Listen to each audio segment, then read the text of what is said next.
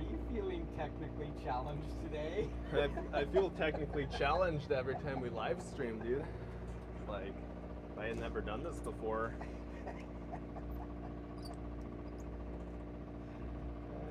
I'm a PC guy. I'm not a smartphone guy.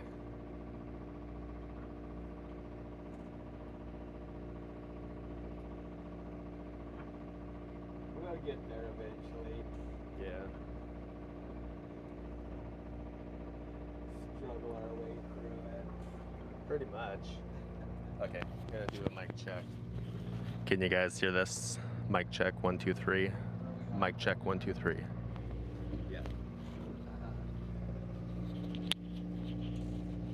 Sounds good now. Good. Yeah, we switched phones, so I don't know if it's maybe the port on that old phone or something. It could be. Maybe it's some corrosion in there or something that the plugs don't like.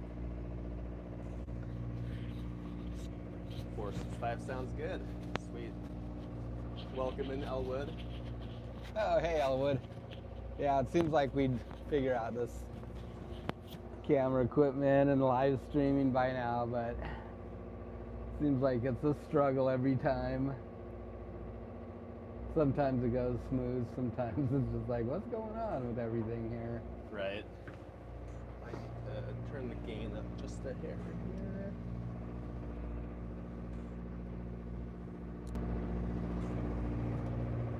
And hopefully that'll be good.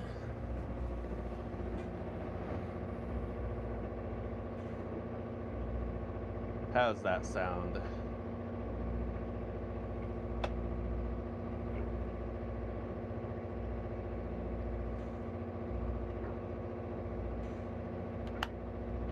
Got Mom on the other end letting us know how it sounds. What'd she say? She says better. Better. Okay. Mom's the back half of the IT today.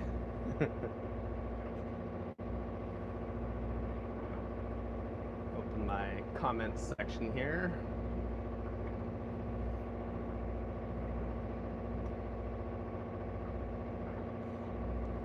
On my other phone, because that one is my old phone. And it's telling me to update.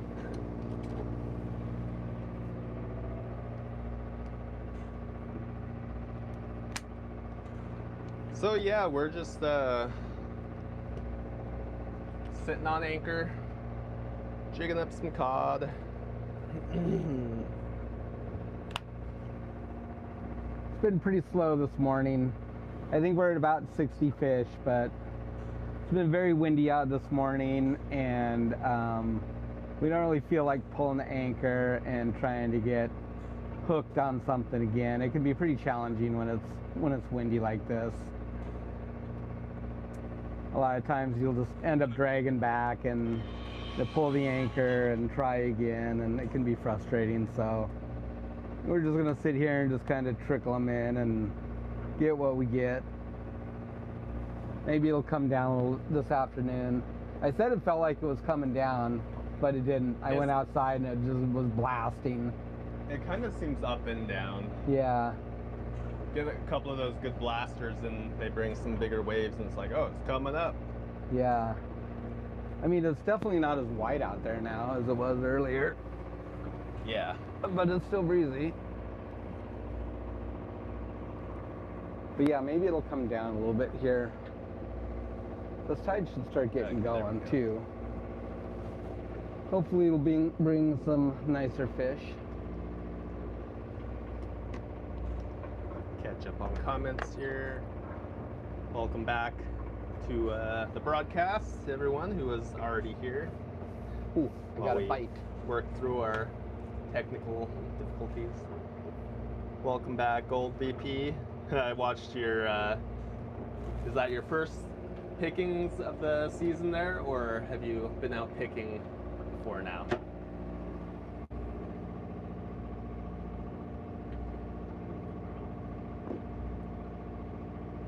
So the wind is still kicking up? Yeah, so it was, on windy it was showing 15 for this morning, and it's probably more like 20, 25. 20-25. Yeah. And gusting. Yeah, the gusts are pretty good. Pretty good gusts, like 30 or more. So we're in a pretty nice spot to fish right here, but yeah, it'd be good if we could probably shuffle around a little bit. Oh, thanks, Floyd. Sounds good. Thank you. But we had good fishing last night on the ebb, on the same edge, so the tide's starting to fall. Let's see what happens. Maybe we'll pull anchor in a little while if nothing happens. We don't start getting a few. The size got really small. That kind of happened last time too. It did, yeah. But they were nice some fish nice ones last showed night. up. Hmm? Yeah, and then some nice ones showed up. Yeah. Yeah, lines are in the water. Just a couple of our setups are down, just because we're kind of swinging all over, and the tide is kind of flagging them out a bit. So Yeah, it's weird. It is.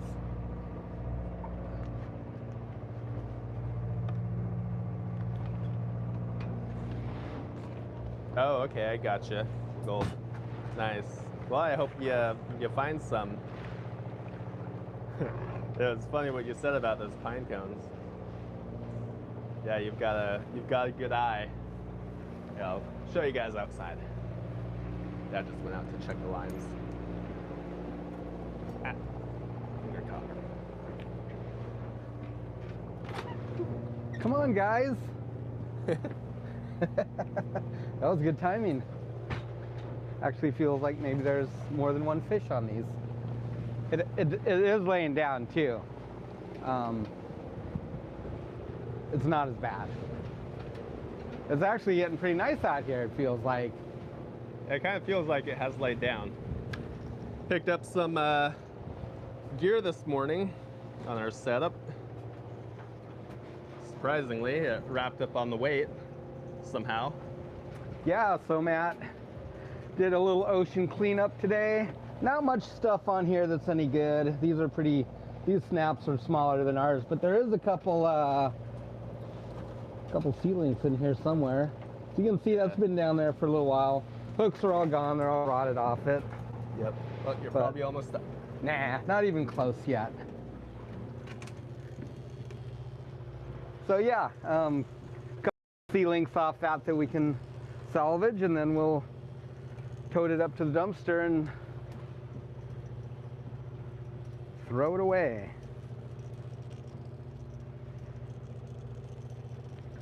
It's weird, it's flagging out so far.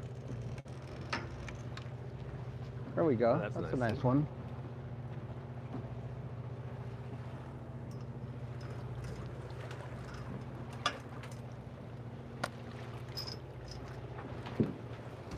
Yeah, as you can see, we're in our cabin wear.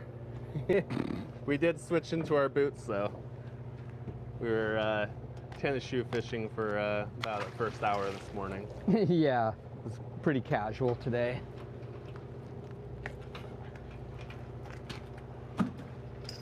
But if you're not like working, you start to notice that you're getting sweaty and gross feeling in your rain gear. Yeah, if you're inside kicking back and start to overheat, your feet get all hot and yeah. All soggy and gross feeling, and then you get, yeah.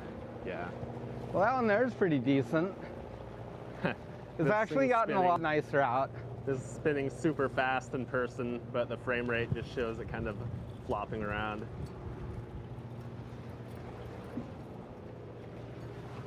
Might have to pick up and move. Yeah, maybe. If it does stay laid down like this. Yeah, this is fine. We'll see. I think as long as you kind of slow our speed down before we grab, it usually works fine. Like if you can bump it. Or maybe when I set out and set the brake a little bit to kind of drag it slowly while still scoping out. Mm-hmm. We'll see here though. I mean, those fish just got on there. Yeah. Yeah, at least there's a sign of life. True Sign of that, life. Albert. Here, fishy, fishy. So we're about 500 pounds today, which, I mean, isn't great, but we're not working very hard for it either right now.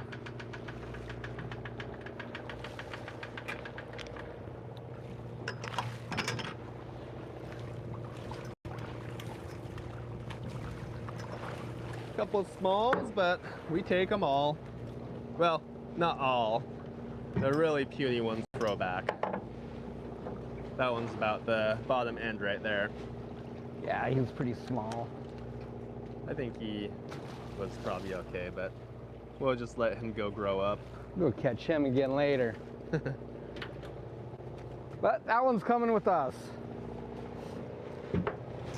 Easy Sunday fishing, yep, that's right. Got the tank slushed here, a handful of fish in there. That looks pretty cold. Took plenty of ice. It was a lot warmer last week, and so the ice we took had melted off. It was still plenty cold in the water. There was a little bit of ice left. Yeah, just a little bit. So it was just right. But if we would have been on a little more fish, then it might not have been optimal.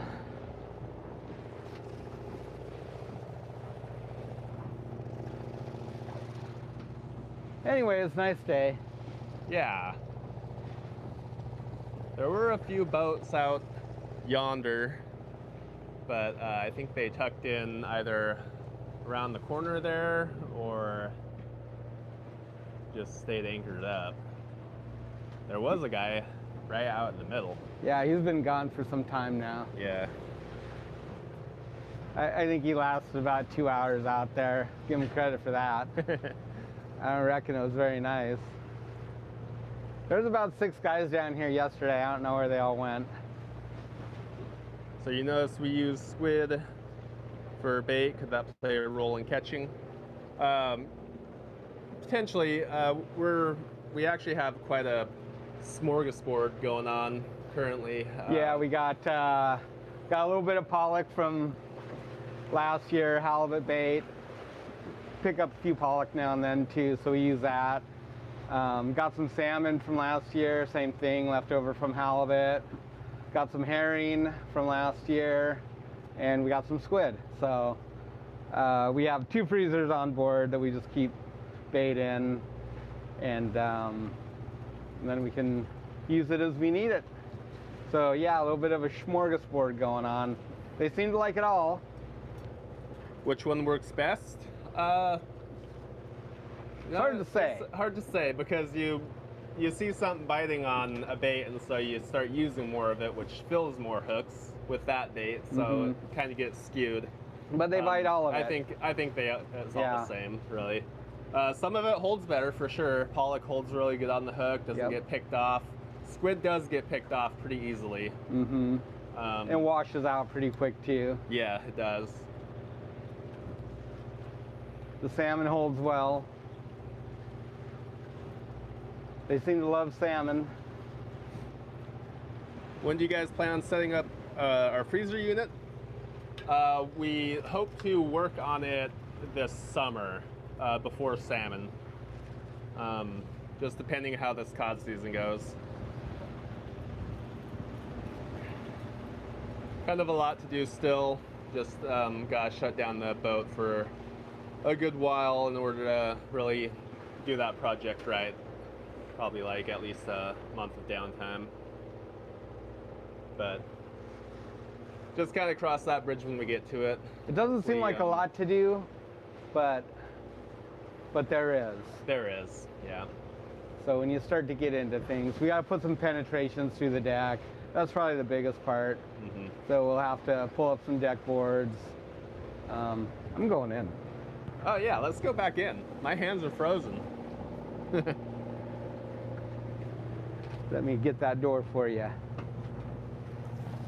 Thank you. Yeah, so we'll need to put a couple of penetrations in the deck. in order to route the airflow. Set you guys up in the window for a little bit. And then we have to get a raised combing built too for the unit to actually drop into. So it doesn't sound like much to do like in my mind, but I know that it is. Those projects, yeah, especially the fiberglass part, because it's so weather dependent. Yeah, that's kind of the hard part. We'd have to put up a shelter and all kinds of little things like that really add on to the time. The good thing is we won't have to enclose the whole deck, really. Yeah. Yeah, that's true. The glass work isn't, we don't need to like drag down like all our rolls of fiberglass and stuff like that. So we don't need a whole lot of room to hold all that material and protect it from the weather. It's more just the areas that we're working. The tough thing about those is one of them's on the back of the house, and so we're gonna have to get it buttoned up. So if it is raining, it's not like gonna be pouring right off the back of the house into that spot. So that's kind of the challenges right there. Yeah. And of course that always takes a little bit of time to get a little shelter made and watertight. As far as the unit itself goes, there's not a lot to do on that. It's really just plug and play. Yeah. Yeah, it's nice that it's pretty simple. We need to get the boat pulled and get some through holes put in. And we'll probably do that pretty soon.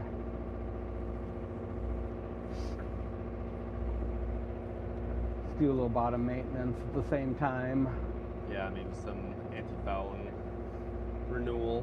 So we'll just go in the yard for that so we're not rushed on the grid.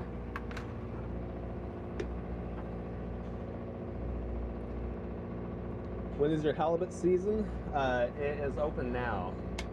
It's open now. I think we're planning on fishing like in June, I think. Wait for the nice weather. Yeah. Usually better fishing too. Wait for this cod to get over.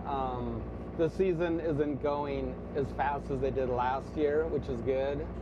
I think just because of the weather has been cold. Fishing's been slower. But it can light off any time, and it could go fast. I think we still have a little over 2 million pounds to go in the state water fishery, so we're slightly over a third of the way there. And then we have federal quota too, and that'll add a little bit more, at least 500,000. Yeah, it's nice that there's still a good chunk of it, because last year we kind of just gotten into our stride and then it closed. And yeah, it closed like painful. When did it close? Like this time? Yeah, the 20th. Maybe a week later from now or something. I think it closed on the 20th. Yeah. Of last year, of this month. Gonna get off here for a bit. Thanks, Gold. Appreciate you stopping in. And good luck morel hunting when you go again. Are you crabbing this year? No crabbing this year. There was no tanner season this year, and dungeons are on the bottom end of their quota CPM. Yeah, the cycle. We would like to dungy fish someday, though. It's been a long time since we did.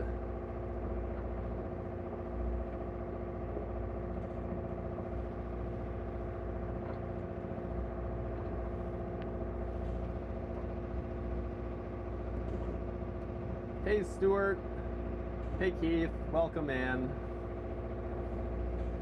Hope you guys are doing well.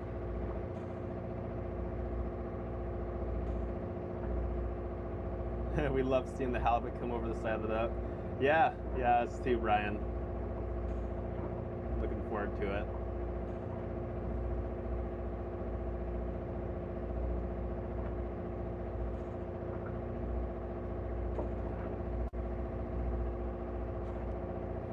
Well, you think there's any bites out there yet?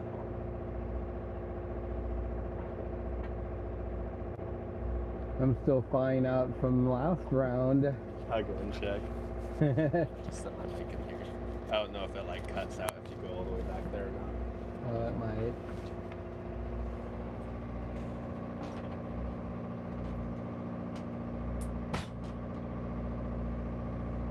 No more holes in the hull. We actually reduced a lot of the holes in here. I think when we put it in the yard for the first time, I want to say we glassed over seven holes. A couple of things just got moved, but there was 3 in particular that were right by each other. We glassed all of them and then put one back in of the proper size. It was kind of a weird deal. But we need to add, I want to say 2. We've got 2 through holes that need to go in. One for the saltwater intake for the head, and then another for processing. Actually, we might have 3 that need to go in. Need to be able to pull clean seawater in for processing, and then also for the condenser on the freezer unit.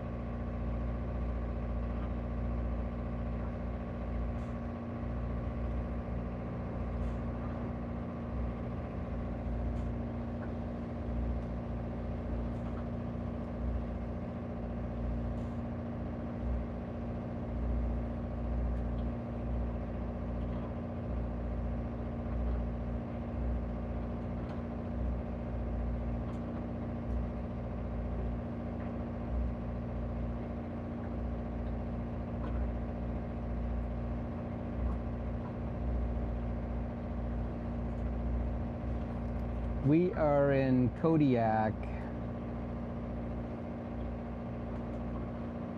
Hey, good afternoon, Northern Fishing Outdoors. Welcome to the channel. Let's go check on Matt here.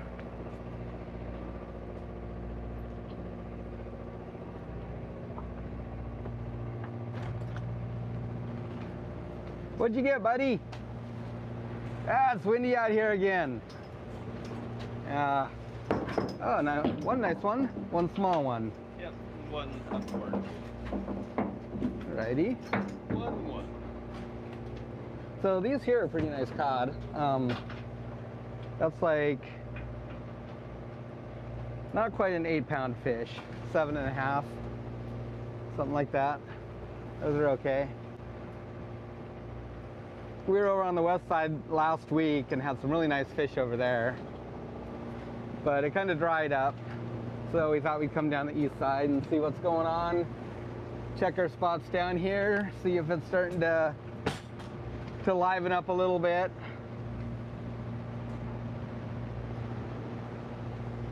This wind is just up and down today, but it's much better. It was like solid white out here earlier, and actually like some 4 or 5 foot chop going through. Take you over this way. You can see it's still brown here, but the rumor is spring is on its way. Not quite as much snow up in the mountains. You can see a lot of the little spots where water comes down. I don't know if you'd really call them streams, but you know, little frozen waterfalls everywhere.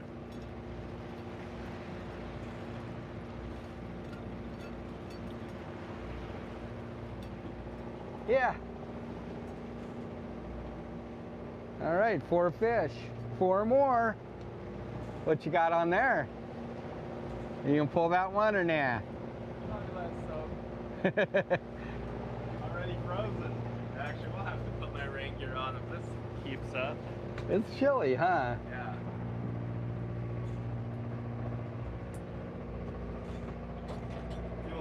than it was this morning. It's nice and cozy in here. Yeah.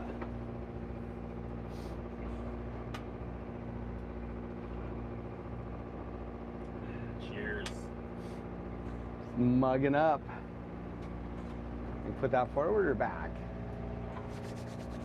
Whew.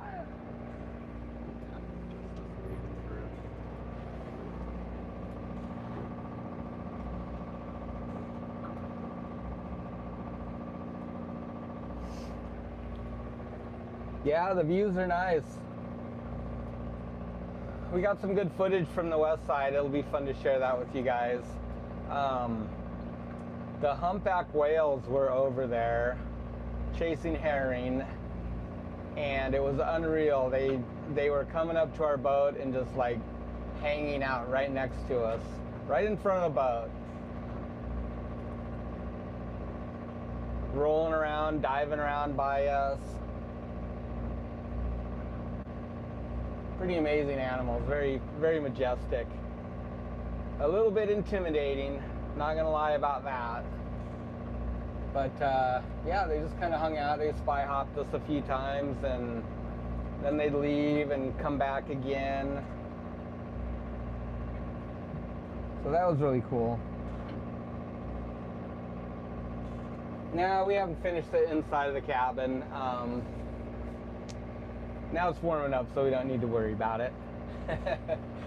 I do need to get this combing apart though, where the exhaust is, and we have some of that rock wool left. I'm going to put in there. I think that'll help quiet things down a little bit more in here too. There's not actually like any insulation on the inside, just the exhaust insulation itself. So that should help absorb some of that sound. And at some point we'll probably go get a couple more sheets of plywood and insulate the rest of this cabin. But it is much cozier in here. It really did make a big difference this winter. And certainly cut down on the noise too. Yeah, definitely be some video there, Zedhead. Yeah, we just threw that up on Facebook real quick.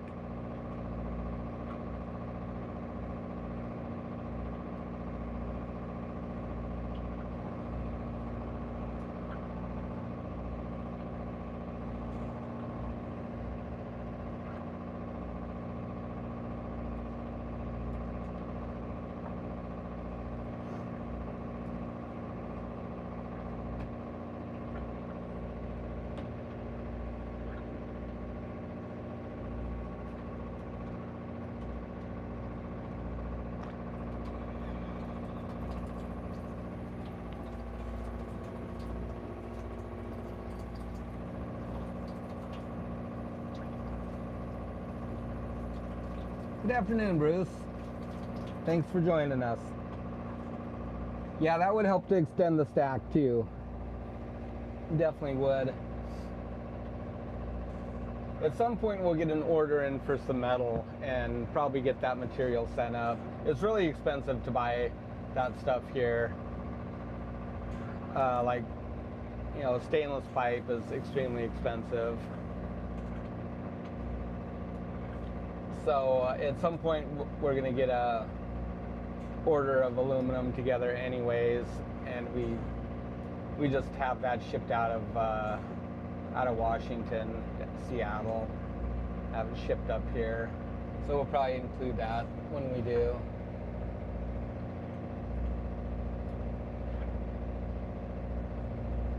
So likely it'll have to wait until then.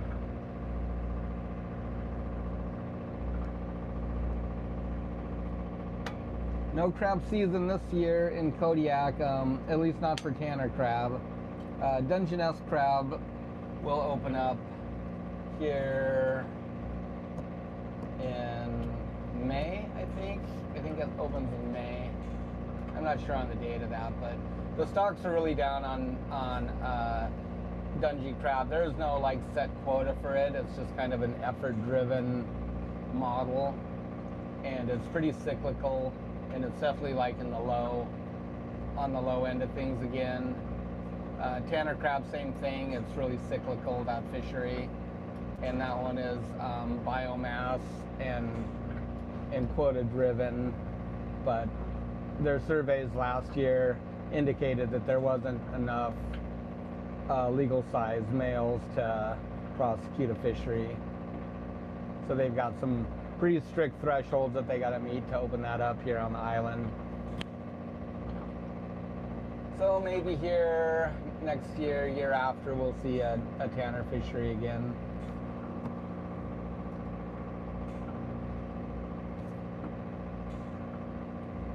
Yeah, the weather's okay, Stuart. At least it's not raining. Starting to warm up. It's very windy up here in the bay today, but it has come down some since this morning, and hopefully it will continue to come down. I'm kind of ready to move. But if it's blowing and gusting hard, then it's hard to get hooked up on bottom sometimes. It's pretty easy to overshoot your mark and drag, and then it's just, you can spend a lot of time trying to get set again. So while fishing isn't great, we are catching at least.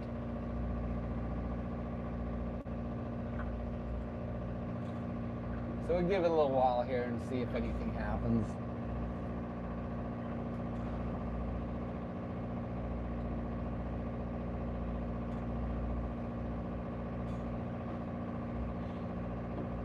Yeah, I didn't see the rest of your comment of where you grew up, but I get that with fingers not working. I spend a lot of time making corrections when I try and text people. My keyboard's too small for my fingers. Yeah, my fingers are too big, and I'm terrible at texting. I have a lot of typos. Yeah, me too.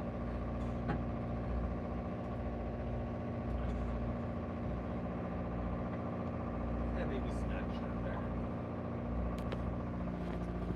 I do have your paintings on my wall. They're in my office now. And my mother-in-law has hers up on the wall. And every time we go up to Anchorage, we see them. And we appreciate that, Martin. Yeah, those are some awesome paintings. Really, really cool. Yeah, I'll have to show them off. I didn't really have a good office space before, but was it last year or the year before? I think it was last year. Yeah, like May-ish. Yeah, we framed off a area in our garage and basically turned it into an office because my office was in the bedroom and that just doesn't really work. It always seemed like I have like papers everywhere and trying to sort through stuff and set them on the bed, and then of course you gotta move them when it's bedtime and things get all mixed up. So yeah, we finally built a little office out in the garage, and now things are much more organized and Excuse the finger.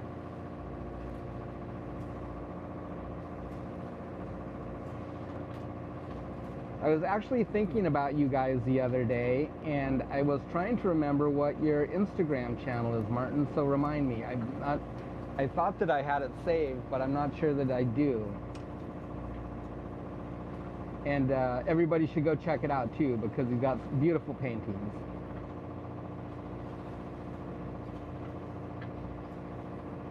I especially like the old mill one. It's just such a calm, peaceful.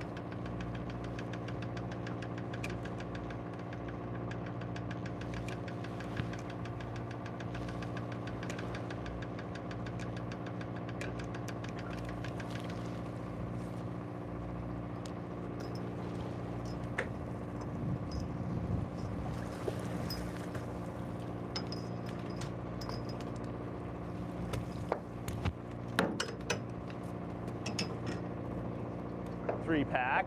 There we Top go. one is a 4-pack.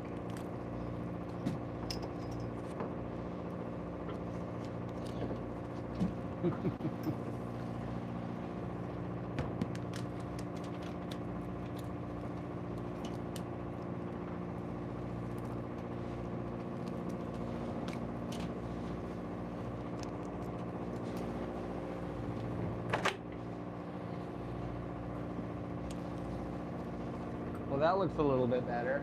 Might have to get another line in the water now. We were just fishing 2 this morning because we were moving around quite a bit. The emerald isle doesn't blow around side to side as much as the fishtail, but still easy to tangle up sometimes, and that's really annoying.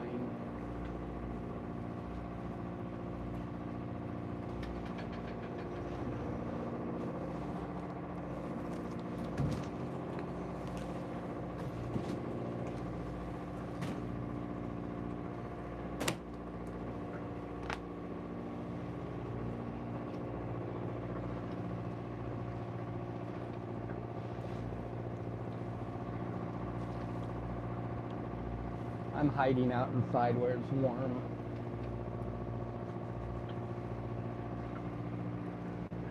But I should probably go make my presence out here known and check on the guy.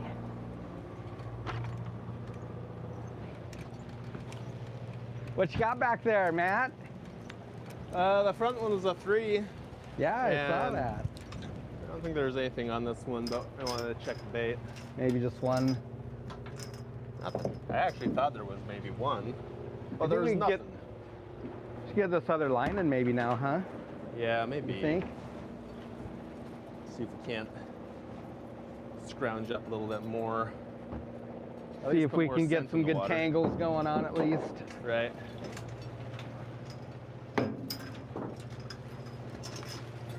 What's the lower chance of tangling, this one on the corner or over here?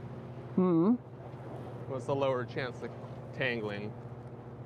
I think Looks where like it's you're at. going over that way more. Yeah. Yeah, that one's coming more under, so. It's probably a mistake. Probably. Live and learn.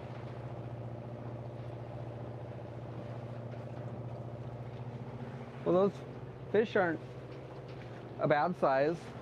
Kind of like nice mid fish. Yeah, they're- mid-sized fish.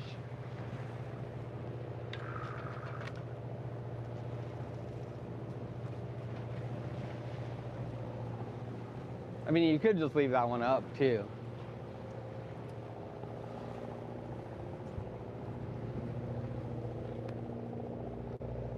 It's already on its way down, though.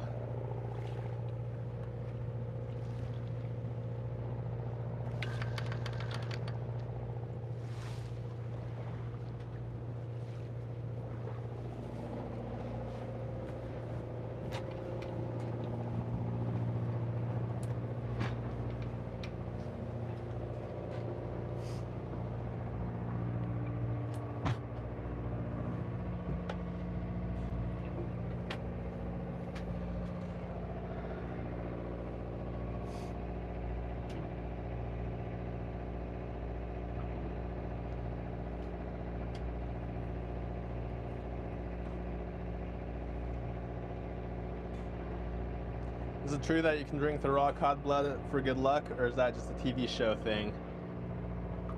I think it's probably about 99% a TV show thing. I think that's Maybe that's Simone's do I it. think that's a Freddy thing. Yeah, because he's like Simone, right?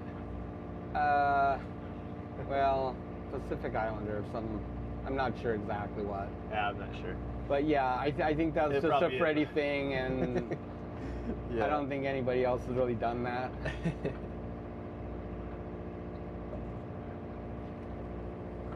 I'm not sure if it's very healthy. I mean, there is parasites in fish, so seems like a good way to get like some weird bloodworm or something like that, and Right. regret it for the rest of your life.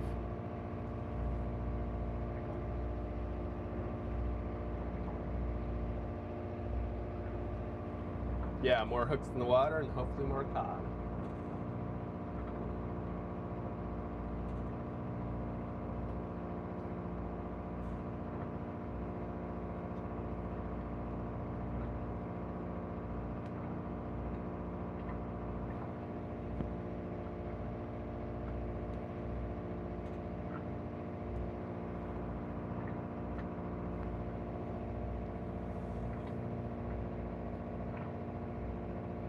What's that tide looking like? I think it's about halfway through the ebb. Do you think it'd be worth it to move while it's like a more predictable thing? As far as us going that way? Well, yeah. I mean, it's fine to move around now. Yeah. I don't think we'll have a problem. Seems like it's come down. Oh, it certainly has. We've shifted quite a bit too from where we were earlier. Uh-huh. Not from dragging, but just from swinging. Right. I'm definitely not in the same spot now. I mean, it looked pretty good on this upper edge right here. It seems like we should be able to get hooked on that and stay. And then kind of in the middle too, there is that like really like a lot of sign there, but I don't know that it's cod. Yeah, that's hard to say, right? I mean, we've caught cod and that stuff before, but it could just be feed too.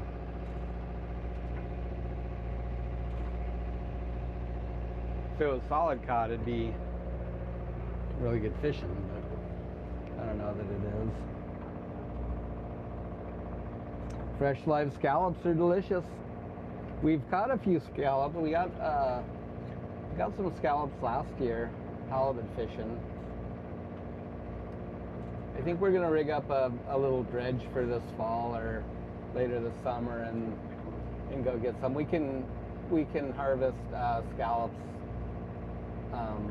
for subsistence. We can't commercially. It's a limited entry permit for that. But we certainly can for personal use, or I guess it'd be subsistence, not personal use.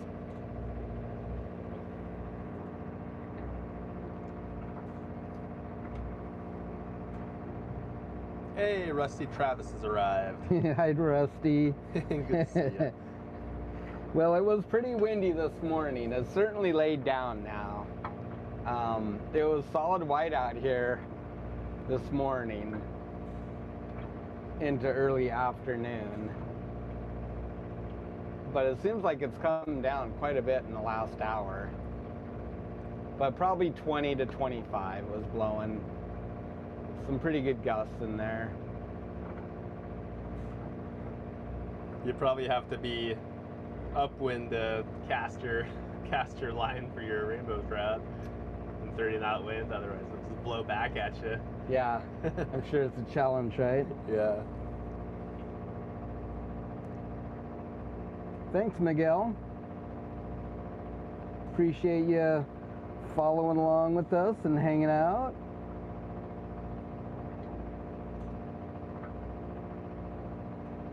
Yep, tad breezy today, Steven. We're on the Emerald Isle too, by the way. I've been thinking about the little fishtail. I might do a little solo fishing. We'll see. It's crossed my mind. Yeah. Let the boys take the big boat.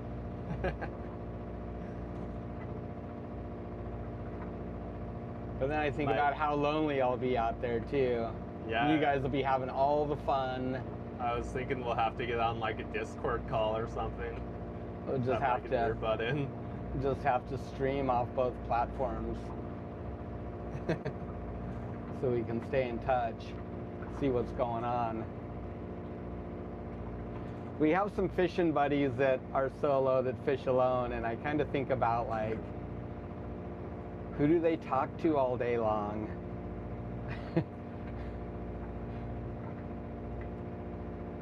The fish? Nobody to bounce ideas off of. Yeah, it's kind of hard. Do the fish show on our graph? Yeah, they do. on our depth finder. Sometimes it's hard to differentiate between fish and sign, but I think we're starting to figure this depth finder out. Thanks, Martin. We will, if you're getting off here. Thanks for joining us, and we appreciate everything. You following along, the beautiful paintings that you did for us. So yeah, good to see you, Martin. Thanks for hanging out.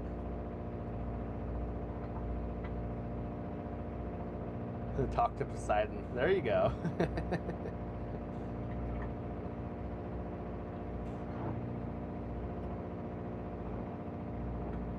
what's the symbols on those two? I don't know what that is. Like a translation or something? I think it's an emoji, like error maybe. Oh. Unless it's actually something, because Miguel had that too. So I'm guessing it's just a lost in translation emoji.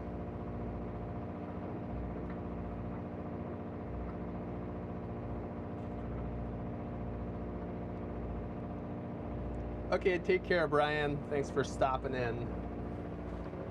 Speaking of running, see what we have on here and maybe pick up and move. Oh yeah, any bites out there? Yeah, we might fire up here now. See if we can't get on something a little better. Yeah, there's one on here. Oh, he didn't tangle up at least, huh?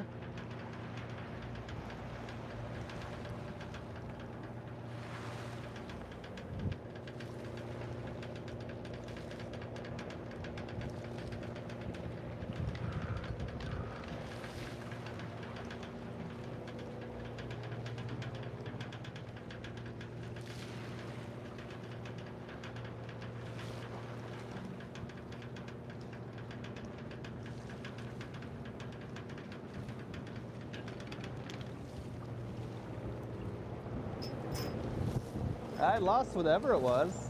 I could have sworn that there was a fish on there. Come on. Look, upside down hook. That's probably the one that was on. Yeah, we can fire up and move if you want. I think it's time. It's come down enough that we should be able to, even if it takes a couple tries. Well, that's one thing about this anchor, is it does hook good. It does. Holds good. Yep, it does stick in good. Some Hopefully we can get it off the bottom here. Yeah. It's gonna be dug in good.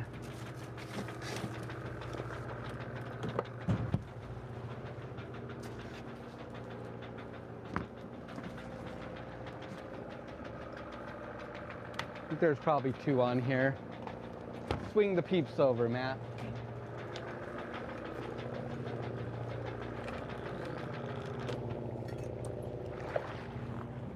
Oh, nice big fatty. That's the ones we want right there. There you go. The ones that you struggle to lift on. No, actually, the station is just awkward. The station over here is on the awkward. port side. It's kind of like we need to move our machine over here so that you have more pull-on room. It's a bit cramped, just having that little gap, but it works. Maybe next year we'll make a new mount, scooch it over. You know what we could do is just put a piece of flat bar across those two, and then something off the top rail.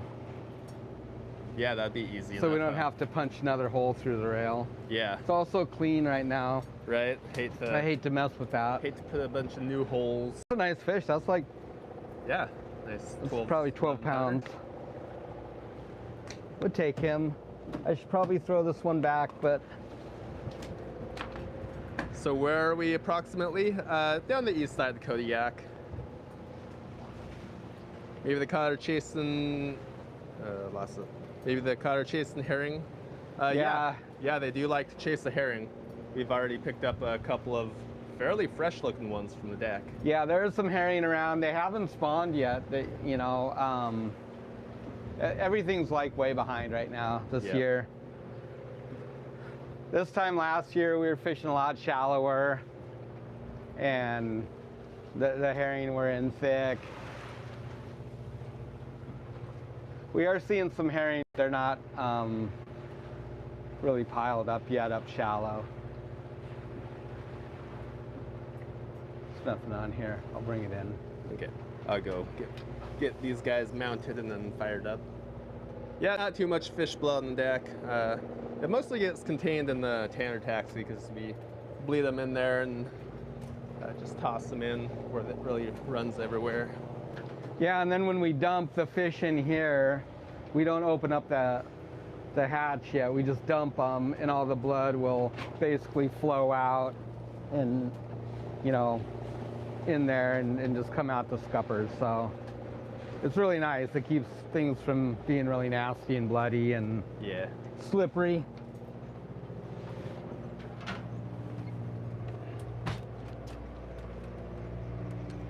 Guys, set up here.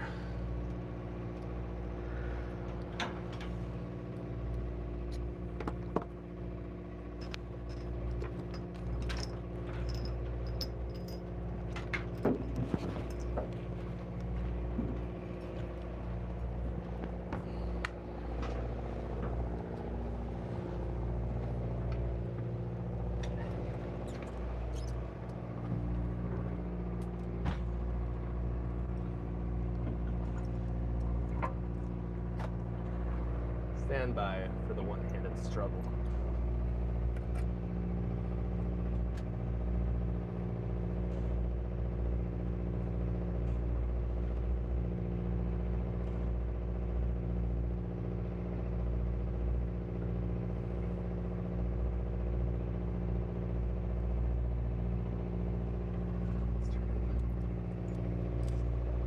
What are you doing?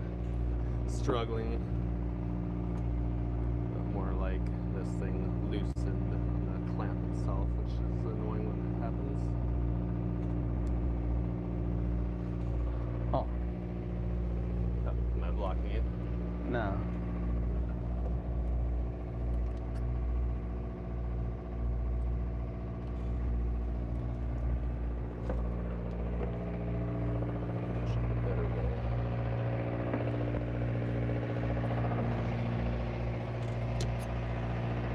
Sorry guys, I'm just being awkward.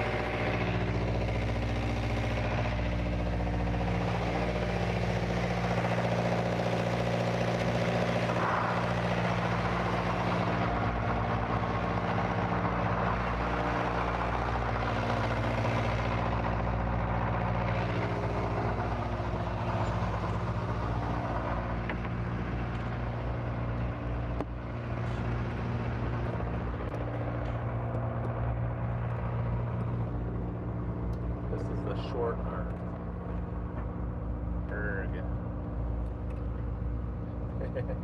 What are you doing?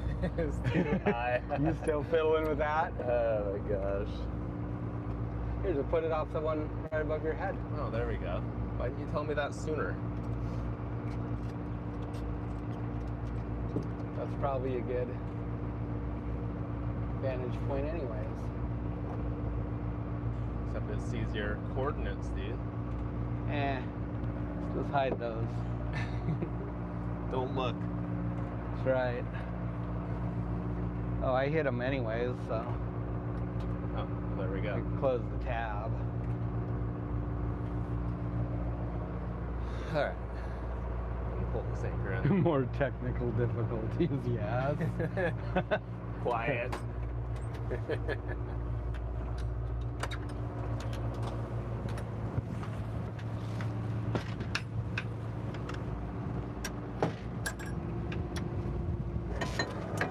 Well, hopefully we can get loose here. I have a feeling this anchor is going to be dug in.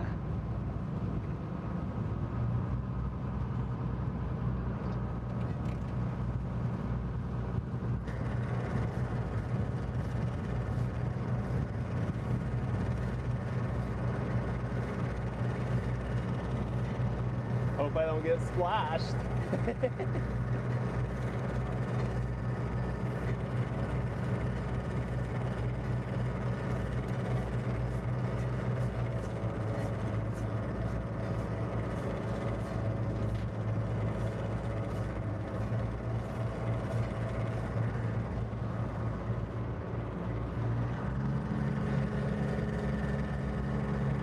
Give them some extra pulling power.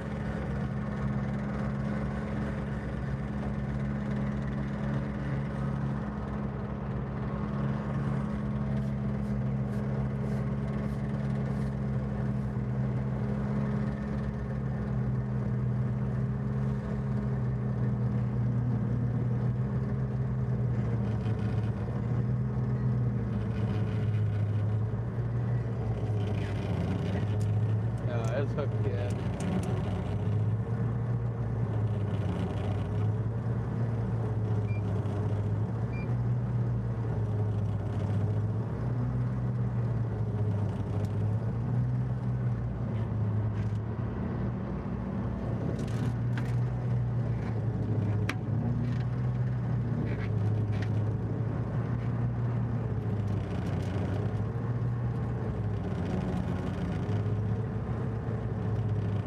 Matt did make a new net, and it saved quite a few fish already.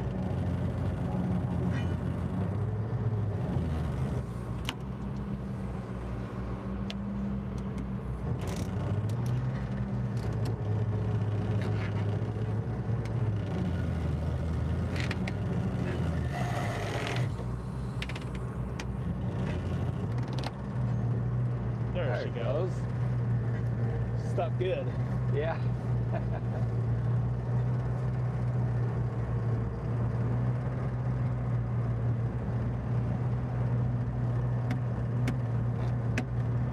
Yeah, this Noble-Tech program is really nice. So it's actually taken the depth input data from the sounder, and then it's redrawing it on this navigation program, so it shows you the profile of the bottom and seafloor. It starts out just pretty generic and not very well defined, and then as you drive over this, if you look at the lower one, all those little dots right there is spots that we've driven over, and so just redraw that bottom in a really good 3D profile.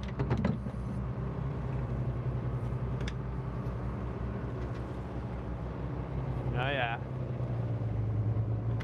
Big old pile of shelly, sandy mud on there. Yeah, Should have grabbed a handful. we were hooked good, weren't we? Yeah.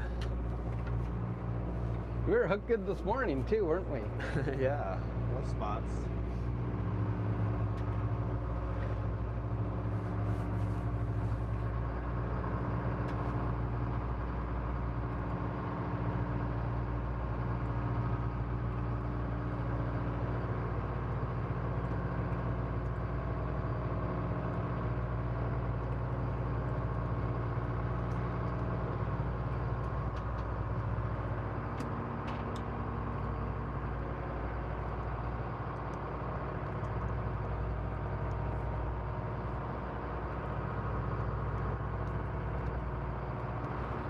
I think it's going to be a while before our ground sees any plants, Kathy.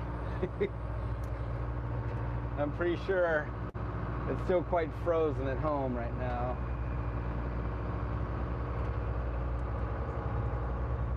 Was air hissing?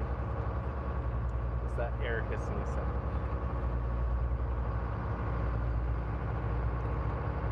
Oh, it was just Yeah, last video was actually probably about a month ago. There's quite a bit of lag time on our videos. Not necessarily, for a couple of different reasons. Sometimes it takes a while to edit them, but also there's other fishermen that watch our channel too. And so, you know, we kind of got to be a little bit careful of what we show. Can get pretty competitive sometimes if there's not much fish around.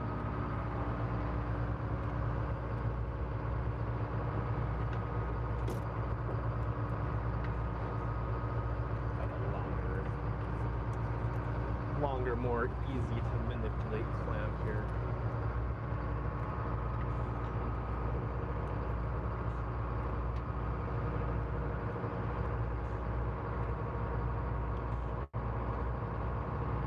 Those whales were so cool. A little bit intimidating, but I think they just enjoyed hanging out next to us. Yeah, they seem to be quite curious. It was funny because at first there was only 2 of them, and then a third one came from outside the bay, I think, out of ways, and met up with his friends, and they hung out for a little bit, and then they took off, and then about half an hour later they came back and kind of did the same thing, but not for too long, maybe like 10 minutes. They hung out and then they took off again. But beautiful creatures. So those were a humpback whale there, and they're feeding on herring.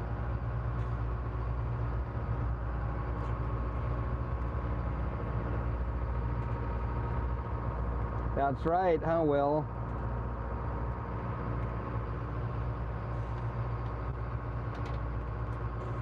See your videos and they get ideas.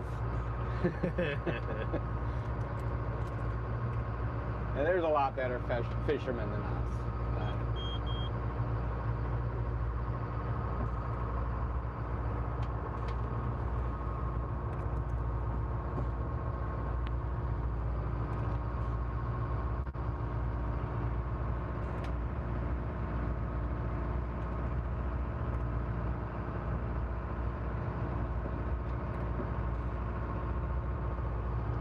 So Kathy's got lettuce and radishes popping up. Oh, nice. That's awesome. I mean, the snow is still melting in our yard right now. Can't imagine how frozen the ground still is.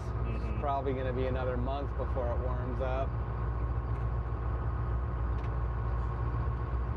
Seems like winter just lasted forever this year. Has.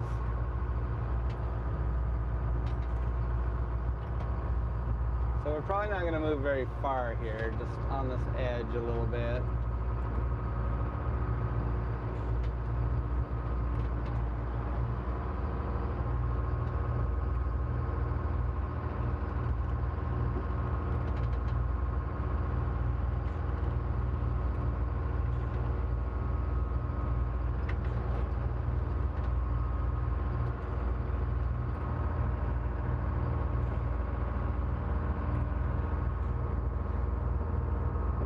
Oh, hey Don, you guys had snow in Anchorage? It doesn't want to give up. On our last trip to the west side there, it was darn near a blizzard. It felt like a few times. That was Saturday. That was day before Easter, right? When we headed over there. Yeah. Yeah. Yep. And I mean, it's sticking to the windows, it's building up on the rigging and everything. Man, it was horrible.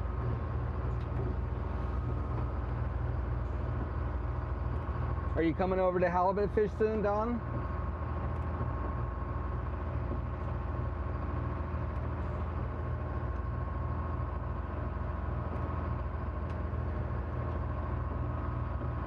Yeah, it's a question like 5 videos ago I didn't answer. We probably just missed it. We're trying to answer comments, but sometimes it just gets life just gets in the way. I get busy, and then it's like get tired. It's hard to keep up with them sometimes. So what was your question, Will? We'll answer it now. So,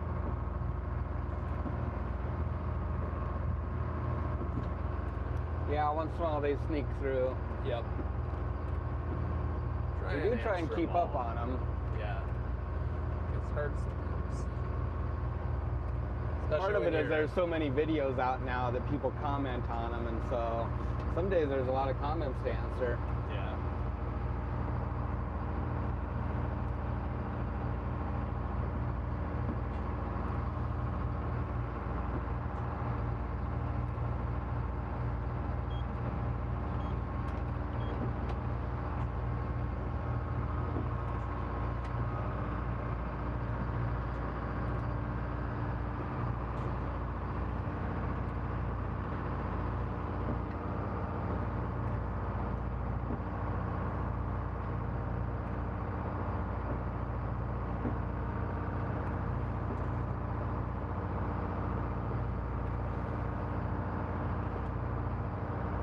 Yeah, orcas are tough. We actually saw orcas too. Trip before last, over in Whale Pass, there was looked like a pod of 5, I think. A couple of young ones and probably a female, and then 2 bulls were up ahead of the pack scouting around. Didn't get too close to them though. They were busy looking for something to eat, I guess.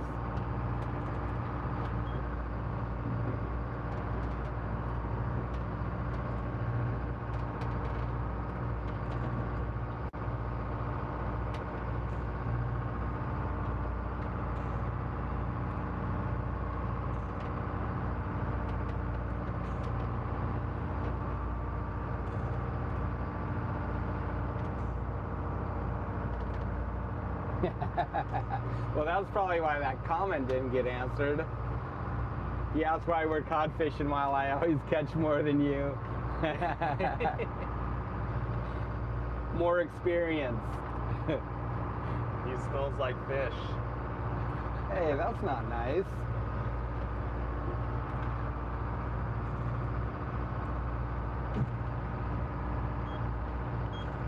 Yeah, no, it's kind of funny. It's like when we're rockfish jigging, sometimes Dad will be nailing them and I won't be getting anything, and then it's vice versa other times. It's kind of weird. Sometimes it's just the way they come to that particular station for whatever reason. Yeah. And maybe you'll get a little spike of fish or a little pulse of fish, and they just come to one side of the boat. It's odd because that gear is not that far apart underwater either. I mean, yeah, like it should be about the same as on deck, really, as how far the machines are spaced apart. Everything's the same. The weights are the same size. The gears are built the same way, so it should all be pretty close, I would think, in relation to deck. But for whatever reason, sometimes they just come to one side more than the other, I guess.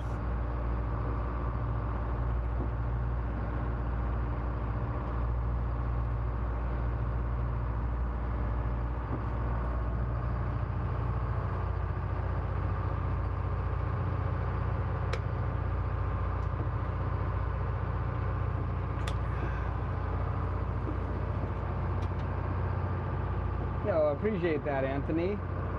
Hey, the bay you'll be up there before you know it, huh? Bet you're looking forward to it. We're looking forward to salmon.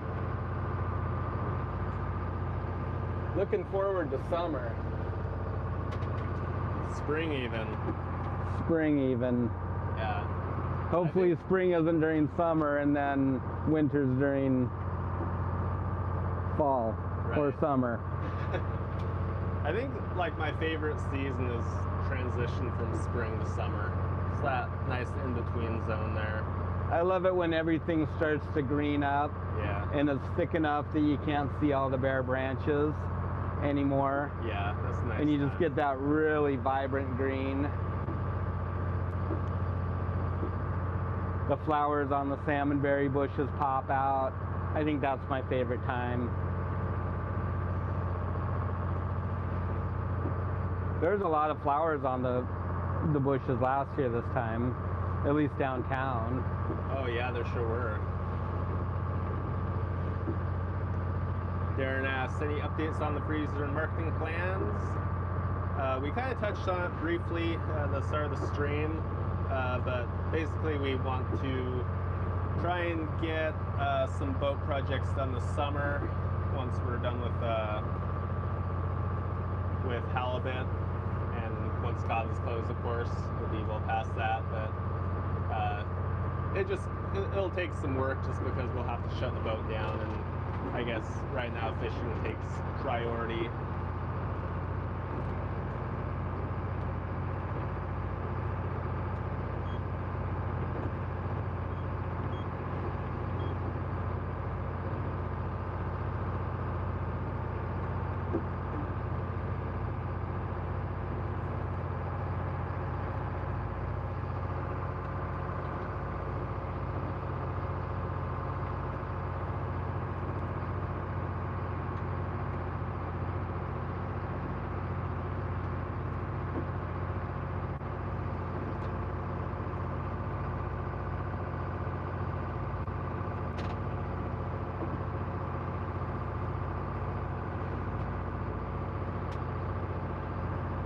they're sure excited about it.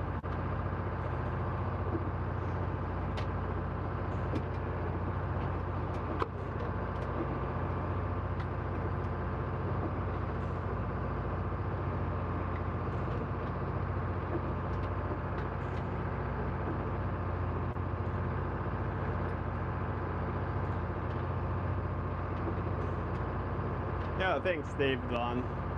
We appreciate that. Yeah, the coho was pretty popular. Oh, that coho is so good. Yeah. We had some a few nights ago, I guess, before we left. Yeah. It was so good. It was good. Just as good as when we caught it. Absolutely. I'm glad we put some away for us. I think we're probably got about a quarter of it left, I'm guessing.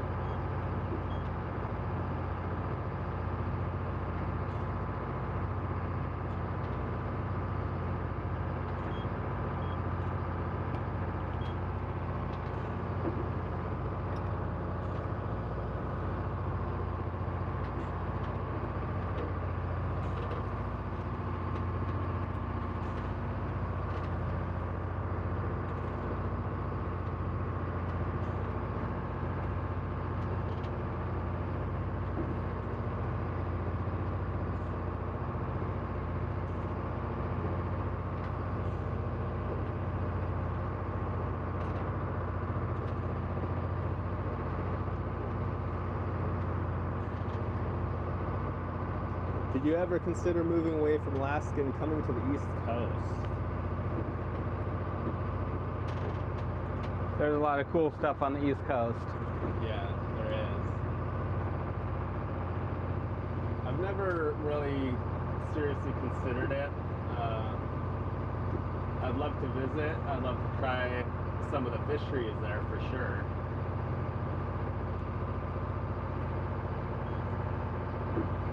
But there are a lot more people there. A lot more boat traffic.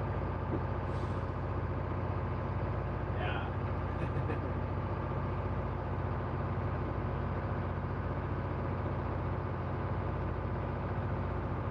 We're pretty spoiled here. There's not that many boats. Not a lot of big ships. We have one cargo ship that comes in, aside from like barges and stuff. So there's not a lot of, there's no big shipping lanes or anything like that. No, not at all. Yeah, the vessel traffic is crazy down there.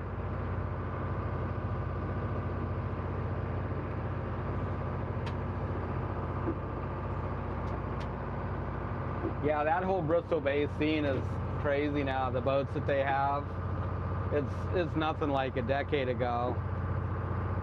Even in the past 5 years, I swear those boats are just, it's a whole new level. It's like a difference between a Delta 58 and a Fred Wall 58. It's insane the size of those boats now and the horsepower that they're packing and how efficiently those guys can set and pull gear.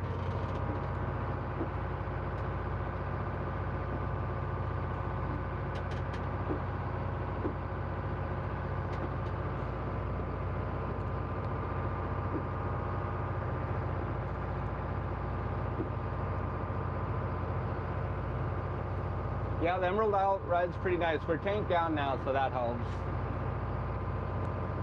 We have our stabilizer poles tipped out, but our fish are still on deck. We haven't put them in the water yet.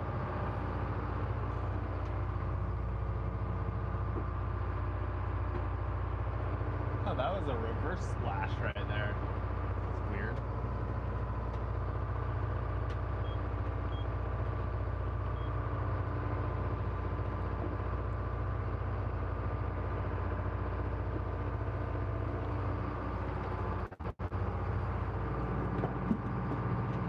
Yep, 1,000 horsepower. So the engine on here is rated at 165, but there's no way that we're turning it that fast.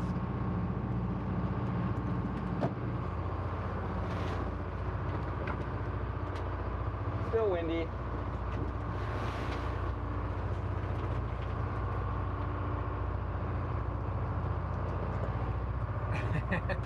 Rude.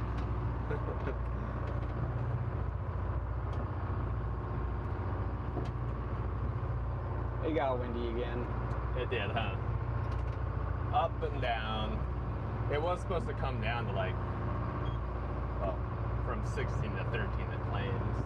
It is a lot better than this morning still. Well, I'm not really sure. There's, we could try and get on this edge deeper, but it seems like we should have been pulling some of those fish in. Yeah, we probably were, right? Kind of looked like a little bit of fish over in this corner here.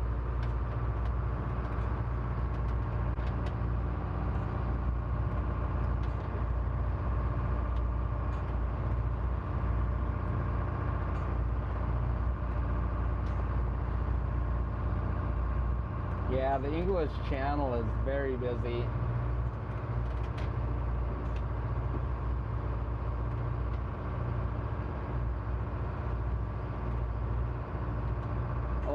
A lot of people fish there too, as far as nationwide, huh? Several different nations.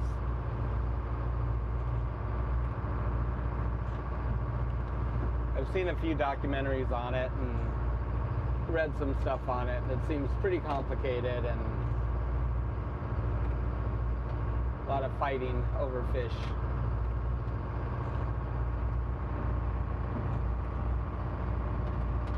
Yeah, these guys know how to run everything on here.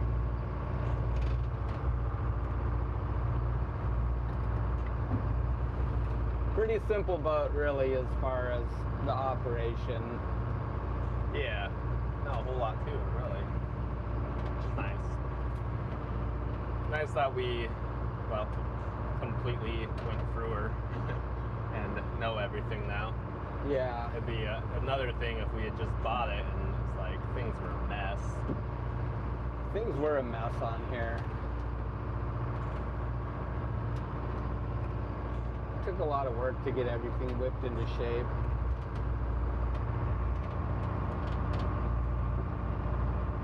Yeah.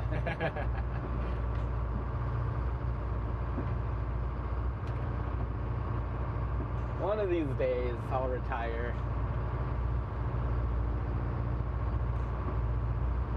I'll have to go somewhere warm where I can garden.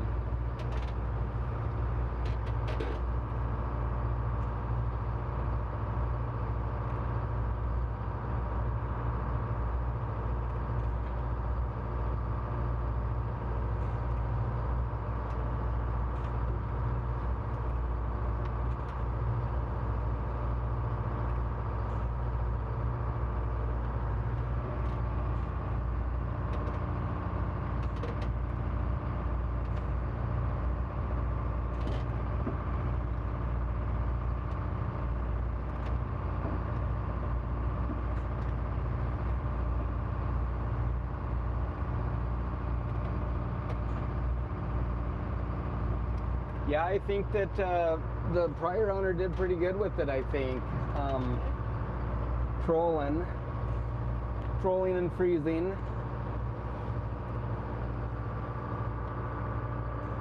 That'd be a lot of fun, I think. Yeah, I think so too. It'd still be easy enough to do it if we wanted. We kept the poles, the portion that we cut off, and we still have the girdies too. So it wouldn't take a whole lot to rig it to troll if we wanted to ever go down there and do that.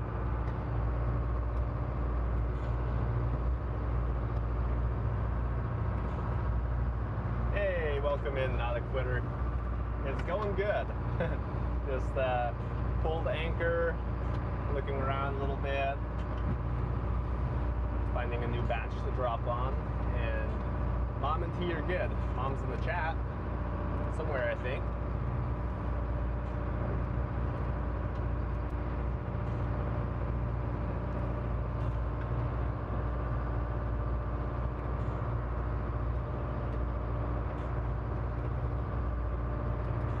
I think those guys will be on the boat sometimes to help, depending on the time of the year and what we got going on.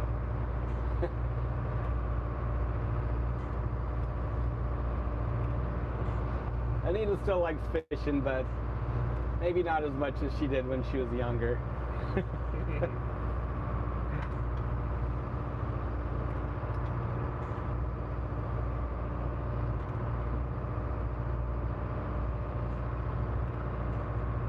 Okay, well, what do we got to do here, Matt?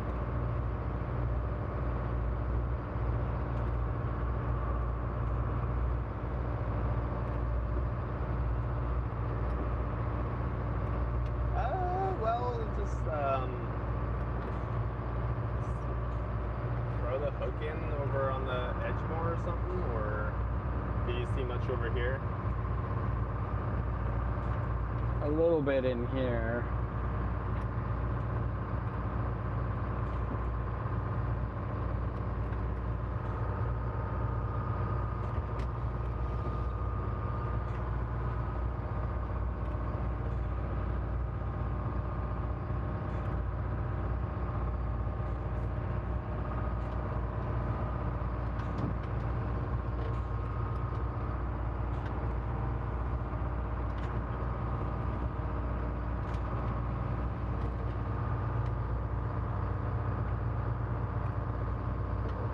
She's got a very kind heart to put up with us.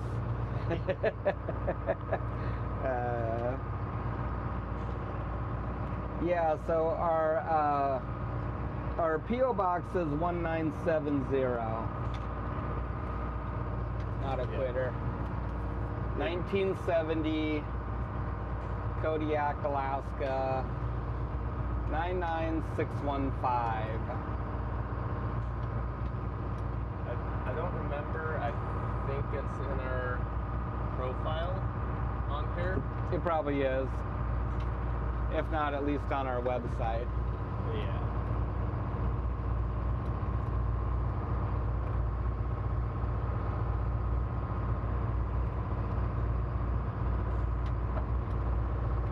We appreciate that. It was very kind of you to think of us. Yeah, thank you.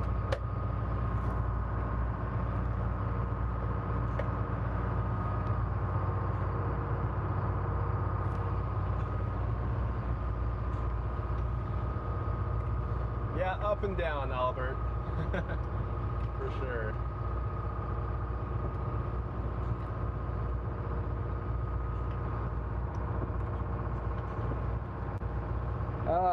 Yeah, you don't want to know the fuel price.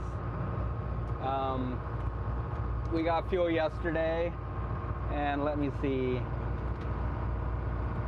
It with our local tax included, it was $6.57 a gallon.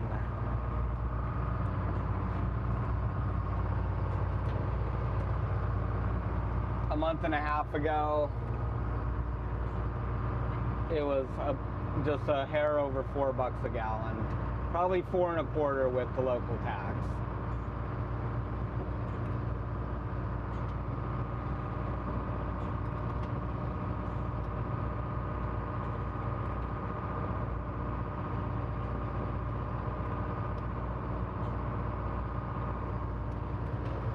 So I'm happy that we don't burn a lot of fuel, but it's still expensive. 160 gallons was $1,000, $1,050. Oof, here's a blow. It just got windy again. Yeah, I could see that one coming. Patch of white caps and the gusts on the water. This is more what it looked like this morning. Yeah.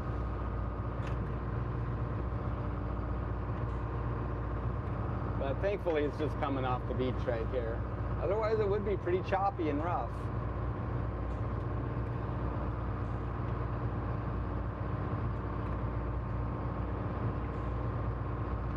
So you think just try and get hooked on that edge? Up towards the top a little bit more? Yeah, maybe if we just reset a little bit over, get some fresh ground behind us. Yeah. Up this way, yeah. that what you're thinking? Yeah. Alrighty.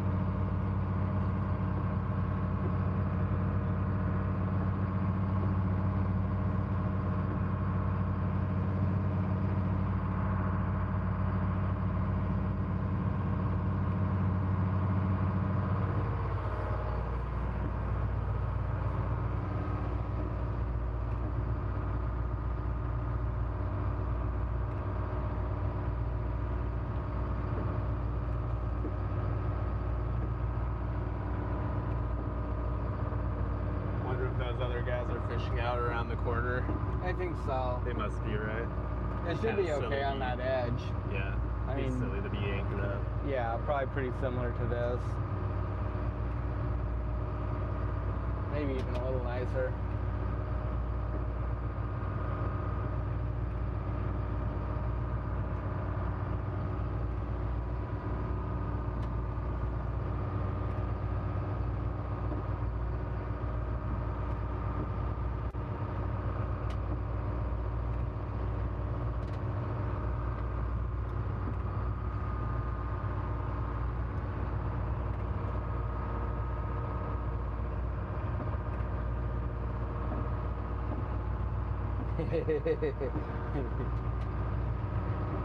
Time for Rain-X, Matt.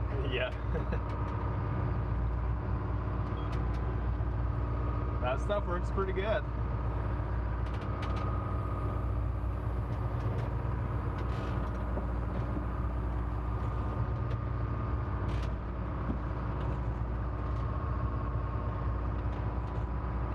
I even did the side windows.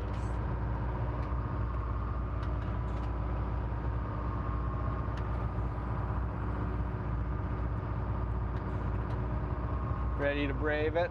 Yeah. Am I gonna get wet? Probably not. Nah. If I get wet, at least I put it on camera. Go viral.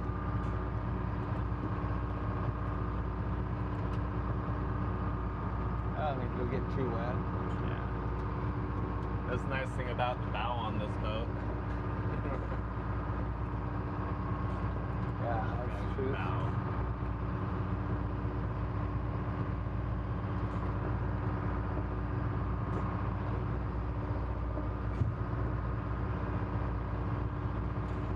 I'm not really seeing much, so it's just kind of a hit and miss deal, I guess, here. Yeah, maybe it'll Hopefully just pull lark some into big something fish out of the and- deep or something. right. I'll just put plenty of scope out. Again.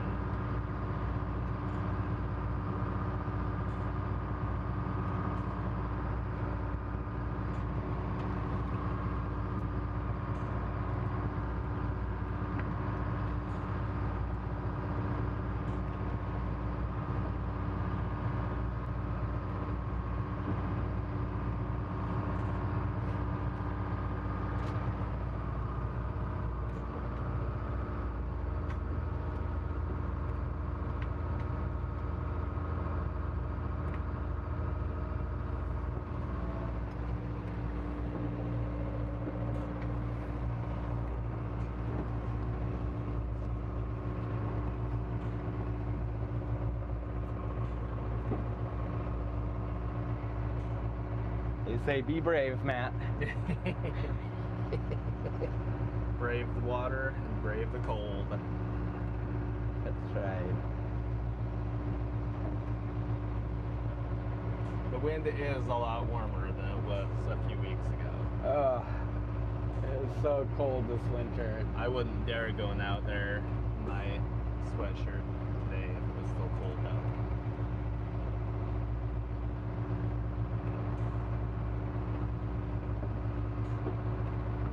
We can get up here so we can get hooked on the other side of this hill. Yeah. If I slow down too soon, we're going to start going backwards here.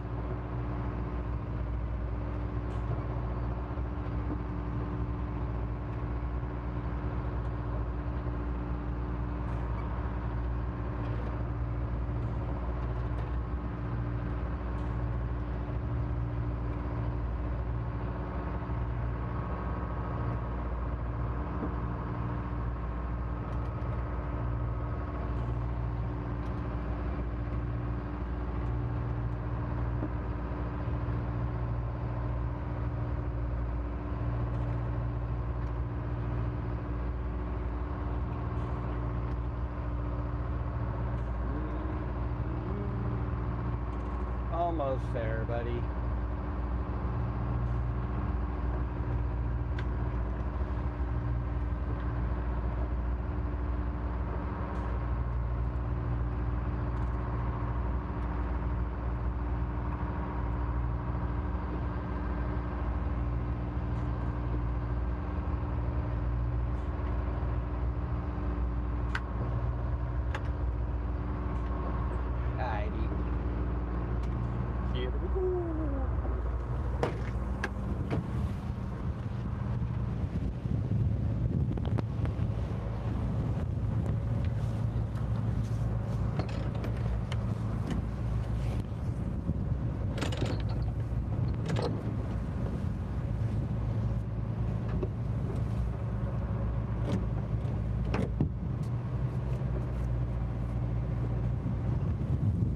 It's windy out here.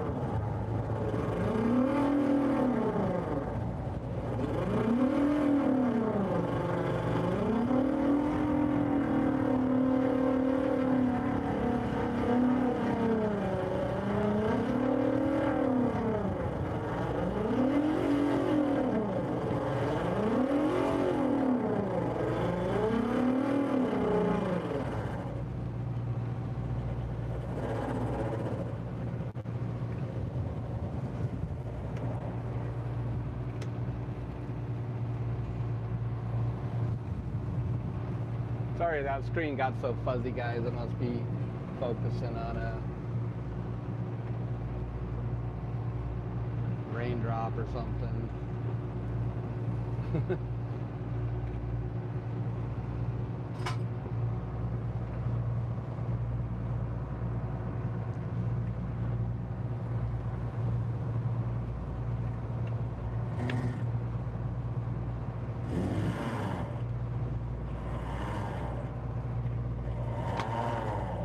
Whatever you think there, Matt. Huh? Do you need me to stop it or anything? Nah, it's okay. I was just slowly tightening to kind of hook.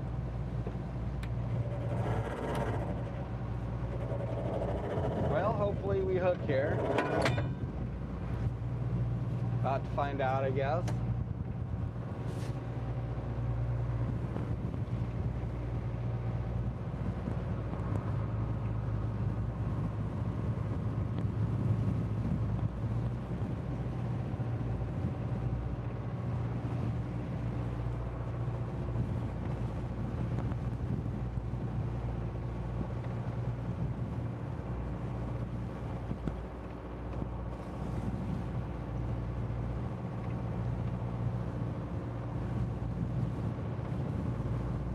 Hopefully we'll be seeing some cod here. There we go, that's a little better. Had you guys all blurry there for a minute. Oh, let's see. Come on, come around. Oh yeah. She digging in? Up. We're slowing down. I hope it happens fast. Yep. We're running out of edge quickly. I felt it hook up. Yeah. Down to 1 knot.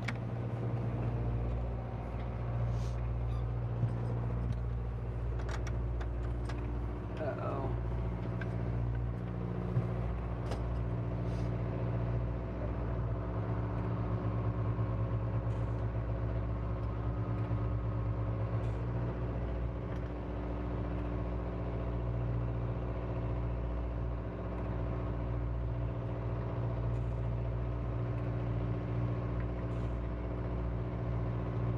Probably should have got us up on that other side more.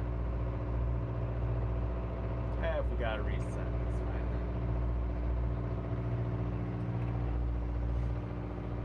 I think it hooked and I think it came back out. Yeah. I did feel it. It came tight on the line. Hey, Straw Carpenter, you made it. Hey, welcome in.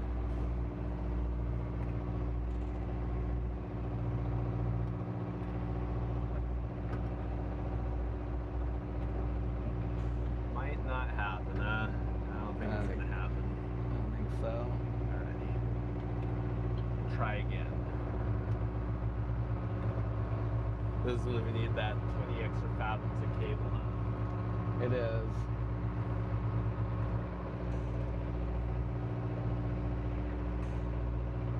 Yeah, good to see you too. Just trying to get anchored up here.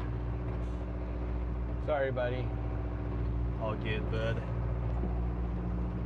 I'll just get us over the top of the hill. Yeah. Just rev those RPMs up. It'll be fine.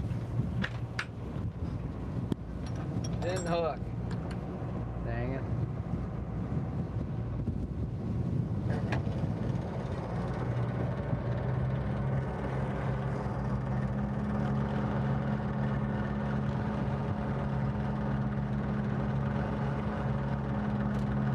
That's really annoying.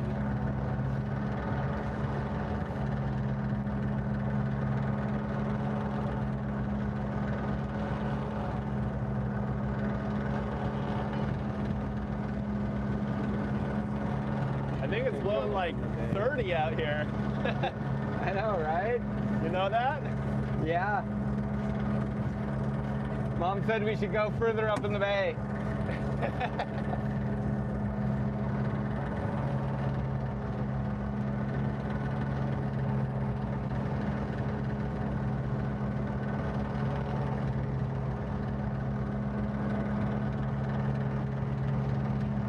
Yeah, that blew us right off the edge there. Felt that anchor hook too. That must have popped right back out.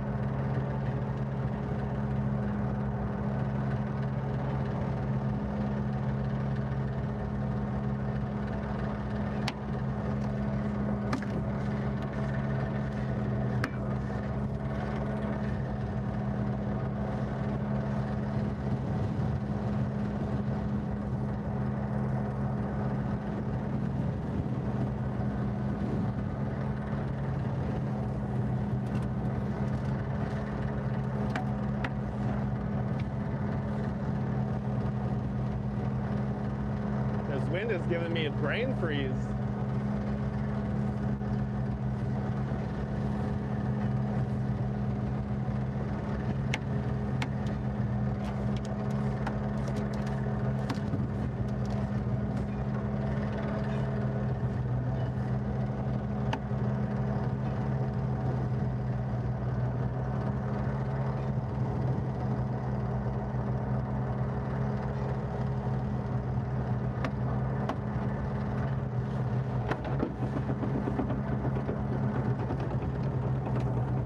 He said that he's getting brain freeze. Poor guy. I might have to pull the anchor next time. I mean, it might not be a bad idea to run up the bay a little bit. It's always good to search around.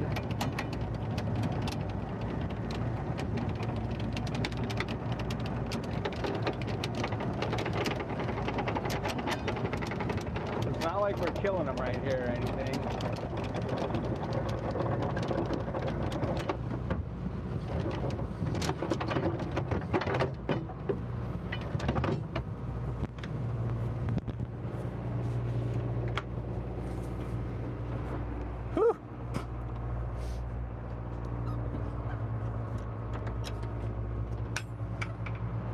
Keeps going out of focus, I don't know why.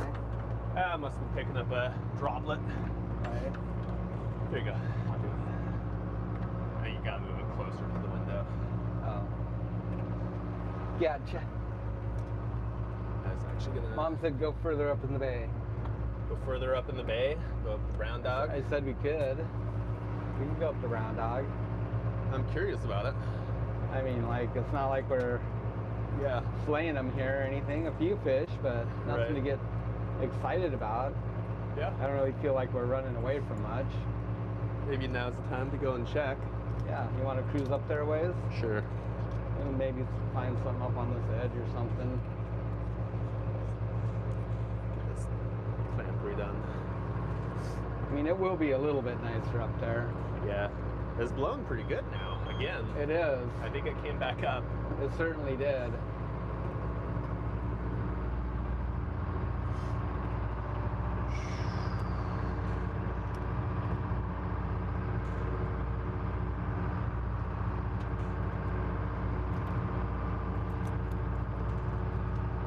Getting this clamp oriented. So we're shaking all over the place.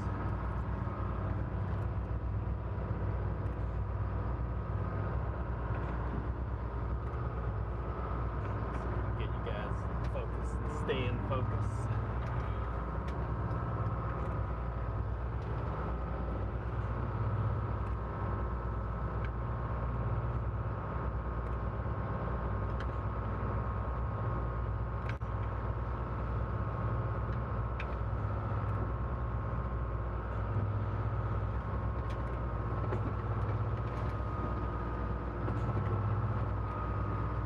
Ah, there we go.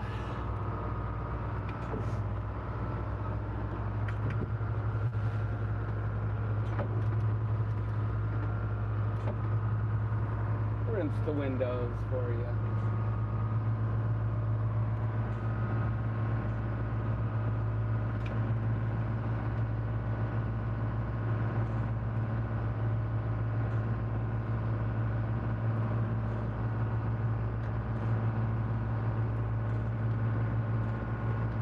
I guess you didn't really see much on that spot anyways, right? I didn't see much, no. More so just hoping it collected something. It's always a bit harder to see when you're rolling around too, but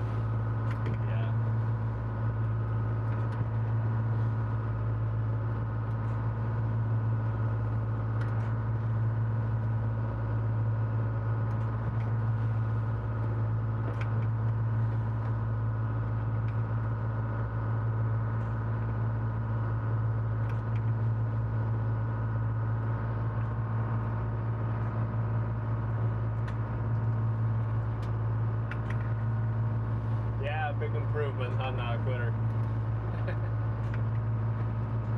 Pretty in ideal playing conditions too. They say that it's better than 40 degrees Fahrenheit or up. It's kind of like 15 degrees. So I'll do some more. I'll do a multi-application when it gets warmer out. Hopefully it is more even of a coat. I can kind of see the droplets there on the window in the center where it didn't really apply the best. But it helped.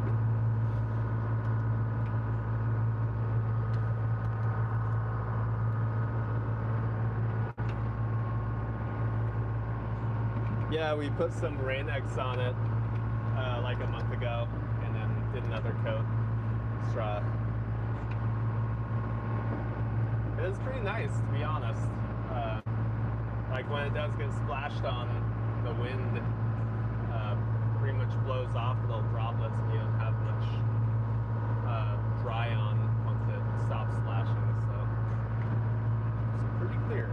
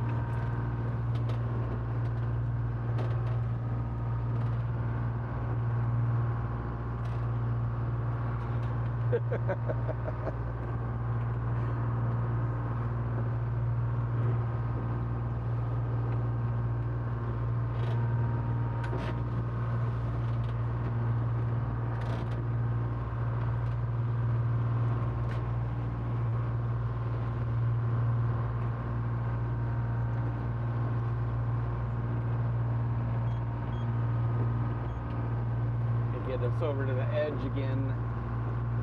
Right. The deep.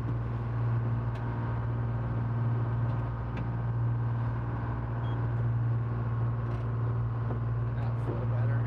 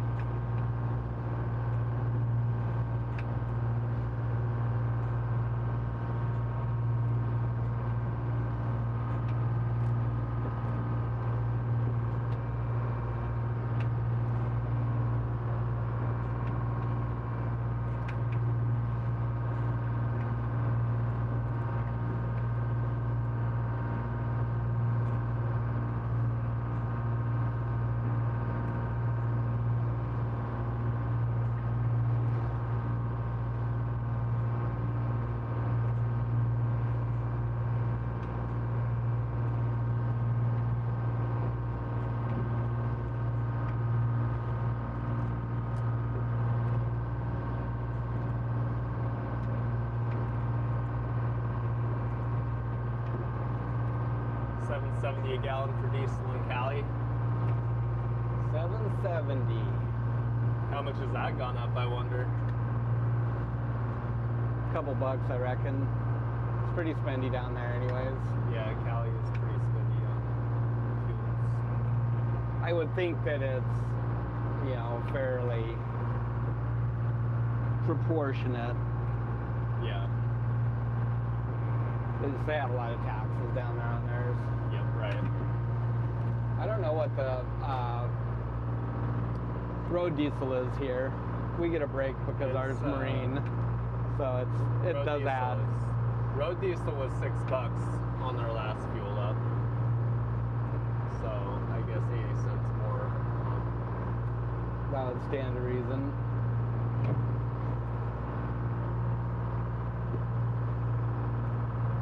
I wonder if it went up. Like we didn't pass by the gas station. Oh, it would have had to. Yeah, right. I'm It sure all it does did. at the same time.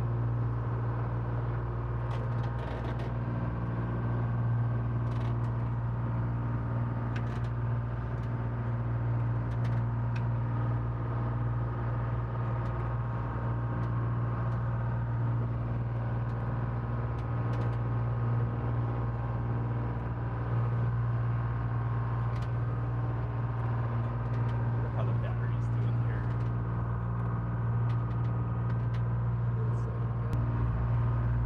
Over half. 60%.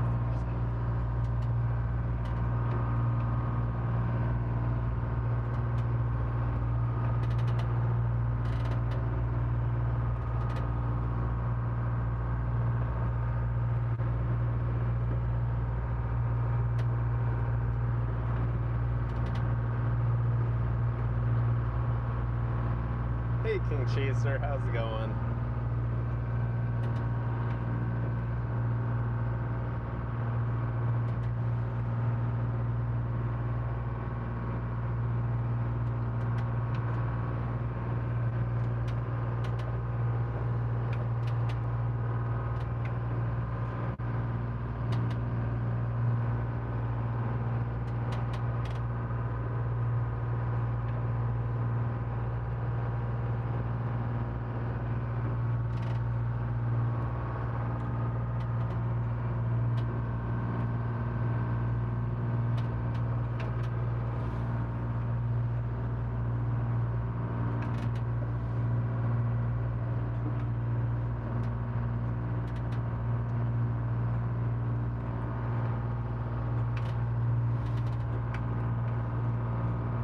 And chop came down a little bit, getting it closer.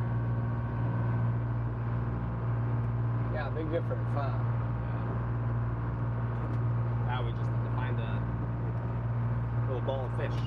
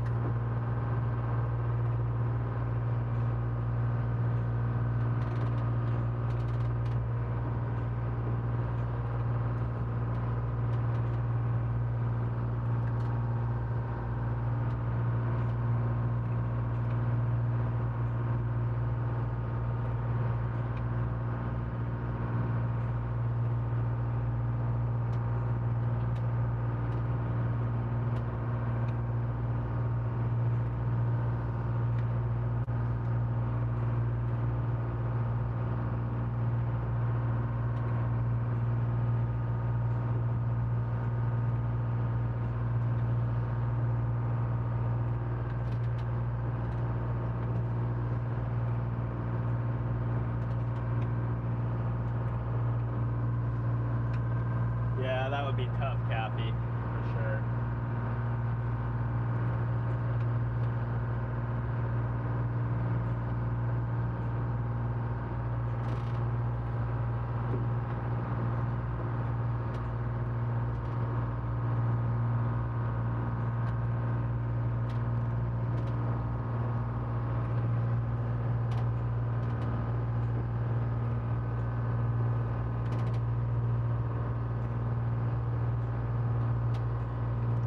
at least he's still getting out and getting some fresh air. Even if it's just laying on the ground in the garden. That's my kind of gardening. Yeah. that's relaxing gardening. Nap gardening.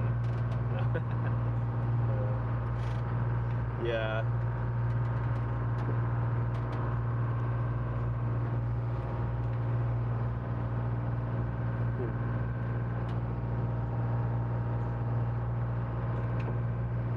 Road diesel in the UK is expensive. It's nearly 13 USD a gallon. What? Sheesh.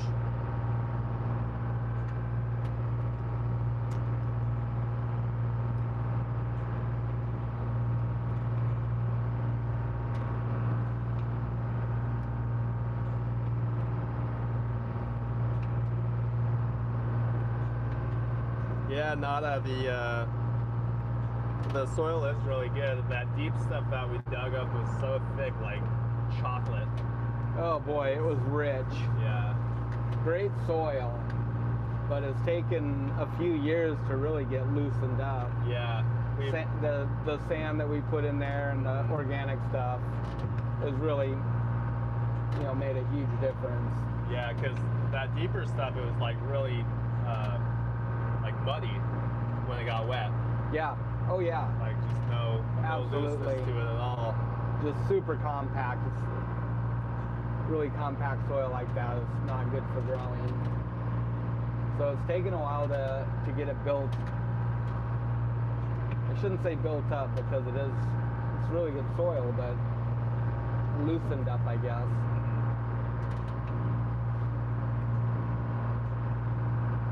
I really want to figure out onions and carrots this year.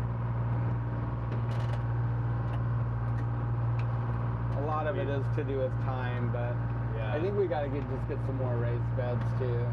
I think at the very least I want to sift the soil in those ones because there's a lot of like jagged rocks and stuff in them still that just came with that topsoil load maybe, and then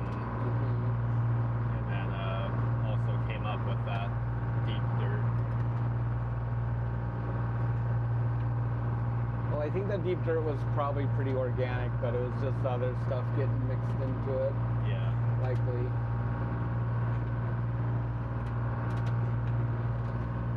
Okay, you can show us the giant pile of codfish any moment here.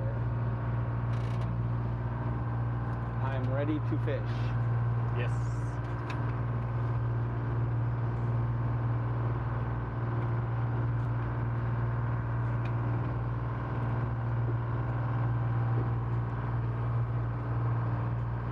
Oh, you got a little slip left there.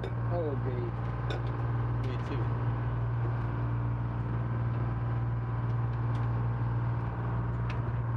Oh, is that sitting in the sun? I can feel it. It was, yeah. It's nice and warm.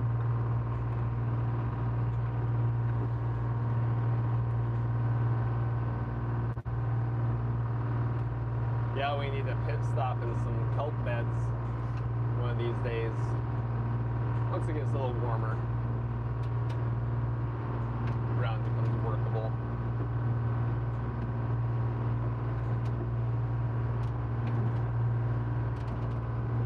Yeah, kelp is really good. We try and get some kelp every year. And then there's a little dairy, Kodiak dairy, that we get compost from, and that's really helpful too.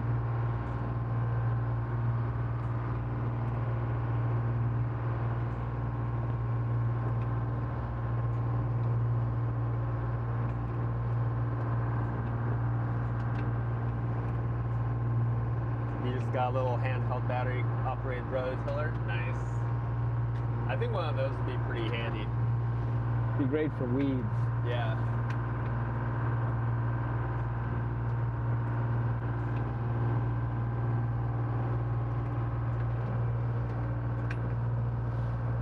Yeah, for sure, gotta rinse that salt off. I think it'd work good to go to like a bull kelp patch and just knock the head off of it with the fronds still attached. You just dip it in and swish it around, fill up a tote with fresh water. Fill up our hold with fresh water. Yeah. Actually, a tote would probably be a little more manageable. Yeah, that was our thought, is that we could probably just do that. Just go harvest some, rinse it in fresh water, and just bring our bait chopper down on the boat and just grind it up into totes.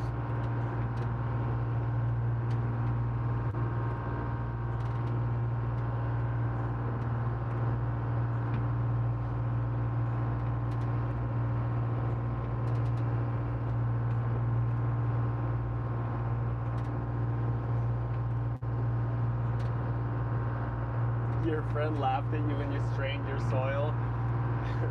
Hey, there's actually like a lot of rocks and sticks and other various materials in soil that would block a carrot or any other root vegetable. So we sifted some stuff below our window at the house, and there was so many rocks in that soil. It's actually unbelievable.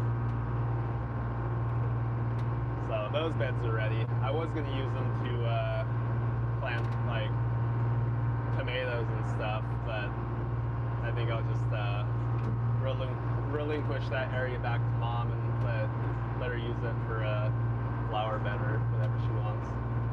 You know what that really needs is some good compost tilled into it. Yeah, because that is the worst soil in the world. We mixed some into it last year, but it's really dry still, and that's part of the problem, is that it doesn't have any water there. Yeah, it won't hold water. It'd be good for growing peppers right there because it's so warm. Yeah. But it also needs to be fenced off so the rabbits don't eat them. True. We have some sweet little rabbits that, they're just wild rabbits, but they're pretty cool. They're pretty cute. But they like to get in there and eat everything. We got the garden surrounded by herring web, and it keeps them out of there. But not the flower garden area. Yeah, we do compost our vegetable scraps. We don't do meat because the bears. That's another reason we don't do like fish compost. Yeah. Bears and other, well, just bears really. Bears. I guess we don't really have any foxes around our place or things like that. Rats would come in and be annoying. We keep the rat population cold at our house, though. Blast them with a pellet gun or set up traps if we can't get them that way. Yeah, where is Debbie Sue? She must be busy today. Yeah. Good morning, Googaloo. Welcome in. Hope you're having a good day. Oh, good evening. I'm blind. It's 3:28 here now, so early afternoon.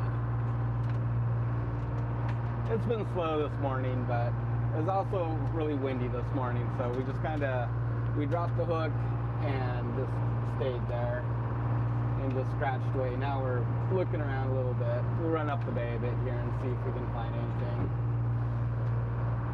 Tomorrow will be a much better day to scout around and try and get on some better fishing. Yeah.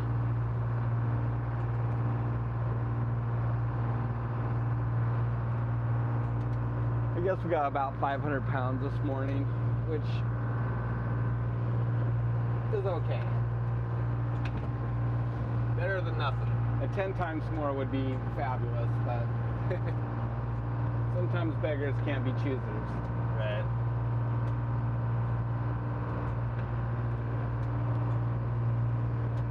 Thank you, Karen. Good to see you.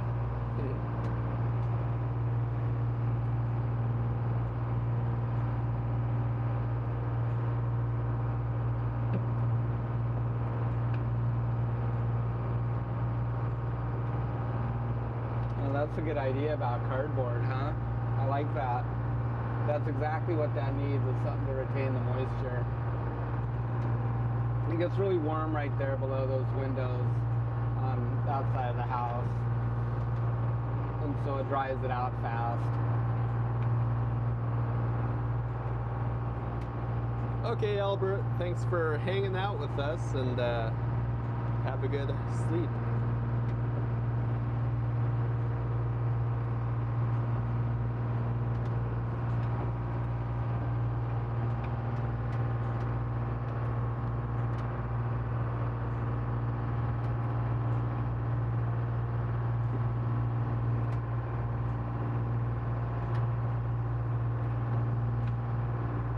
Yeah, sometimes that potting soil can be hit or miss, Kathy. We got some a couple of years ago, and it had like a softball-sized rock in it.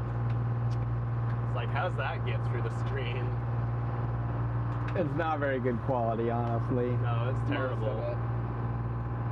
I think I'm on a couple of subreddits, and one is like r/gardening, and somebody got some Miracle Grow potting soil, and it was full of garbage, like plastic garbage. Yeah. It's like, imagine mixing that into your garden.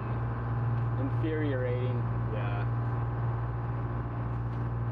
You know, that almost looks like some decent fish right there, Matt. That does look like fish. Want to try a drift on that? Drift or just throw in on it? Just throw in if you want. Throw an anchor? Or did you just see what it is? I see what it is, but it's probably... It looks like fish. Looks like fish. Yeah. It looks like a nice spot to be, too. It does. It's a lot nicer here. Yeah, we could just anchor up, try again. Like, if nothing happens, we'll it was like move along. 2 minutes away from our nighttime anchor up spot, too. Right. How nice is that? That would be pretty sweet. That looks pretty good, though. Yeah. It's going up the hill, too.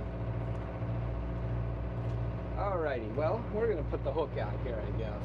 Get a little bit of a run on it here. Probably don't need much. I'm already 300 feet off that mark, so... Oh, okay.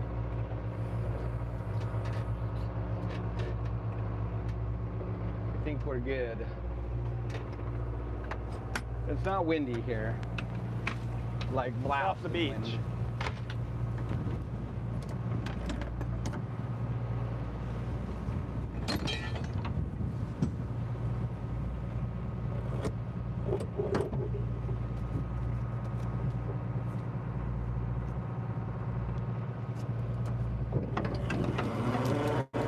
We shall try it again, folks.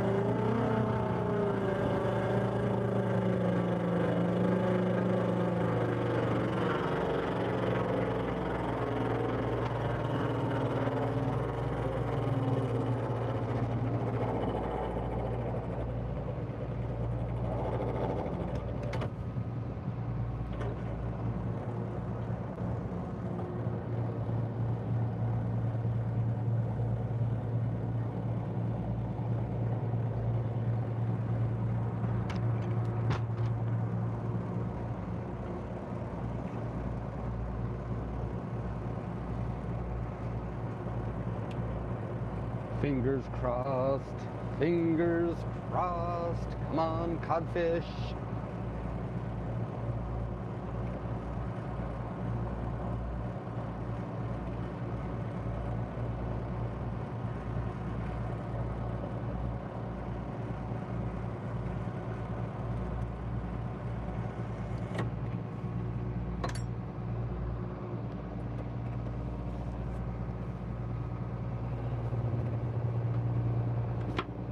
know we'll hook good. We're already hooked, huh?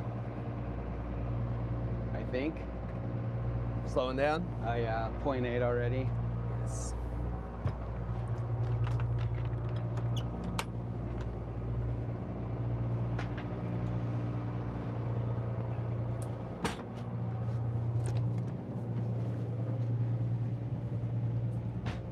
Did I just slam that door in your face, buddy?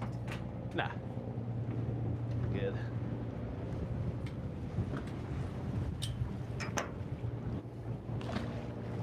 Bombs away.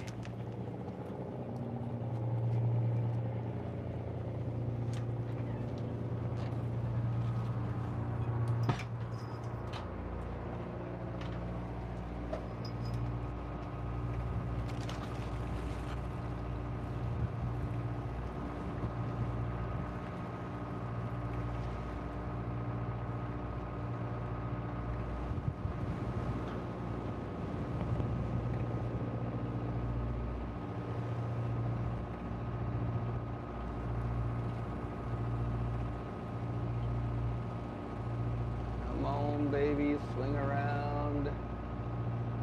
There she goes. I was starting to worry for a second there. Looks like we're spinning now. We're swinging. Yep, I was starting to worry for a moment. Right? Our speed's falling off now, though. Should be good. I hope that's some fish there.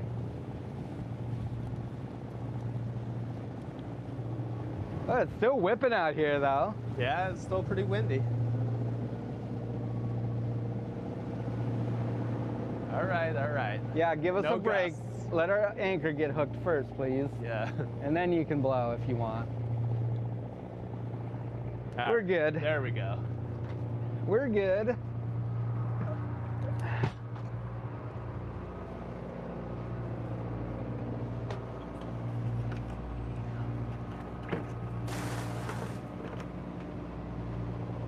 Let's get those cod, huh, Kathy?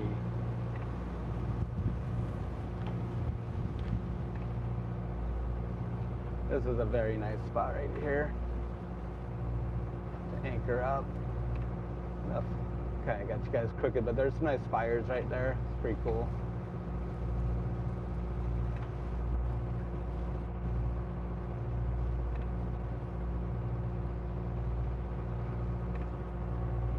Much nicer right here. Now hopefully there's some fish. Keep everybody entertained, including us.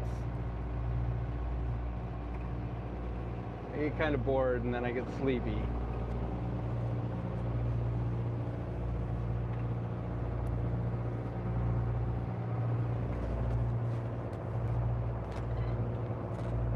Oh, hey Shannon.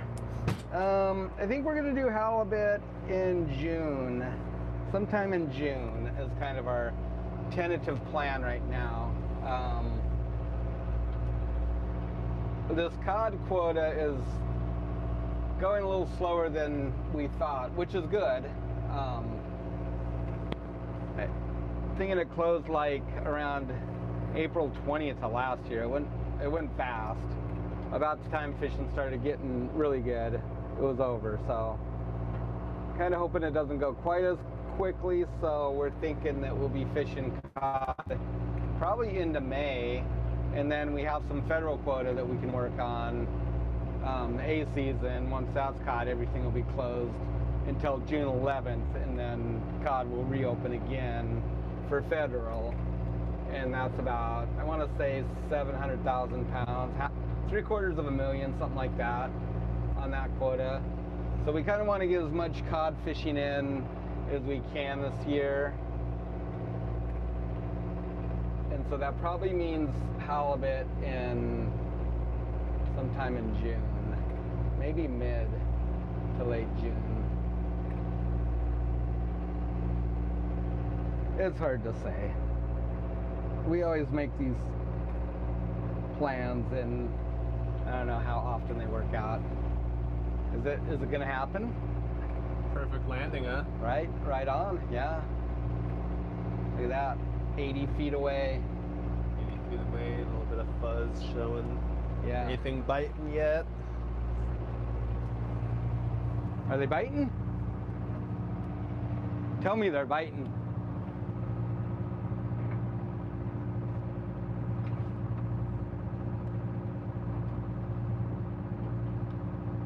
Can't tell yet.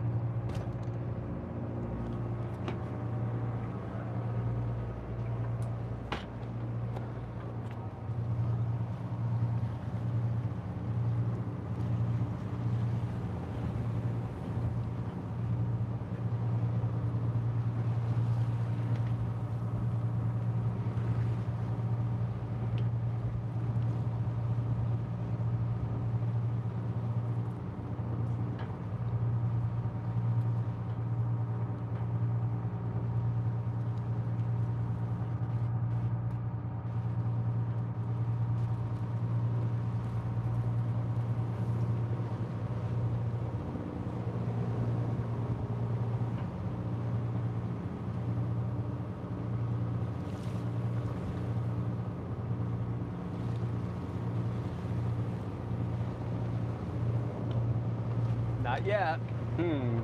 Nothing yet. Well, we'll give it a few minutes. It does look like cod though. 850 and 880 for halibut down south. Yeah, we heard some of the first loads that went into Homer fetched 9+. I'm glad to see that they're holding anyways.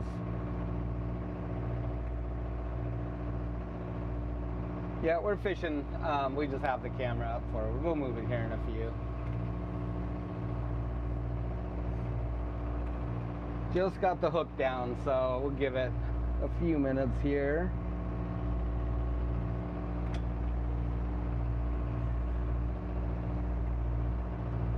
Boy, we're learning all kinds of gardening tips today, man.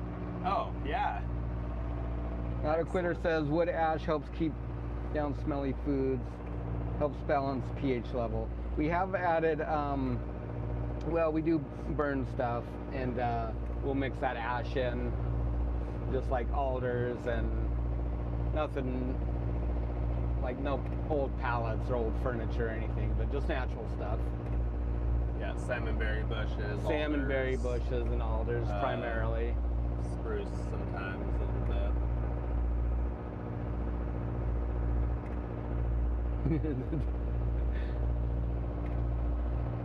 So is this the beach where we saw that goat, right?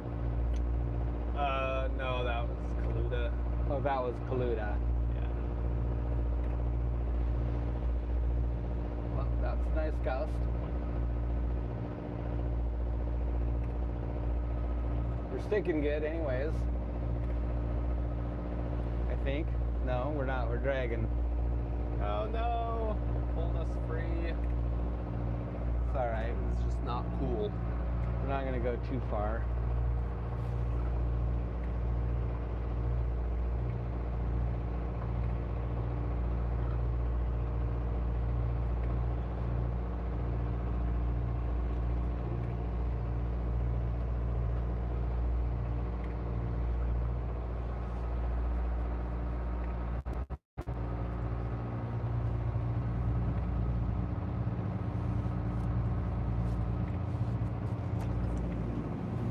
Gosh, it is actually howling.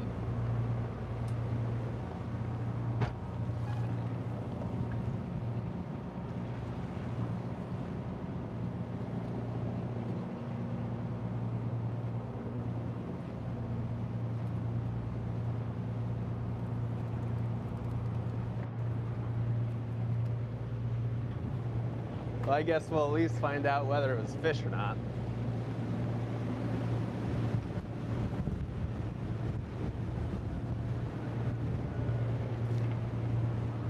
There we go. That just pulled us loose.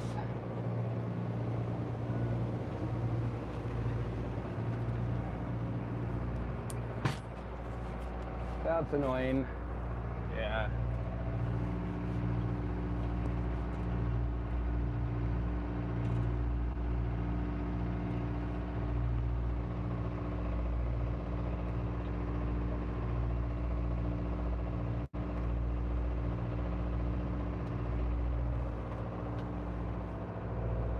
No fish on.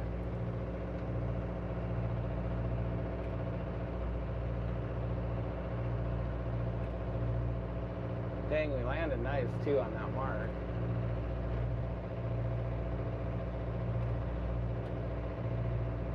We're hooked again now. I think we're swinging back into it at least. You never know. Maybe we'll just drag right into a big pile of codfish. Right. Which I thought it was laying down some. Fatty, windy day.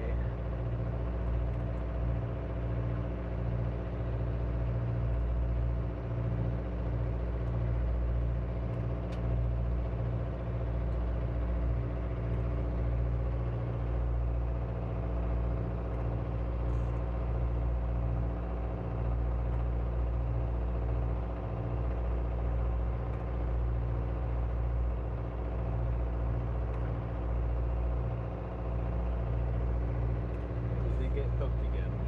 Huh? Now we just need to see a bite.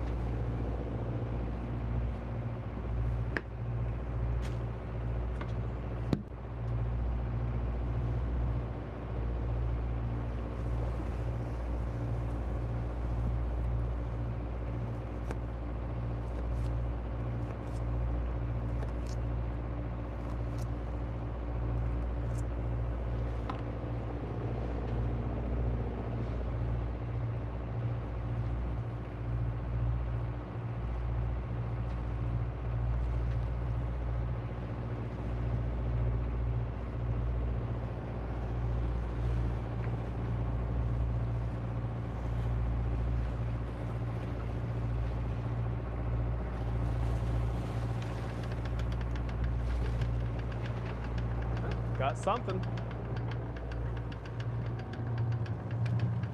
Fish on. What? A fish on? A fish on. You got a fish. Let's go, guys.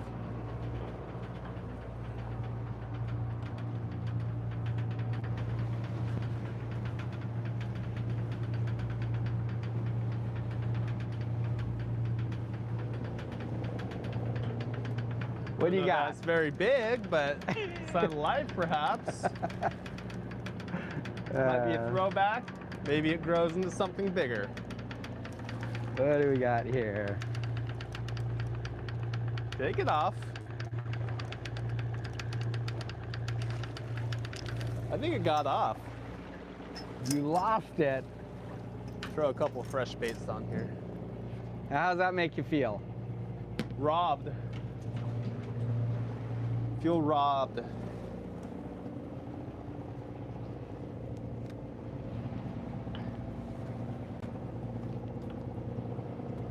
Yeah, maybe there's more.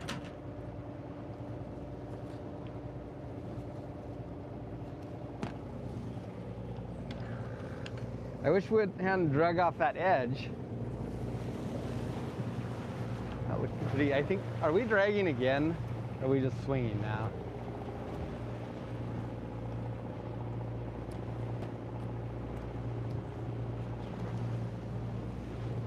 This wind is just blasting here today.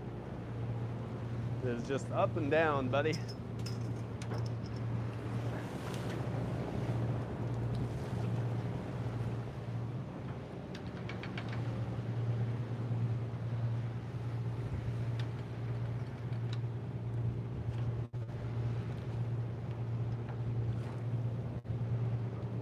Hopefully that anchor's digging in.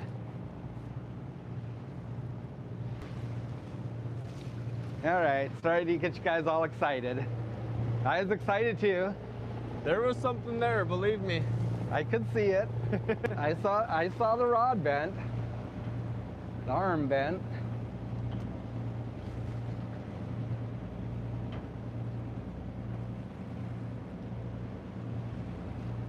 Dragging again? I don't know.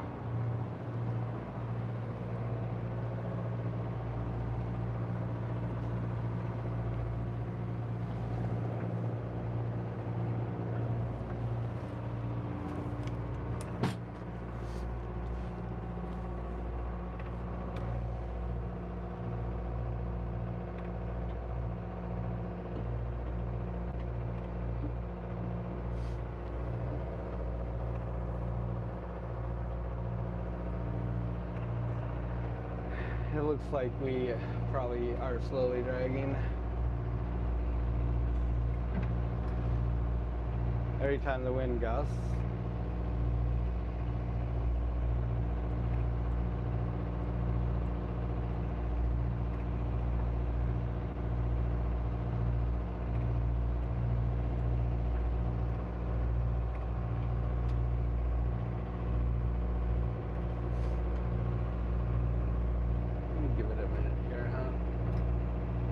Give it a minute and see what happens. Yeah. If we catch a few fish, yeah, right. Then maybe there's we'll something here. know if it's worth re-anchoring on, right?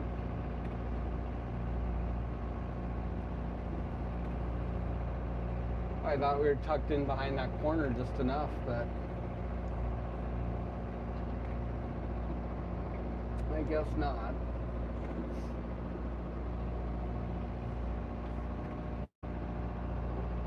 Are the mics still pretty quiet? I can click it up one more notch here.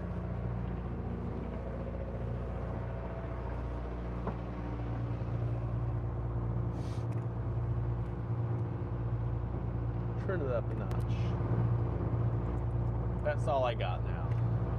Hopefully that'll be good.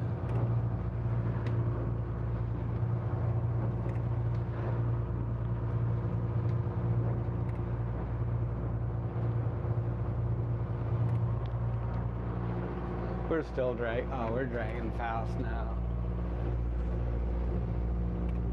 Come on. Yeah. Well, it seems like there should have been a fish on it for her fish here, right? Well, it might have been fish. It looked like it was.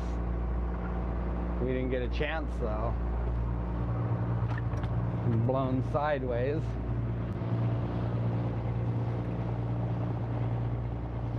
That's really annoying. Yeah, it might just be muffled because our mics are like inside our sweatshirt too.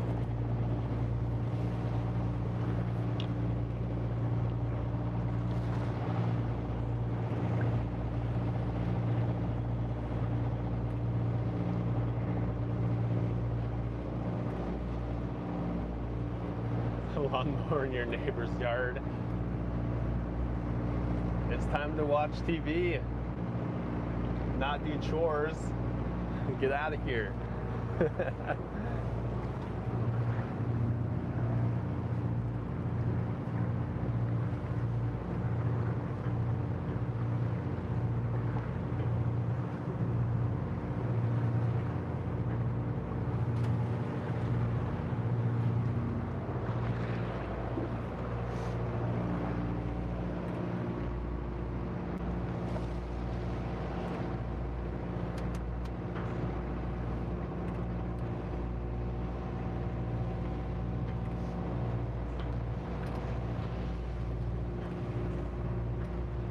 Did we get more cod? No, not too many.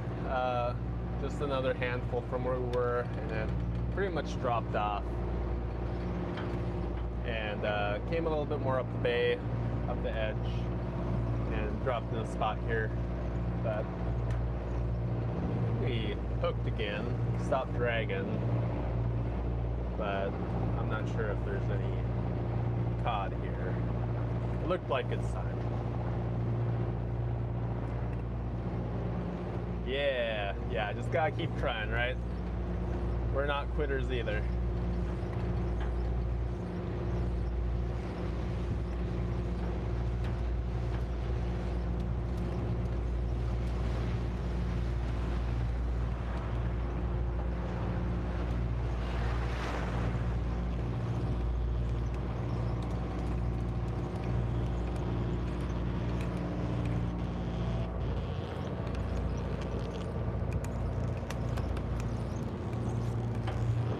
What you got, buddy? Anything?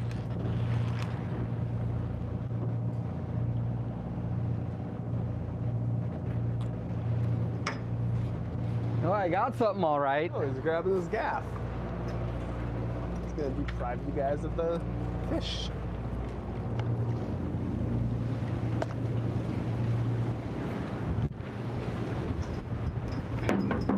Whoa, you almost hit the people with that. That's a nice fish there. All right. We can work with that. If we get hooked, we got hooked for a second. Yeah. Might just be one of those days where we need to come back here, though. Yeah. It's like deep, which is the problem. Well, sometimes it just takes a couple shots. Yeah. But I think if we got... Boy, he swallowed that hook too. That's a nice fish, buddy. Right? Need 1,000 of those today. And go to bed sleepy and tired. Yeah, usually we hook pretty good, Anthony, but it's just kind of big gust today, and that really tends to pull your anchor out of the mud. Yeah, the reality is we need about 20 fathoms more of probably cable on here. Put it on the very beginning of the drum. So when we're deep like this, we've got that little bit of extra scope.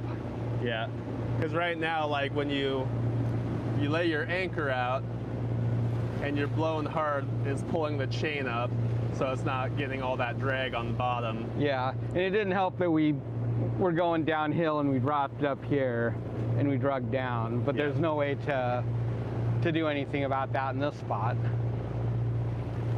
So I could try and go up a little bit more and hope it digs in. If we had a little bit of time before those big gusts, it probably would have dug in fine and we'd be okay. Yep. Yeah, we're pretty much even on chain and line.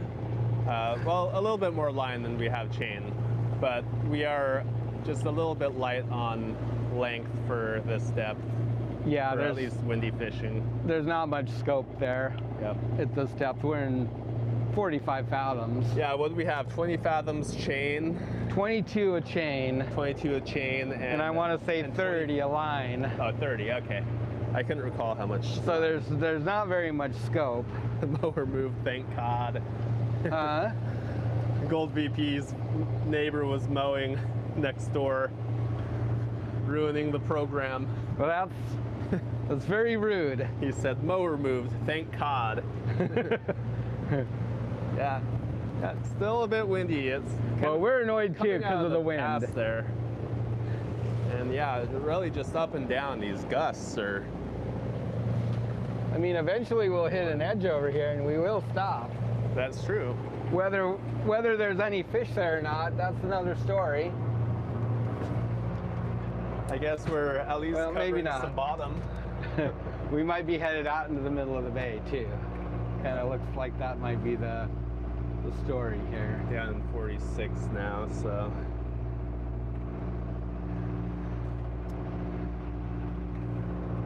Well, we could try it again. I don't know if we'll have much better luck further up. It's going to be the same thing. The way the edge is, it's going to be hard to anchor on it. Yeah. Yeah, we can try pulling and dropping again, see if we can't get hooked. It's kind of like that initial drop. If you don't get hooked good, then usually just drag. It's hard for the anchor to get pulled in again.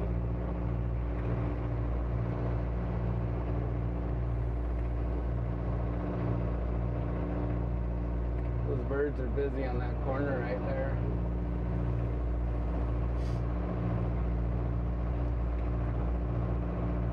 Yeah, thank you, Gold. We appreciate that.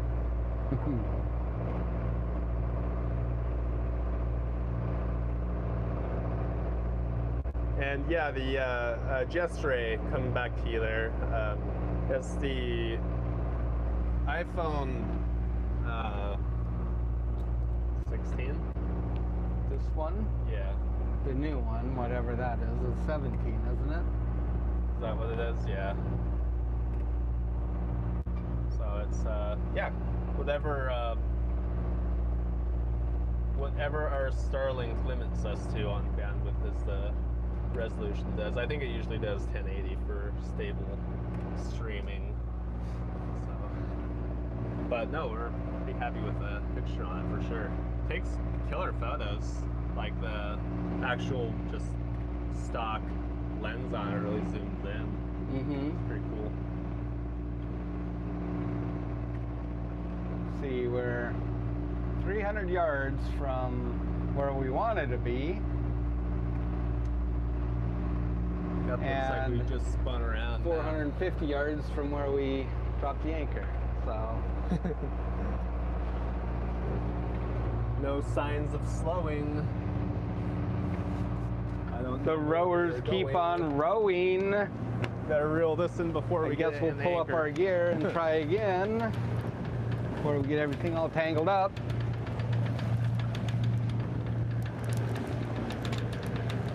The wind, it keeps on blowing.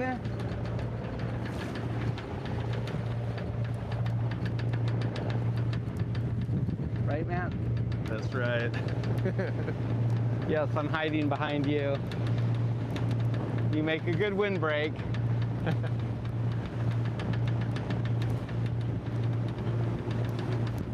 Ooh, might have to just go anchor up for the rest of the day.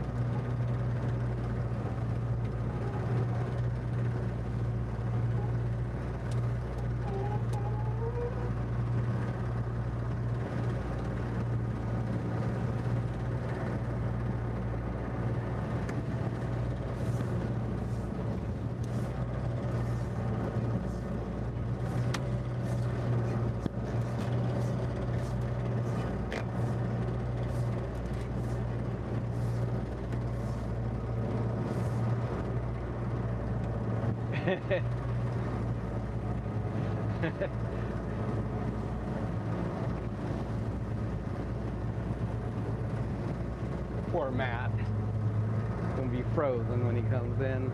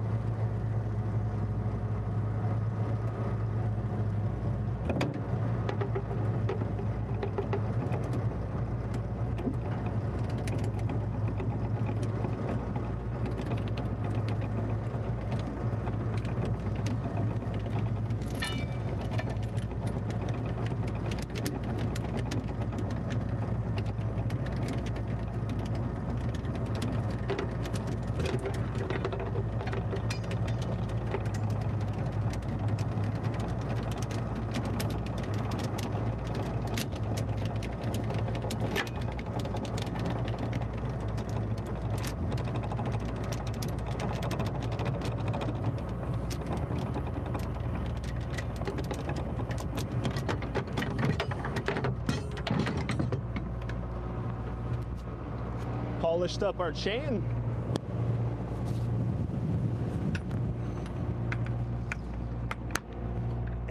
Polished up our chain. Yeah. I suppose probably the anchor tips too. That wind is ripping, isn't it? It is. Not making it easy on us.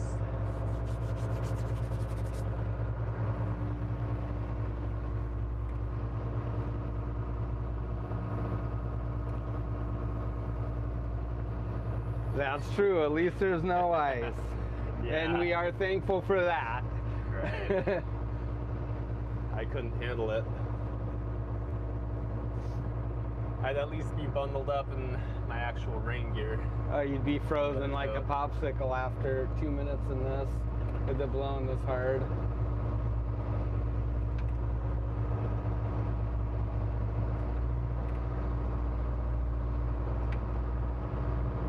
Oh, you almost made it to another edge over the hook right there. No, I think that might have been something in the water column, and or there's just a tiny little spot right here where there's a Looks like there's more than it actually is.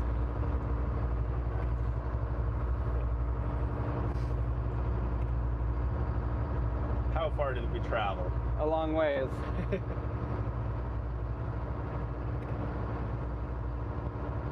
At least 1,600 feet.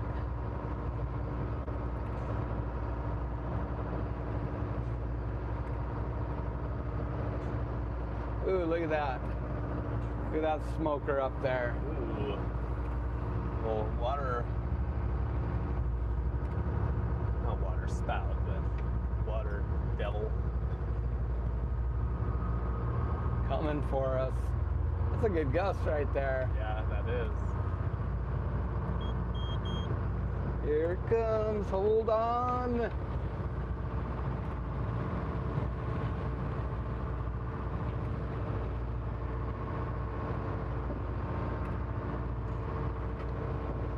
That one would have pulled us free. Yes. I don't even know if we're gonna get any more fishing in today. I'm ready to go over here and snuggle up to the beach.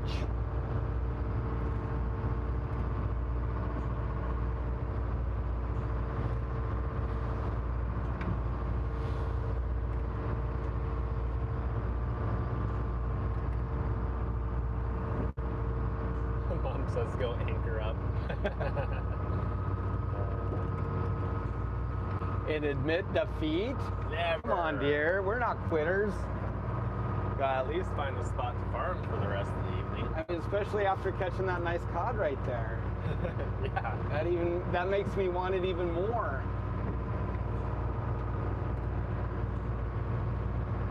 Just gotta get a good hook on the initial drop.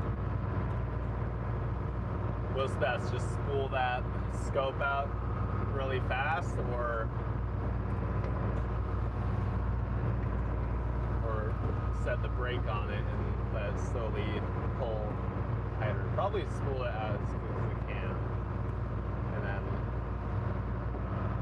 maybe if the bow's still pointed into it, just slow it down a bit. Yeah. Well, I thought we were going to be okay there. Just this wind came up again. Yeah. It was a problem. We probably would have been fine if we were in like 30 fathoms right there. It's just that extra 12 or 15.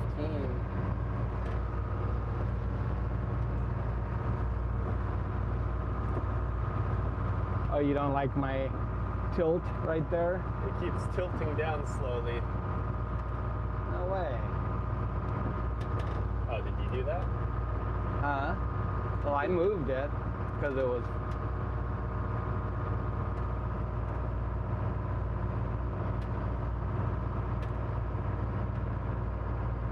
That's slowly tilting. You know what we need is to affix a block up there. Yeah. So it can just hang straight. Okay, just get this closer to the base. So There it you doesn't have go. so much leverage. That's what you need to do. Watch your mic. You're gonna bonk it on the wood. Right. Why is that thing slipping already? Loosened on the. Oh, got slapped in the face. Loosened on the clamp perk here. Oh, I see. You know, does that need like some Loctite on it right there, maybe? Yeah, it needs some Loctite. So it can I'll do that fix tonight. it solidly. Yeah, remind me tonight, and I'll put some Loctite on it, and it won't spin. Yeah. All right. Sorry for the camera jostles.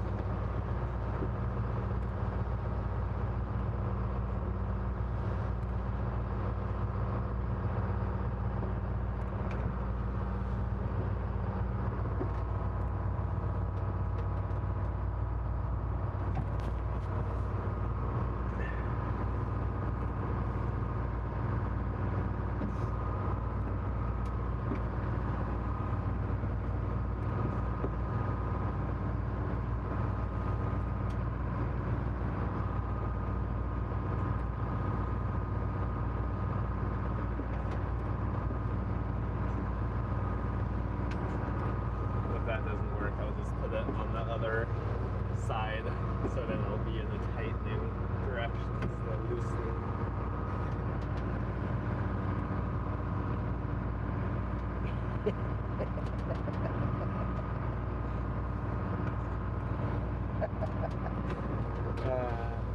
Yeah, that's our personal YouTube username is Leonard Carpenter. That's my name. So that's my wife on there. She doesn't like to see us get punished out here. She doesn't like it when it's slow fishing for us. She feels bad. Or when we're getting slapped by the weather.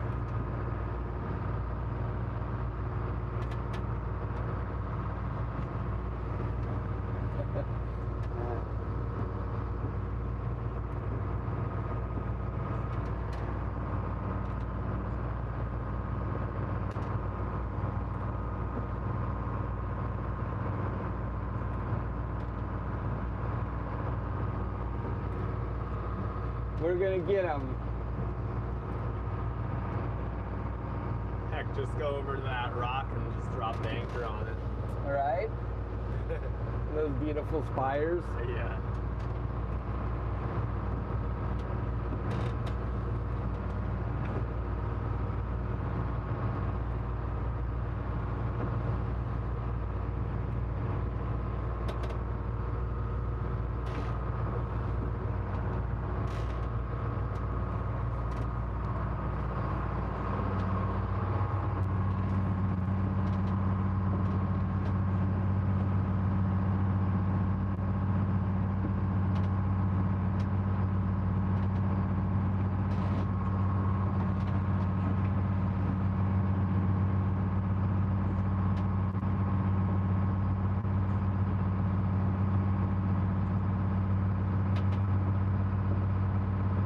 Yeah, we're planning on staying in this year. I don't know how much of the season we'll do, but definitely want to get more stock in for folks to order fish.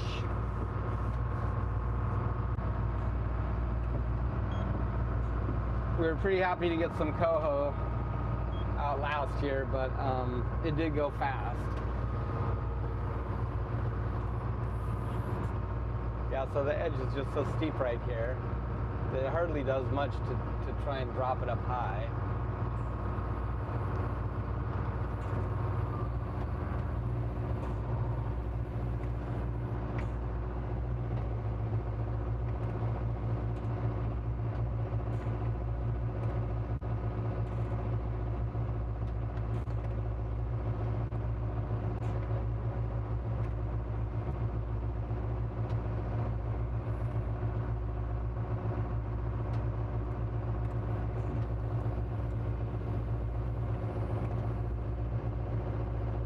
to say, oh, it looks so nice right now.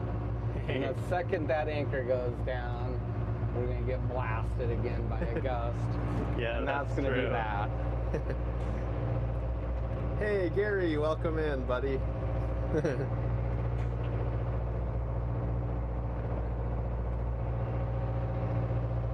Hey, Gary. Has Devin been out fishing today? We didn't have a chance to check. There's the fish. There's the fish. There they are, Matt. They're on top.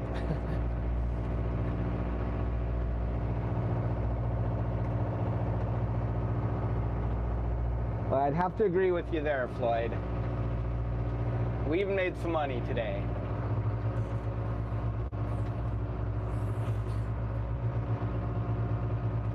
Yeah, how quickly it catches us, huh?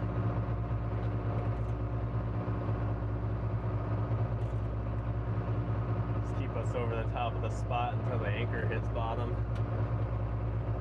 Yeah. Yeah. We're over a little bit more. That might help. Get us swung back into it.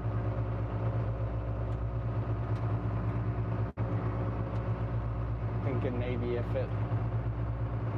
there's fish in one spot, maybe they'll swim over to us. Yeah. Right?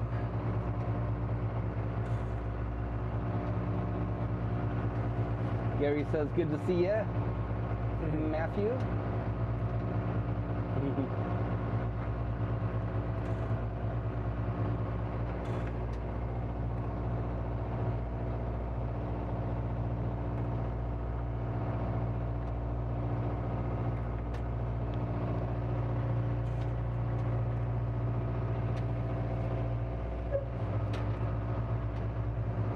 Those birds over there, they're on something.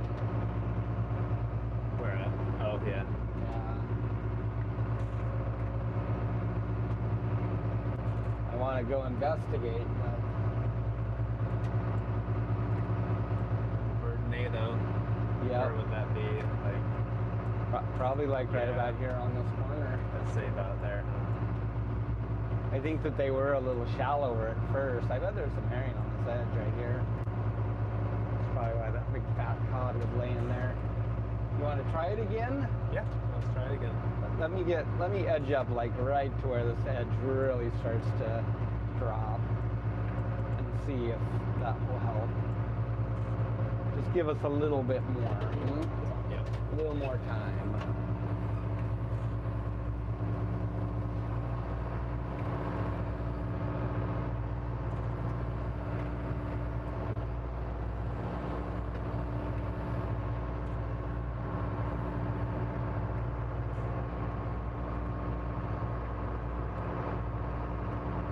I'm guessing guys are gonna go herring fishing here.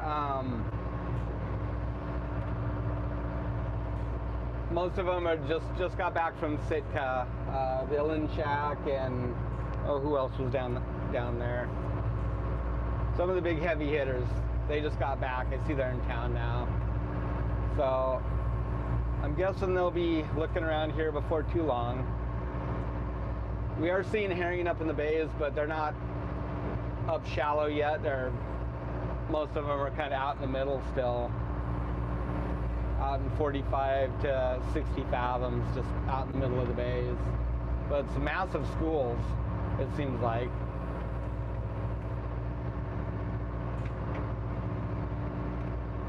And we are getting some cod, spitting up some herring, so it's that time. They're here.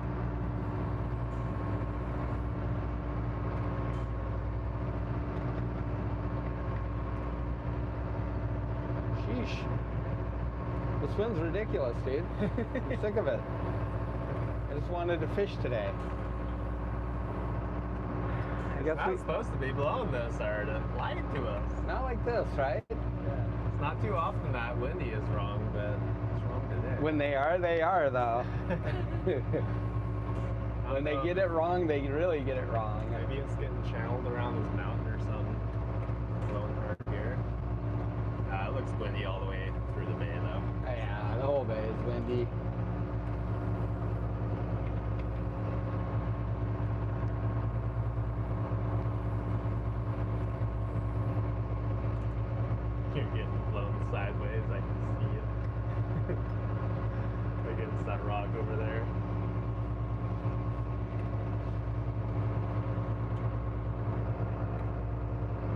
Oh, thanks, Gary. We appreciate that. Cheers, Gary. That'll get us down the road a little more.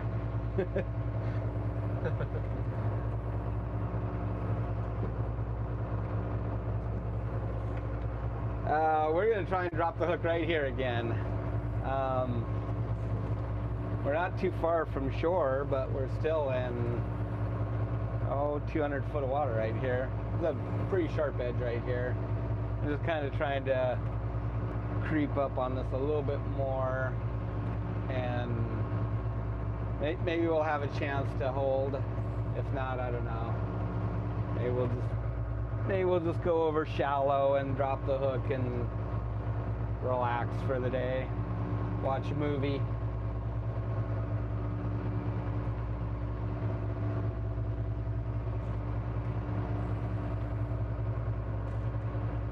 Am I even going? I'm doing 0.1 knot. I was thinking, like, are we even going anywhere? We're not really going anywhere. That's funny. Fighting the wind. Here comes again.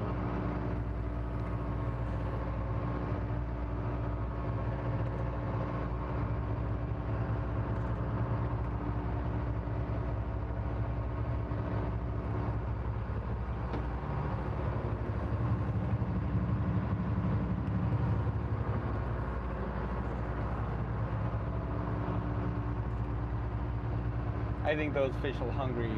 They're hungry. They're gonna swim to us, Matt. Oh yeah. We can get this anchor to dig in for a minute. It will be okay in this 30, and I'll just swim over this way. Get scent trail laid down.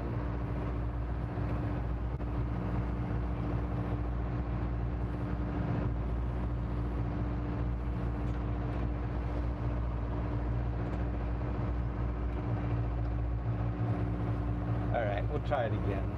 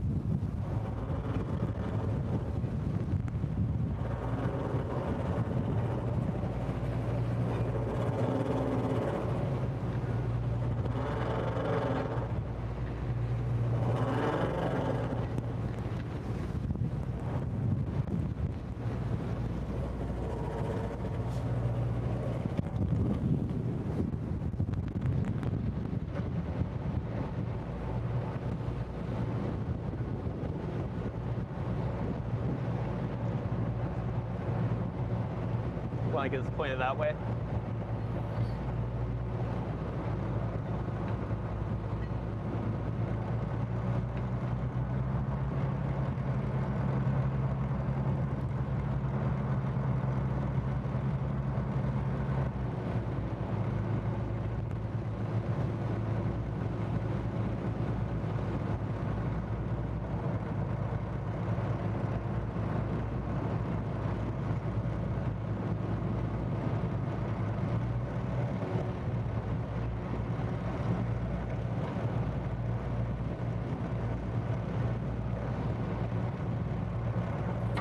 I think we'll get another 20 fathoms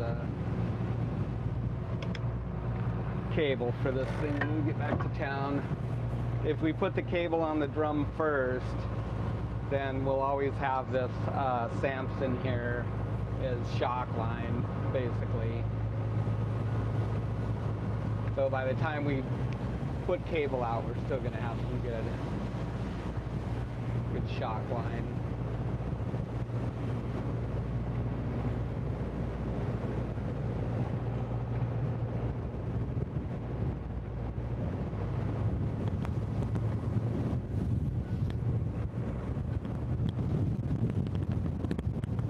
I'll block the guy out. Come on in, guy.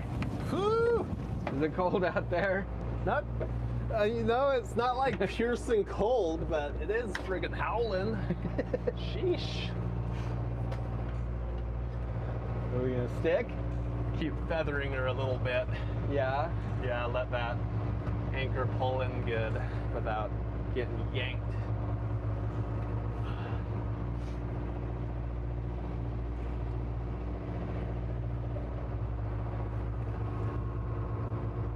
If it don't happen, it's not gonna happen soon. Don't happen soon. Yeah. It's not gonna happen. What's that? It's getting rougher out here. Come on, really?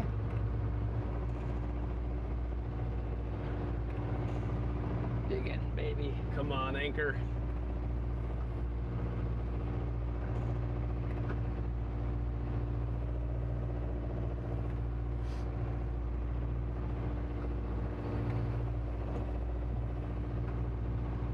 A little bit of fuzz down there.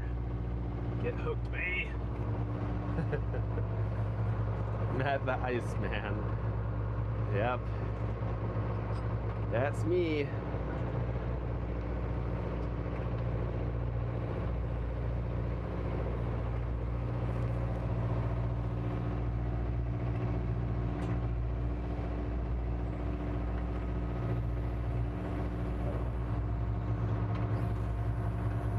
Trying not to get my hopes up here.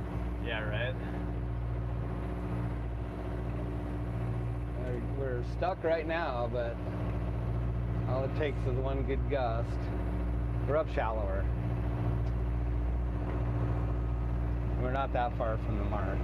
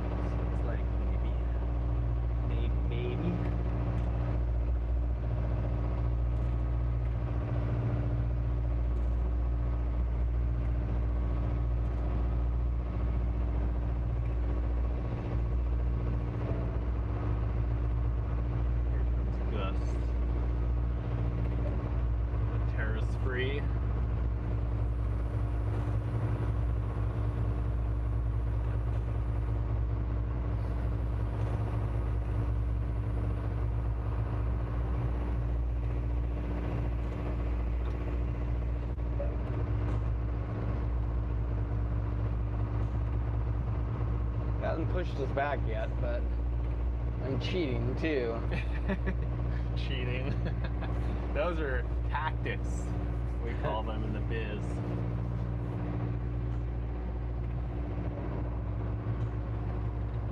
Bug abuse.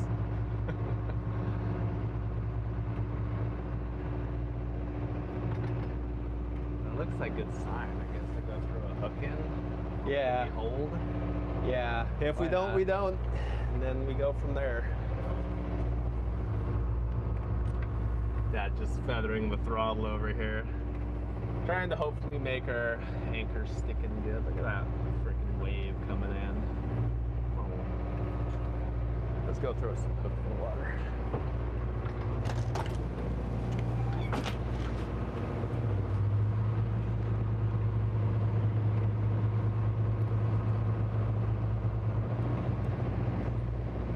Sit up here quick.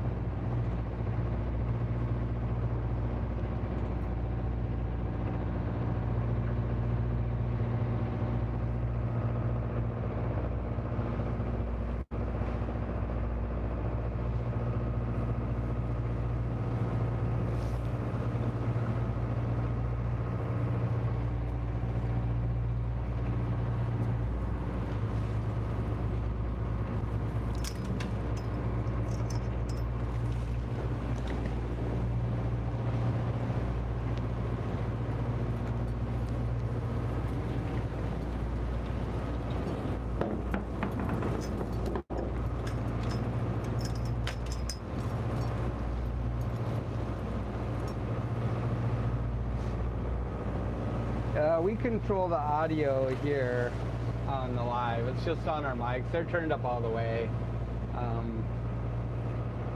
much as they can go.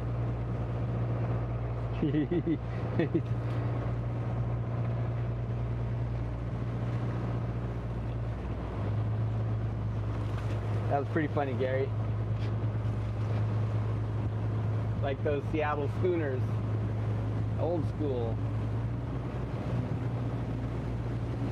I don't think we're gonna hold here. She's slowly dragging. Just bumping in gear, hoping that that anchor would have a chance to work its way into the mud, and then we'll be fine. But there's just not enough scope on this is all. That's the problem.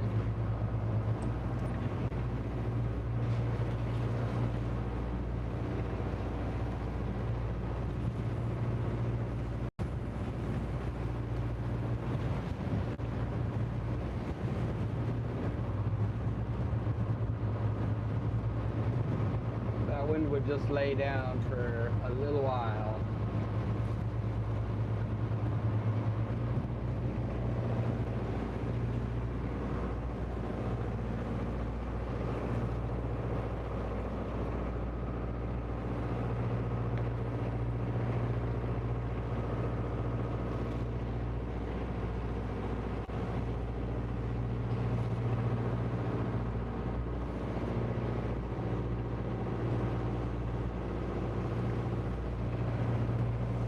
Poor Matt's gonna have to go hold us anchor. There's a fish on that.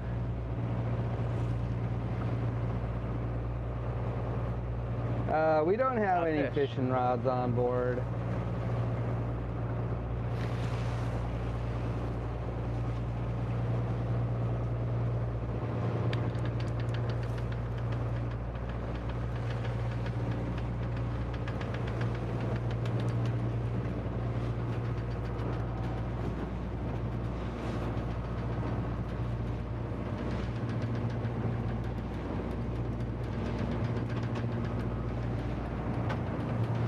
What you got, Matt? Got a fish on there. Huh? Got a fish on there. Dragon. We're dragging. Right there we swung and might have just ran up on our anchor. And I don't know. What's that? We might have just like sprung forward on the anchor right there. Oh, Oh my okay. gosh, it's ripping out here. Yeah, it's ripping pretty Please. good, man. Oh, codfish. Sign of life. There might be a couple of fish here. Yeah. Who will ever know though, if they can't Well. fish it, We'll figure that out tomorrow if we can't get them today. right?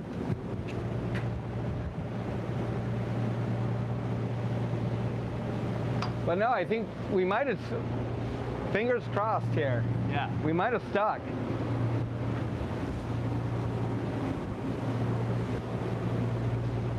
But I don't think we did. Not anymore. That gust just ripped us off the bottom again. Oh, come on.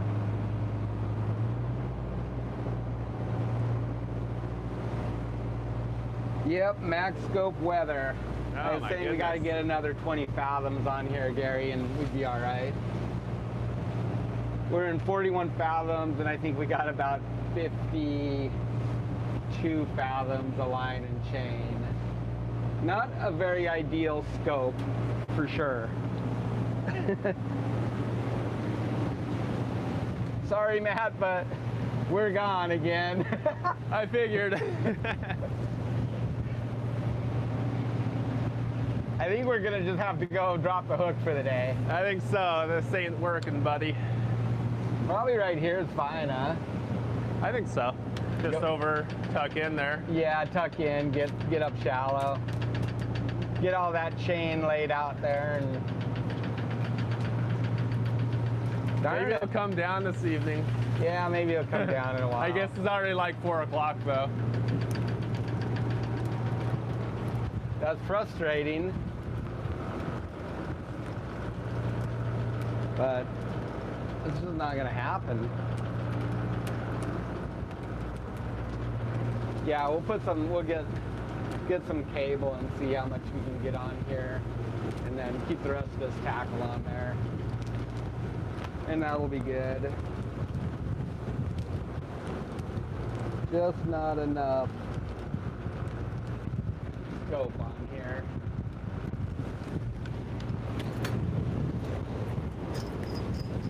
Well, maybe a little pocket of fishing here though too. That we can work on tomorrow. Well, when you're beat, you're beat.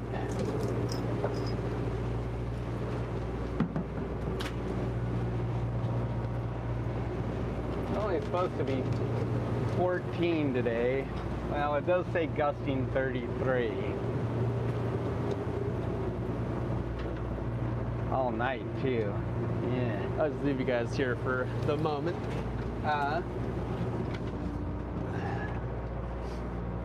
You reckon we just gotta go up in the bay somewhere? It'd be all right over here, though. I think, huh? Seems like it should be okay. Over here? Yeah. It's coming out of here. Yeah, it'll be fine.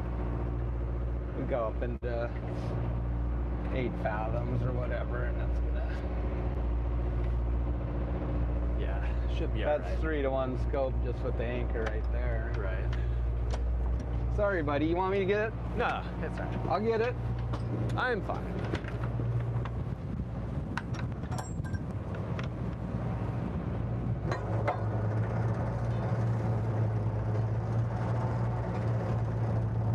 Pulling the anchor again.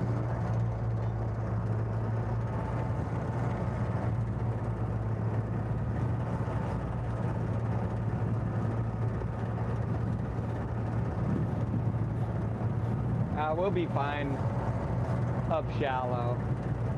Gold VP. We'll just go up anchor right here, 8 fathoms, and put out 8-to-1 scope or whatever. She won't go nowhere. Just can't get enough chain on bottom right now. Not enough scope.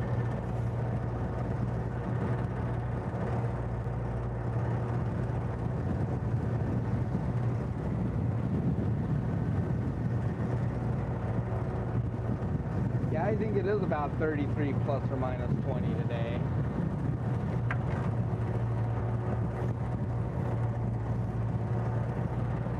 We don't have a, what is it? Anemometer. Is that how you pronounce that? I probably butchered it, but a wind speed meter on here. I'm gonna get one pretty soon. Bruno makes a nice one that'll plug right into our time zero.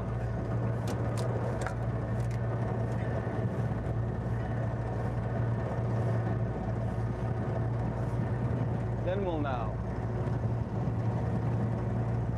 But it's probably a solid 25 right here.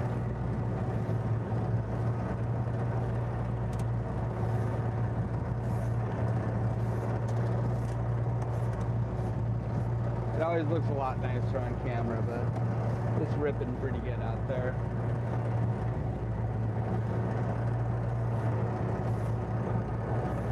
Yeah, we're gonna just tuck in right where we're at actually, but just go up shallow. So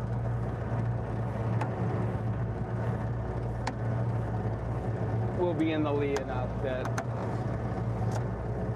we should be, we'll be able to get hooked up fine right here. It's just trying to anchor in the deep here. If we were fishing in 20 fathoms, it'd be no problem.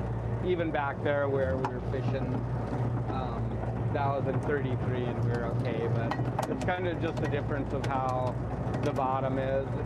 A lot of times you kind of imagine like a little hill, and if you get on the upside,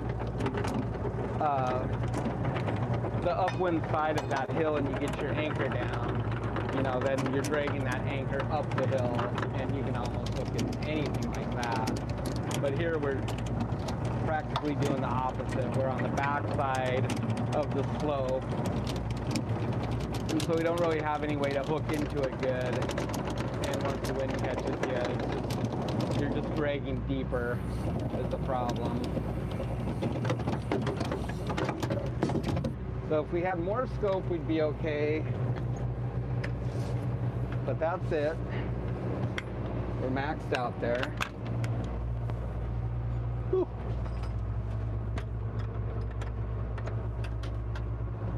Well, Matt, I guess we're just gonna have to go relax and watch movies.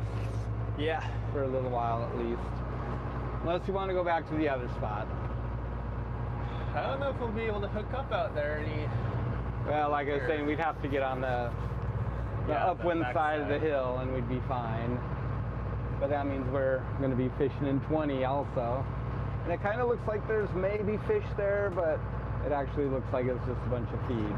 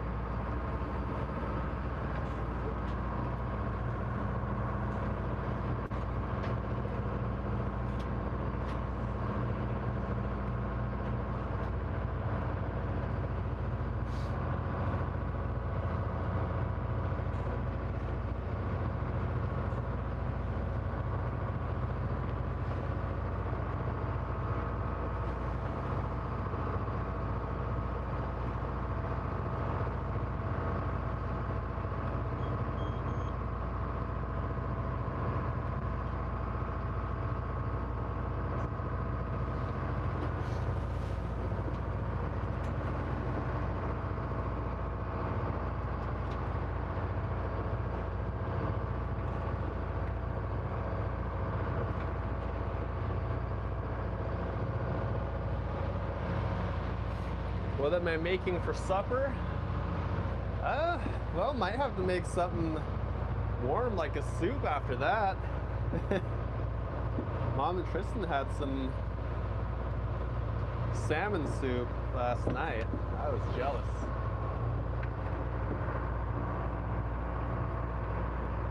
Might have to do like Gold says, grab a cod out, some cod chowder.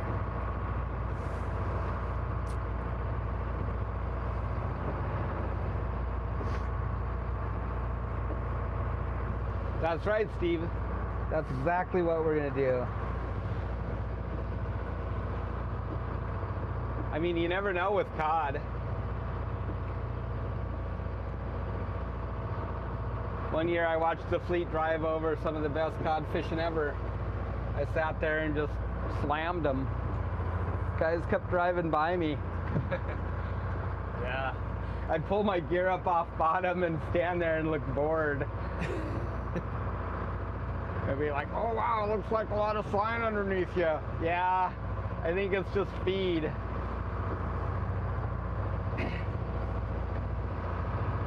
Gall dang arms on these jiggers were half bent over.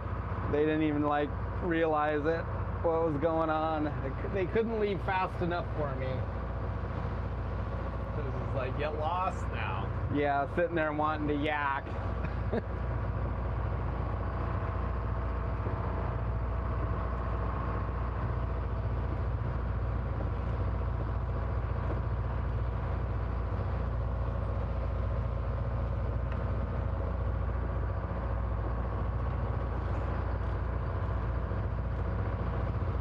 That is like a lot of feed right there in the 30s too.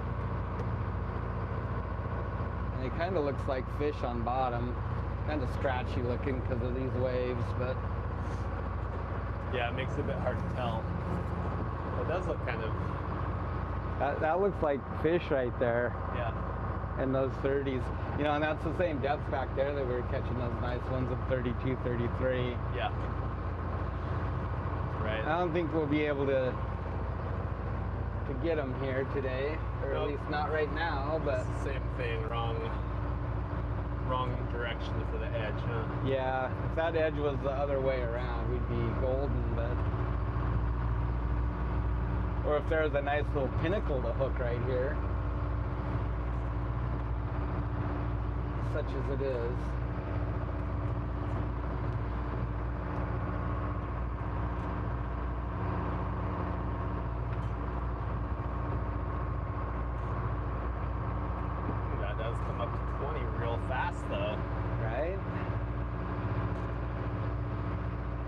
if they're hungry enough, they'll swim over here and come see us.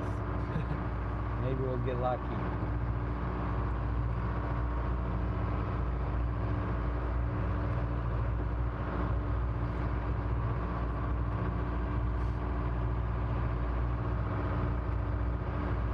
Maybe like Steven said, maybe there'll be a big pile of fish up here. Seen it before. Seen it before.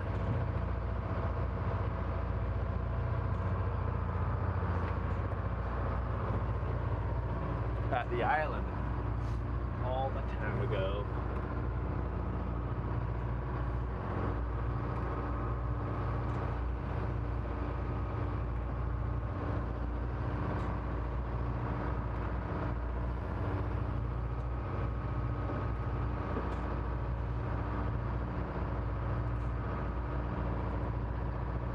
Well, the part of fishing I definitely don't like is sitting on the hook and not fishing.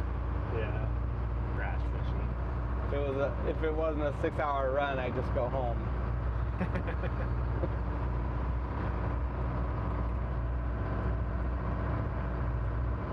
A little too far to travel back, though. Yeah. Oh, you missed it. So I did.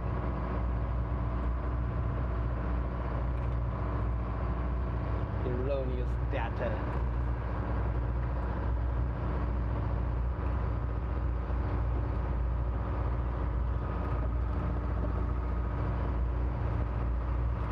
Well, at least you didn't have to run miles to go anchor up somewhere.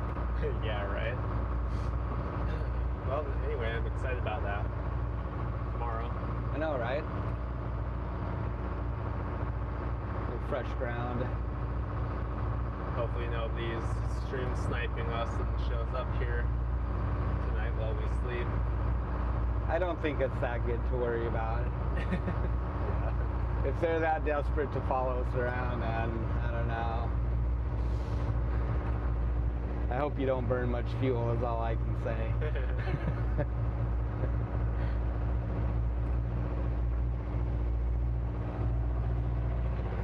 Bring you guys back up here, I guess. Well, it's nice here anyways. This phone's probably... You left them up there in the cold, Matt. Yeah, I was just going to say this phone's battery is probably getting kind of cold now.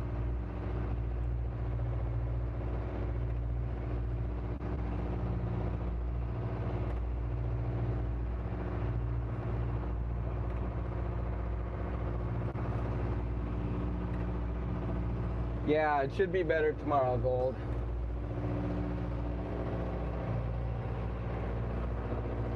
It would be okay if it wasn't gusting so hard. We're fine, but the second you get a big gust, and that's all it takes when you're in the deep like that. Oh, hi, Barbara. You made it.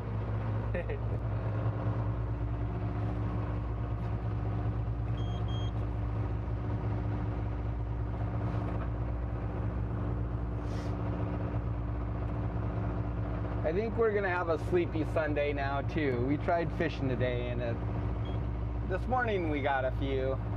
I guess we got about 500 pounds anyways. Yeah, something like that. Which, I mean, it's better than nothing. Better than a poke in the eye, I guess. Right. I guess we knew that we were going to have a hard time re-anchoring. Yeah. But I mean, it's quite possible that we might have got tore off of that spot by now anyways. that's true. Because it was the same thing. That was the backside where we hooked, right? Yeah. And those are some good gusts that came through.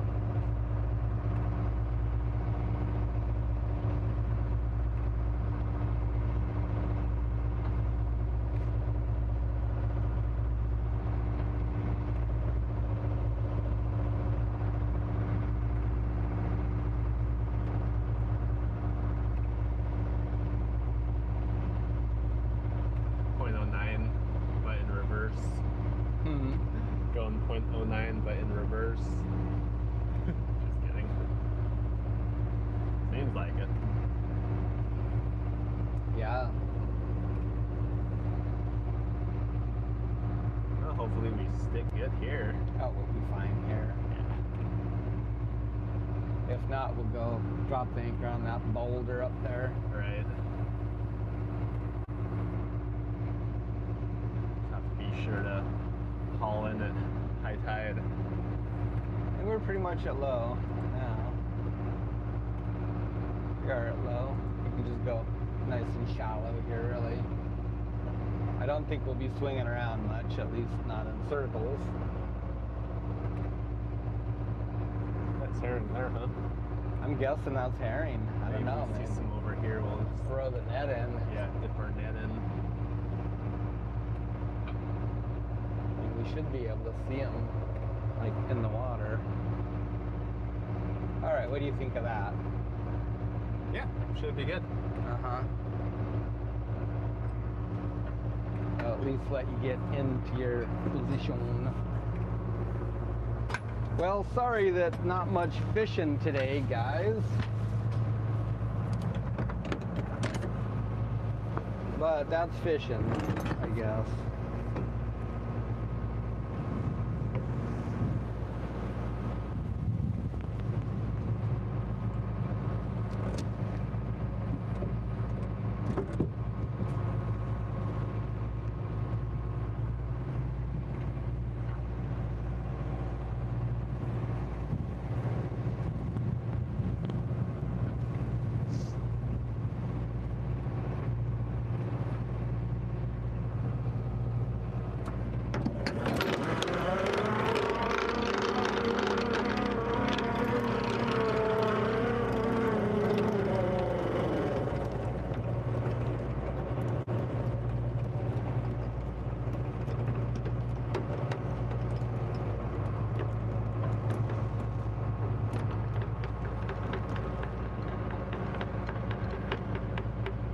Well, it was supposed to be nice today, Stephen. The forecast, even now, it says 13 knots, gusting 30. But it's probably more like 20 to 25 and gusting 30 to 35.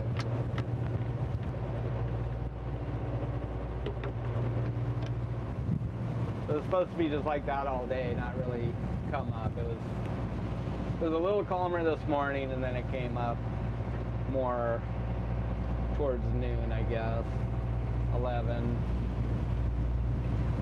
But yeah,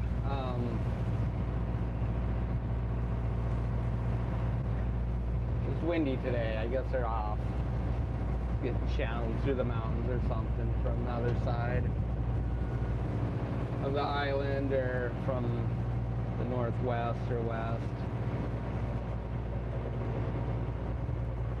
So, unfortunately,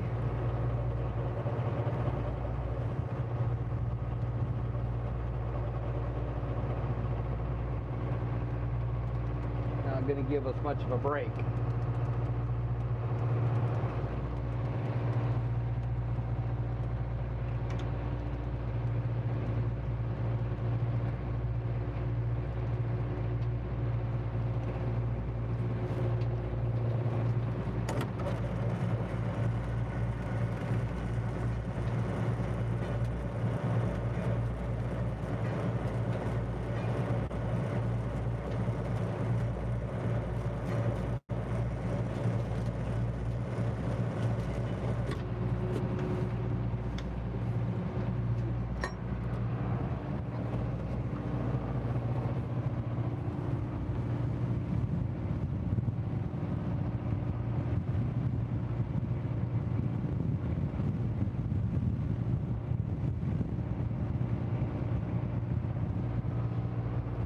So it's always kind of funny to like read the comments and these guys that are kind of hardcore sailors, I guess, or the sailing community or the yachting community, when they talk about anchoring up and stuff.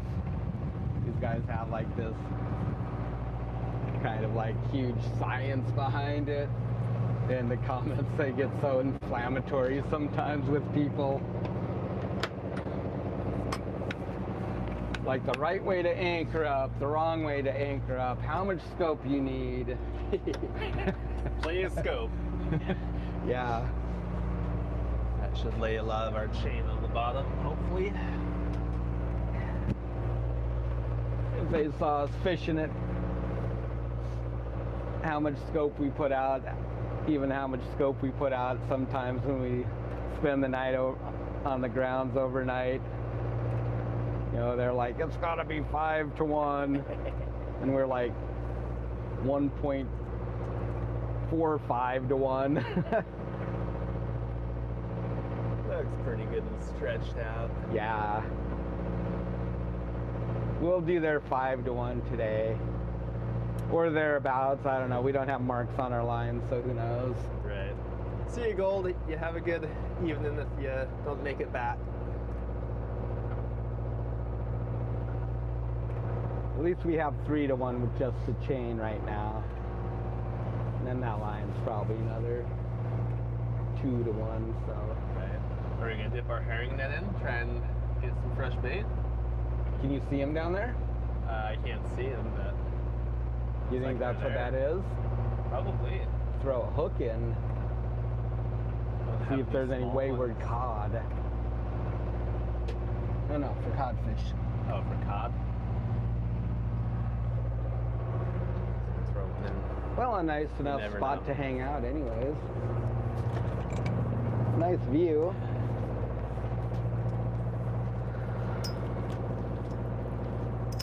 Surprised there isn't any deer walking around over here. Be time for some bears to start coming out of their little caves too, and waking up. I'm sure they're already prowling around.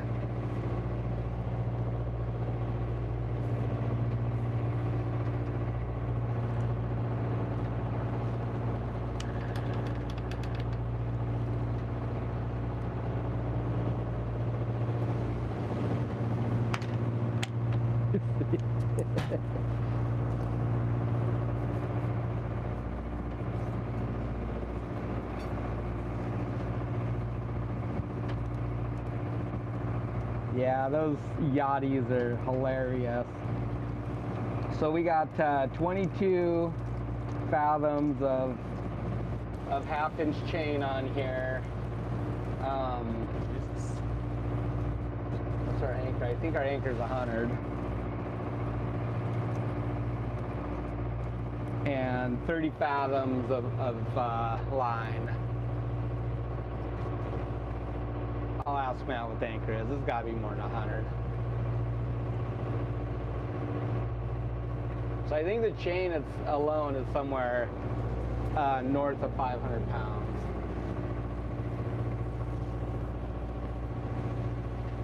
So you get all that stuff out there, you know, it's really effective to 30 fathoms, 35 fathoms. You know, we fished in some pretty windy stuff, just like this, really. What size is our anchor on here? 100 pounds. Oh, it's 100 pounds, 100 pound Bruce. Yep. Yeah. So you got a nice big anchor on there anyways, Anthony. That's half the battle. That and some chain. How big of a boat? Bay 40? boat. His boat's okay. a bay boat. I got you. But, oh, for us, we're 48 foot.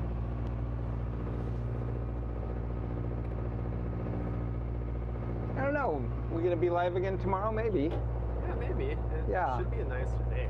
I think so. I think it'd be cool.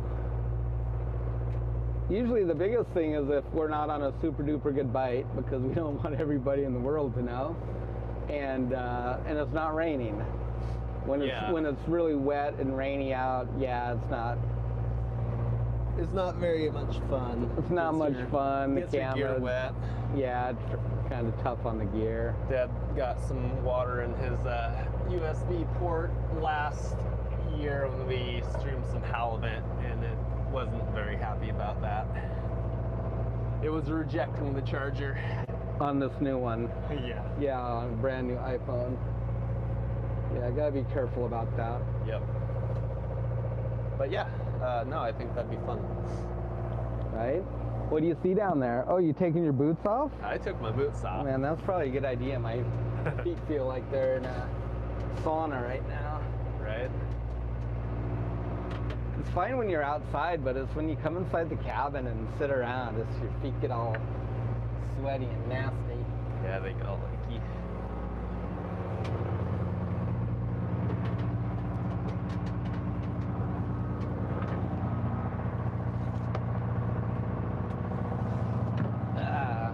Well, at least we're lucky and we got Starlink so we can watch movies and other YouTubers catch fish.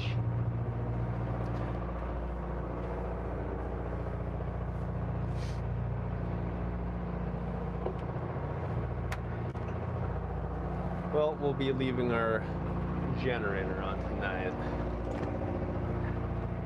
Too loud otherwise. Anchor line popping and whatnot. Yeah.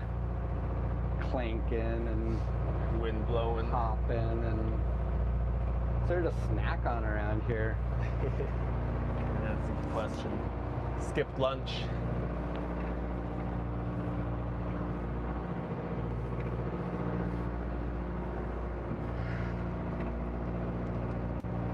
Well, get a nice rest here anyways. Like I said, we shut our generator off last night to try and save some fuel overnight since no reason to really have it on, but lots of noises we don't normally hear. Yeah, the bin boards rattle around in the hold, and that was pretty annoying. You can hear it pretty good, surprisingly. Yeah, and the ice in the hold was chunking around on the ceiling in there. Scratching around. Yeah, and then what else was there? The anchor line keeps you awake, The anchor popping. line popping and waves slapping the hull, but that doesn't usually bother me. Sometimes it wakes me up when I hear it pop, but not so much as that ice rubbing around down there. That was kind of like, ugh. But I know it's because it's just a little bit lower than the coaming. Usually it's a little bit at the coaming where the bubbles have disappeared. We could shoot a little more water in there. Yeah, we probably will. But I was expecting to fill that gap with fish last night.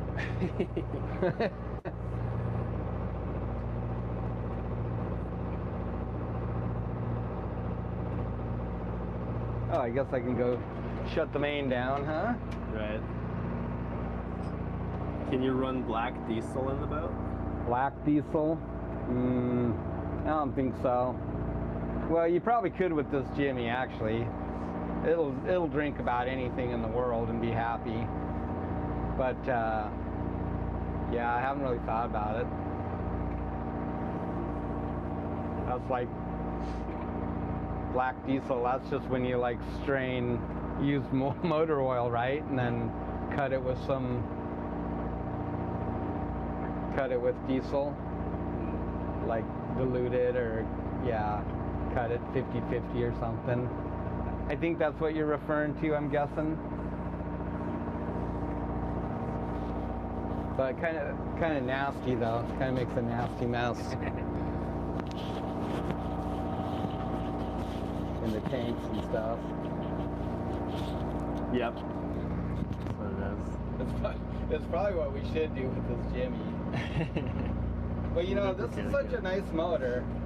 I mean, being a Jimmy and all, but it really is. Everybody's like always, you know, bashes them, but for some reason this thing is just a really, really clean motor. I mean, even if you go check the oil right now, it's not even dirty, and it's got some hours on it. Not anything excessive, but it's probably got 200 hours on it now, maybe a little more. Yeah, probably getting to be about that time. 250. I haven't put a single drop of oil in it since we changed the oil last time. I haven't added a single drop of you.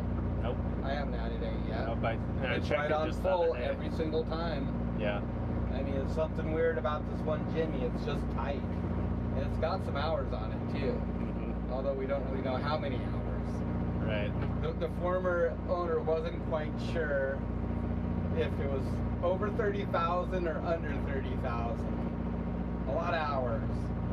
But yeah, for some reason it doesn't slobber oil everywhere. It's really clean. The boat is clean.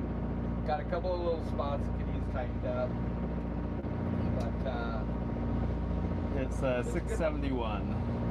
yeah, it's a good one. Yep. Pop. It's anchor line. Oh, we appreciate that, Anthony. Thank you. Yeah, we're looking forward to fishing some halibut.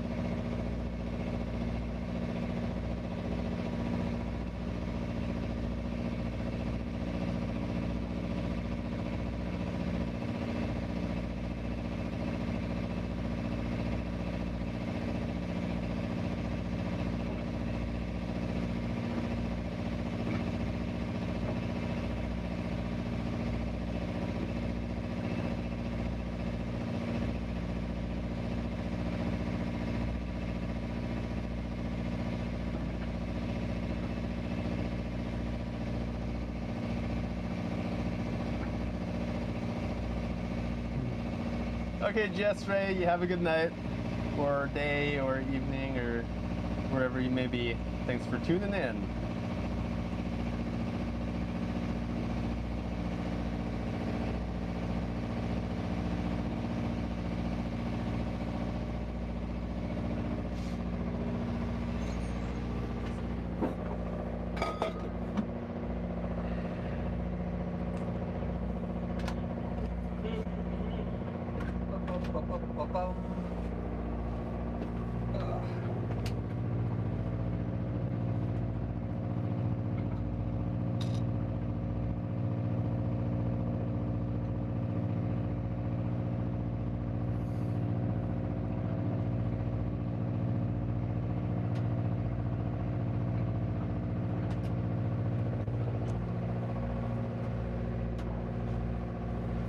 I don't see any bites, Dad. No bites. Darn it. They're not 9 fathoms.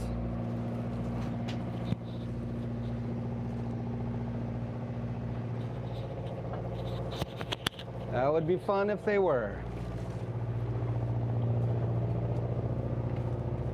Where's all the competition? They're Doing the hiding same too. thing? Yeah. Guys are out fishing then.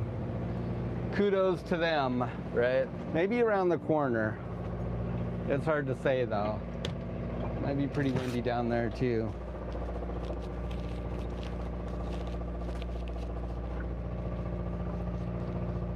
Just shooting right over the top of this hill right here, huh? Yeah. It feels a lot nicer right here. I know. Like it's gonna try and fool me is what it's gonna do. I'm gonna be like, oh yeah, it's laid down, it's pretty nice, and then Yeah. we'll go out there and drag anchor 4 times before I figure it out again. What I'm not- ingredients do we have available? I'm not falling for that trick, buddy. Yeah, no, that ain't happening. It's too late anyways. It's all right. I guess we still have like technically 4 hours that we could work, but We don't take many weather days. yeah. Sure don't. I always feel I'm gonna go guilty ahead when and we make do, but I'm gonna make a fish soup, Kathy. I think that's the dinner tonight. fish soup. Hey, maybe we will catch a fish here. Right out of our fish hold. Hey, what if we get a giant sculpin? Would you make soup out of it? You know, people keep asking if sculpin is good eating, and I've heard people have said they're good to eat. we've heard from a couple people say that they're good eating. I mean, they're just like any other ground fish.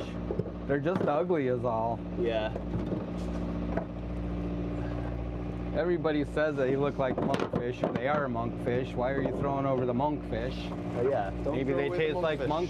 monkfish and we're missing out on a killer market. Oh, we can do a live catch, clean, and cook. Got us a giant Alaskan monkfish here. Butcher up one of these fish. Well, this vessel is quite comfy to relax on anyways, so we're all set up in here. You guys got a nice view of the ceiling. Let me tip you down a bit more. Yep, got our Starlink with our movies on it. Nice galley table.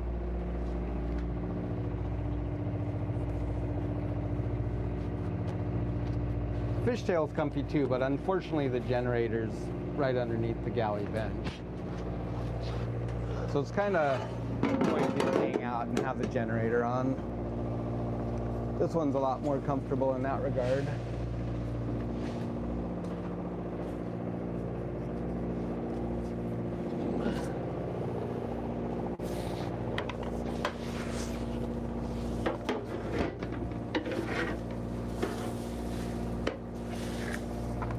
Yeah, I'd like to try monkfish one of these days.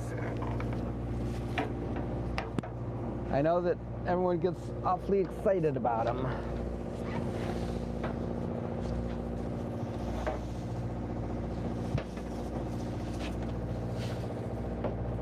Yeah, the ceiling is nice. It's we didn't get it all finished, but the area that we did, it did cut down a fair amount on the noise, probably about 2.5 to 3 decibels. And I know that if we get this cowling done right here, that'll help. Here's a pyrometer right here. If you pull that out of there, there's no insulation on the backside. The perfect size fish. Exhaust cowling right there. So when we get a chance, this is like built in. The bench is built in against this, but we're just gonna take our little what are they called? What's the little things called? The little saw that everybody loves now. Like for to cut right here. Oh, multi-tools. Yeah, multi-tool. Yeah, just take our multi-tool and cut this paneling right here. Then we can get that piece off and insulate behind there with some rock wool. And then the other side, that piece comes off, and you could tuck it in along the sides and the back. And that should really help out a lot. I think that'd make a huge difference right there in the sound. So that's a project for someday soon. Gonna show the people me butchering up this fish. Oh, you're gonna chop up that fish?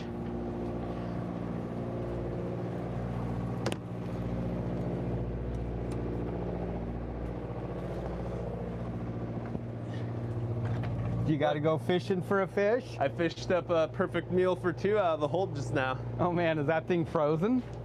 Not quite, but it's pretty firm. Nice.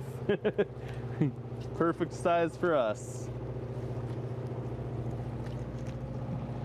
It was yesterday, so it's already in rigor. Otherwise, they're kind of weird when you cook them up super fresh. Yeah, the flesh like bunches up. Yeah, they'll shrink up a lot. I guess we can huck these other guys down, huh? Yeah. Seeing as how our day's over. Oop, left a little bit behind. Oh well. Nice and clean. I don't even see any worms in him. Yeah.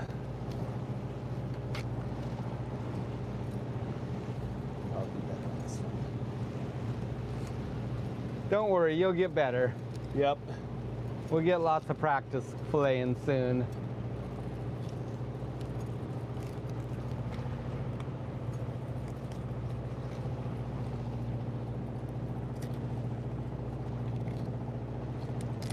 The guys that work in the plants, I tell you what, they can move some fish.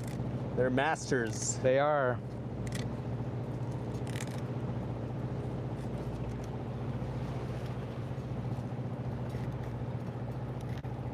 That was terrible. Don't look. Don't judge.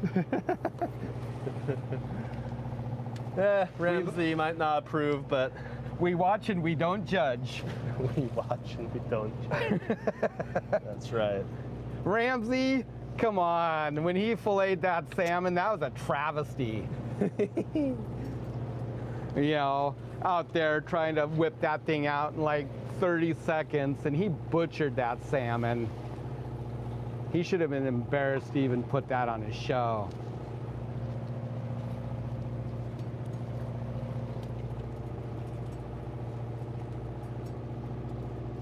Yes, if you're watching Chef Ramsay, I called you out on that. Yeah, knife's too sharp. Cut right through the skin. You need help, buddy.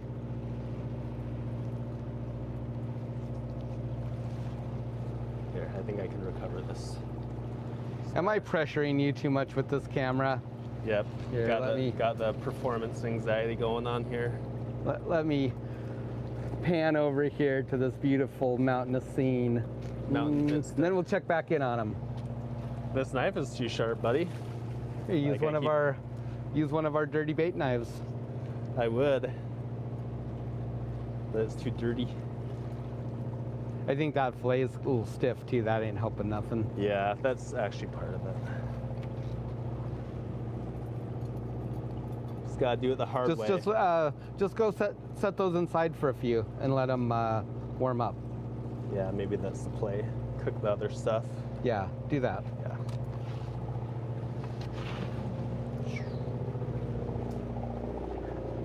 Then they'll be just fine. So that's a very beautiful little rock pinnacle right there. This is a nice spot to anchor up.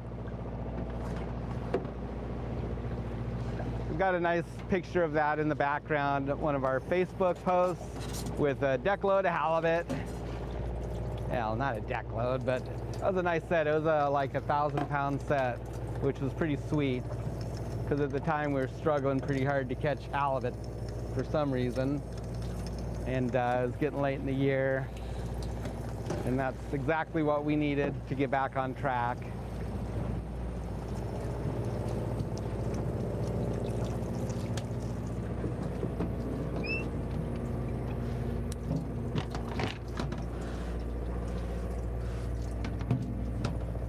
Whew, it's cold out there. Yeah, it is. Cooled off.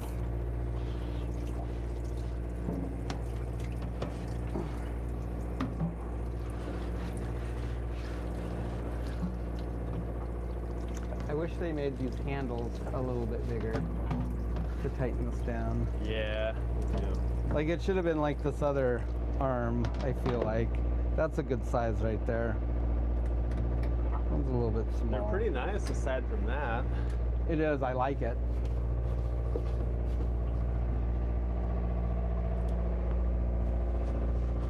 Yeah, once those warm up a bit.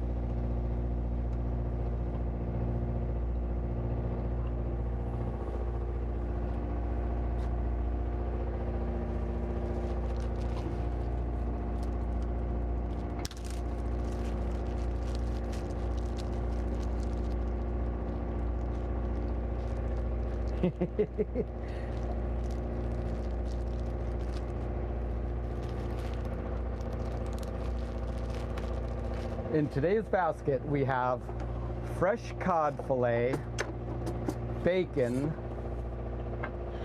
corn, and canned milk. Got 30 minutes on the clock. Time starts now.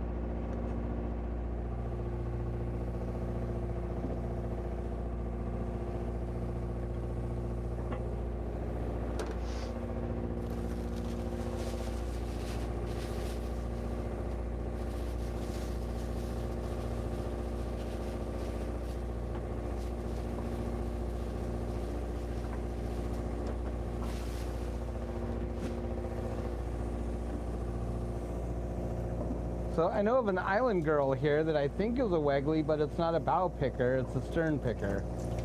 I wonder if it's the same one. It's Blue Hole.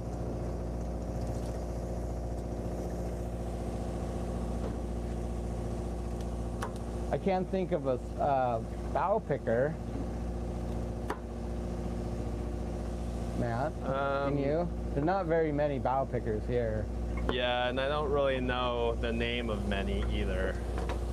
And that's Stevens Island Girl, right? Yeah.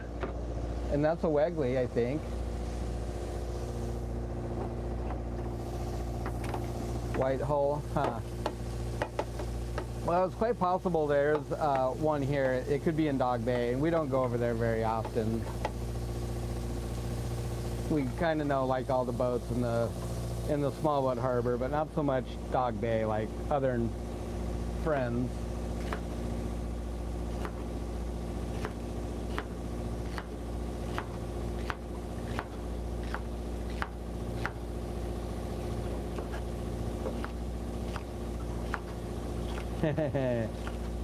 You know, those heads are supposed to be really good.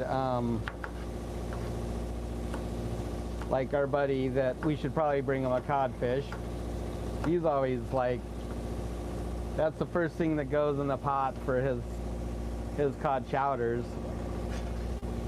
There's a lot of meat, a lot of flavor in there.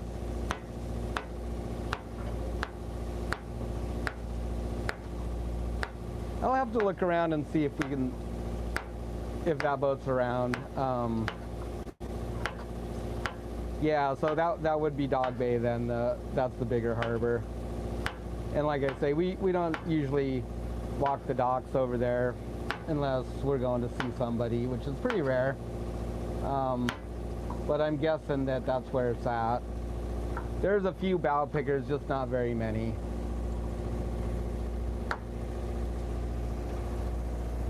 Mom and T went over there, but I don't think they made it to the small boats yet.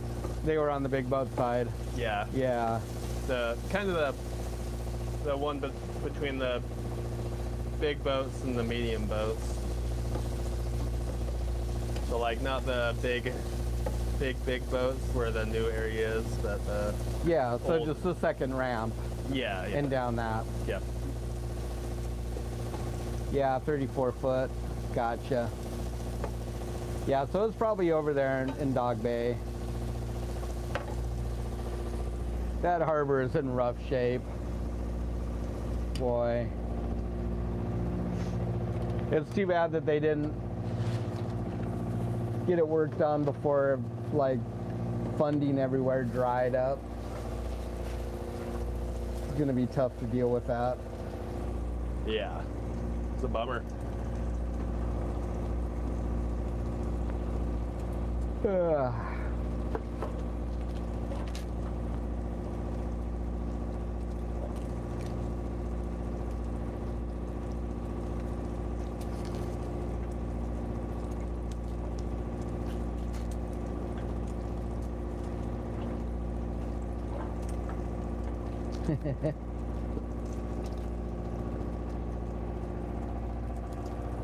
Ooh, that already smells good. Bacon.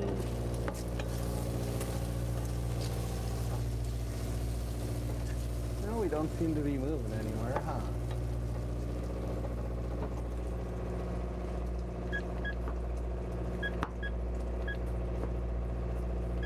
Set our anchor alarm now.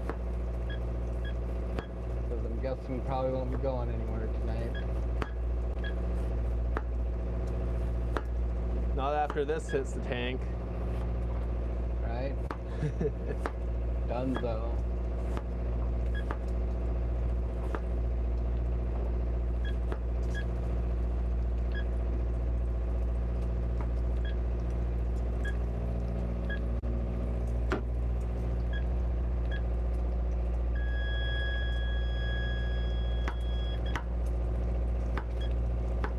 Don't worry. That's just me putting it on the wrong one.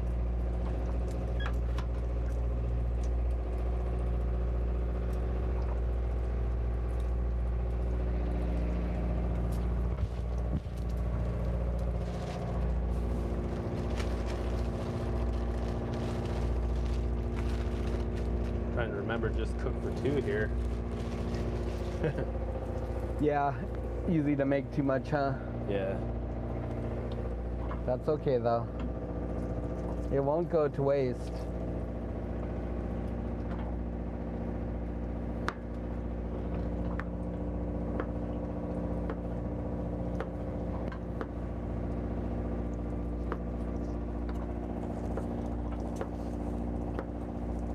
The anchor alarm, that's just our Fruno GPS is what we use, and it's just set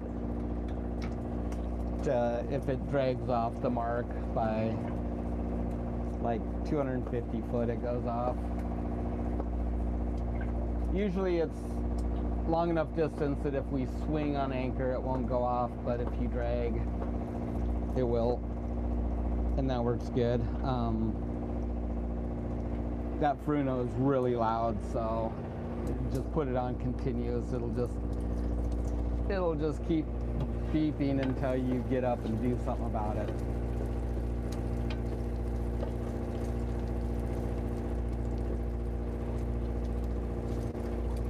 For me, what other jobs have I had in the past? I've fished all my life. But in the process of fishing and owning boats, we've learned a lot of things, a lot of different skills, I guess.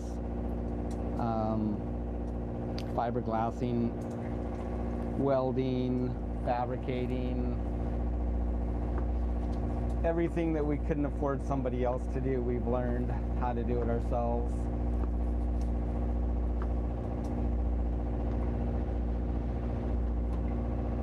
There's a gust. Yes. And so we just always just try and just teach ourselves the skills that we need to do jobs, and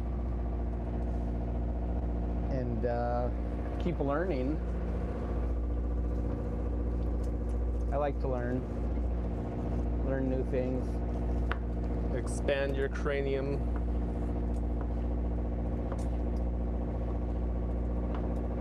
Pump some neurons. Yeah, probably just like in terms of like, you know, when cod fishing was slow for cod and stuff, and just during slow times of the year, we take on welding jobs for other guys, build fuel tanks, or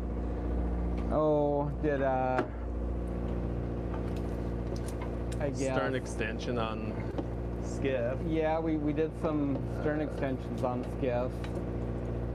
Several of them, I guess like 3 or 4. Yeah, you did like a little... So guys that had like inboards and wanted to put outboards on, and we went in there and built transom mounts for their boats. Did a couple of those, like 3 of those, I guess, or 4 of those. Just different jobs like that. Done like a couple of booms or... Yeah, we strung back stabilizer poles. a boom, built stabilizer poles for guys. So pretty much corrals. like... Yeah. All kinds of stuff, actually. Actually, yeah, right? Hydraulic tank. Hatch covers. Huh. Forgot about all the different things that we've done. Yeah, there's a lot. Funny how that just kind of fades. Yeah, so fabricating and welding, those are good skills to have. All the bulwarks and everything on here, we've done all that. Not like the stabilizer poles we modified, but the poles themselves are pretty original, but we added stuff up in the mast for like our sodiums, the mounts for that. All the bulwarks on here, we did.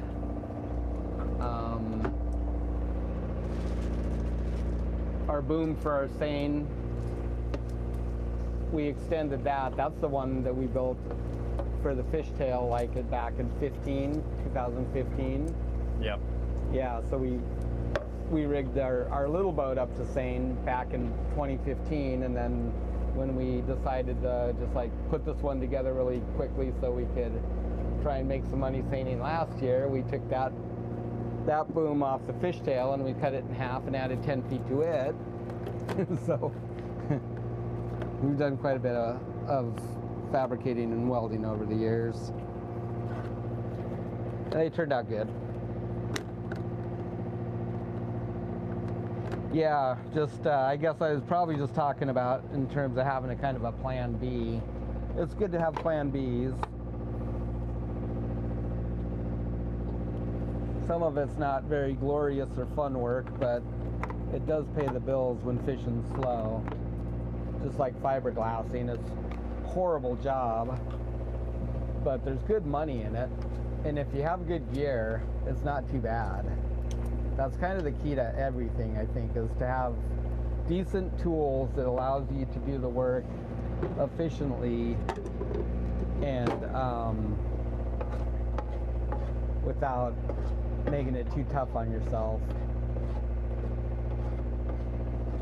We know guys that fiberglass, they don't even wear masks and stuff, and it's we see ridiculous. it all the time on YouTube too. It's I know. I don't know how anybody. The weird thing that. is that some of these people have done this stuff like their whole lives, and personally, I don't know how you can do it. If I get exposed to fiberglass fumes, polyester fumes, I get a headache in about 2 minutes, like a bad headache, and so that's one way that I know that my gear is working good. If my respirator needs new cartridges, I'm gonna know it like in a minute and put new cartridges in it. So stuff like that, it's important to protect yourself. See a lot of people on YouTube do the same thing. They don't wear good ear protection or eye protection, and you know what? Once that stuff's gone, you don't get it back. So it's kind of foolish not to put in earplugs or to put on glasses, or to wear a respirator. Yep, true that. You don't need to be macho, because macho doesn't bring your eyesight or your hearing back.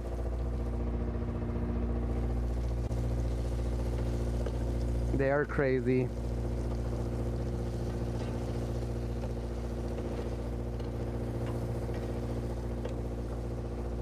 Oh yeah, COVID.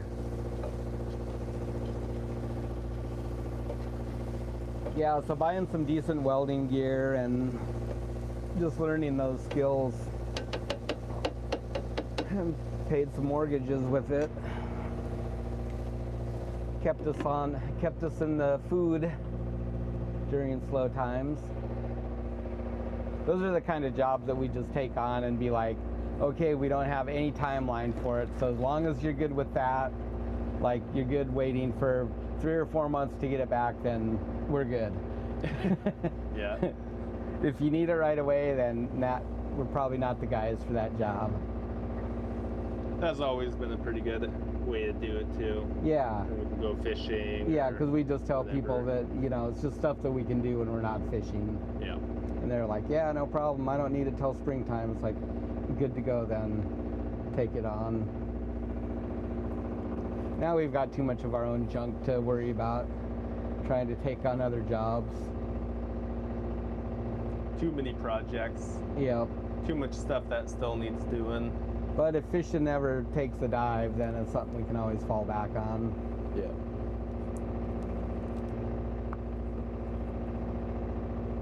Learned a lot about fiberglassing on this one. We're actually, I guess, the fishtail, we did a lot of fiberglass work on there. So it was pretty easy to go into this project. Yeah. But boy, it was on quite a grand scale. Everything turned out good.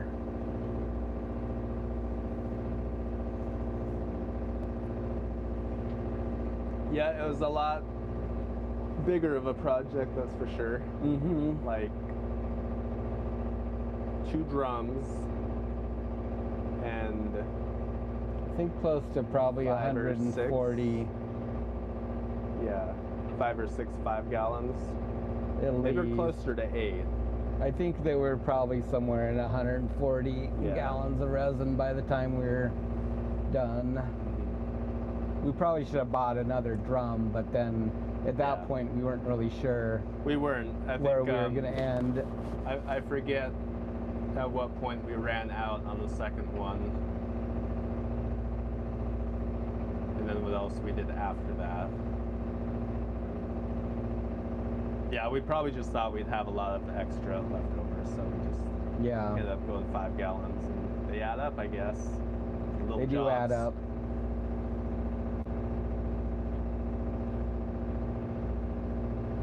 Mom says Dad was a carpenter and a roofer too. Oh yeah, yeah. A million years ago. I'm still a carpenter. Oh, thanks, Anthony. Yeah, we're really happy with how the deck turned out.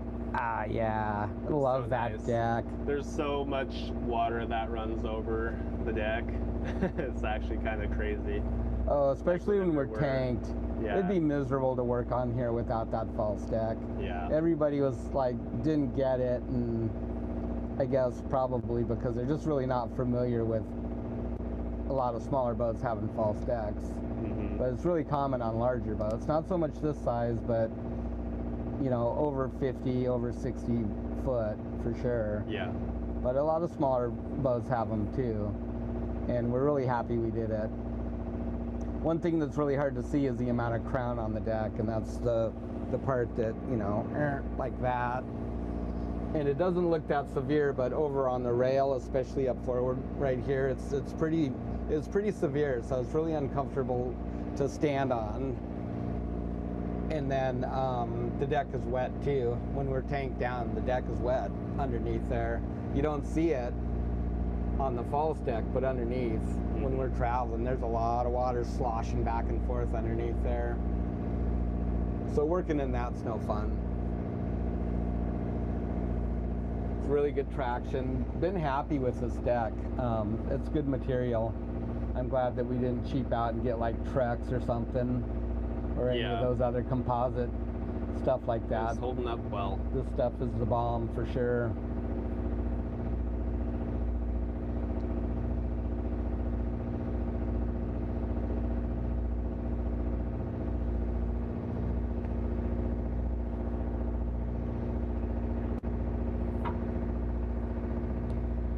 Pipe fitting, that's a good job to have. That's a solid trade, and they always seems to be a demand for that, I think. Pipe fitters, welders, really any of the trades. It's pretty hard to go wrong if you get experience in any of the trades. I think you're in pretty good shape, especially nowadays. It's even, those jobs are super in demand.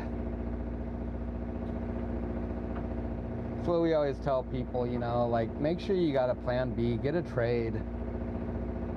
And if you always have something to fall back on, you're in much better shape. You can weather a lot more storms that way. As a fisherman, like, fishing is it's a tough business to be in. It's easy to have a bad season or two and get in trouble, but if you've got a trade you can fall back on, then it makes life a lot easier.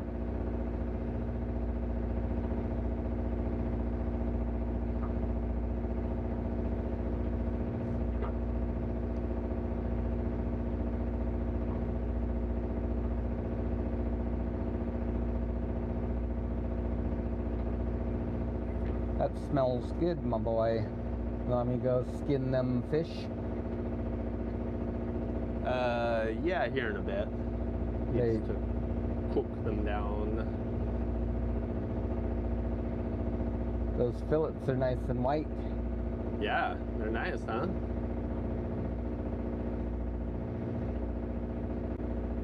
I'd like to get some Atlantic cod one of these days. Compare them? Yeah. If we ever go back east, it's going to be a must. Yeah.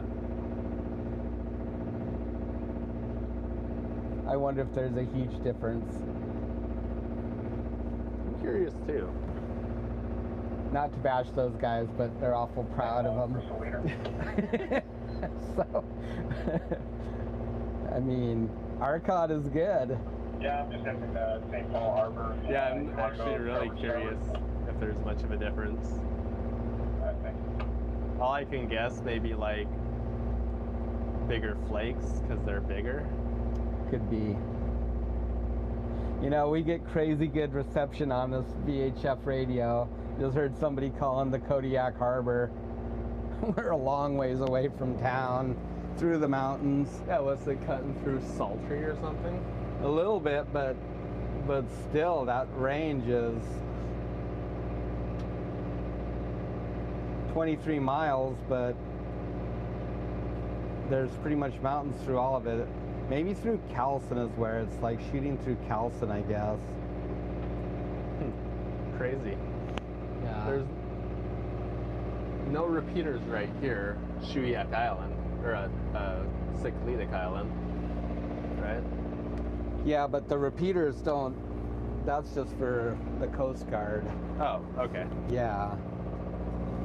Like it doesn't really repeat regular Yeah, right. traffic. Did you just have a tidbit No. of bacon? I didn't. I saw that.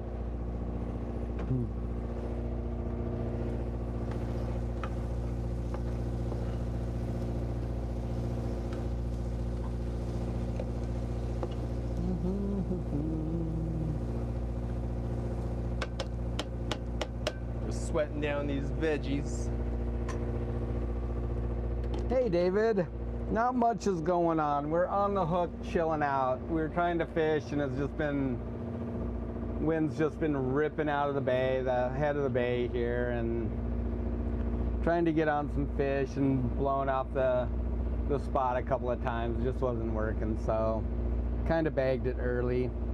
Picked up a few this morning, but now we're just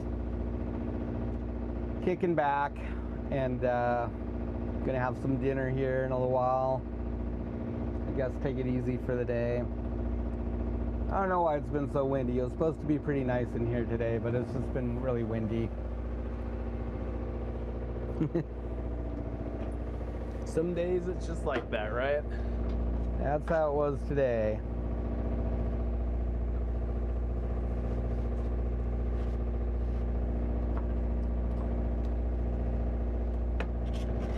Skin it to win it.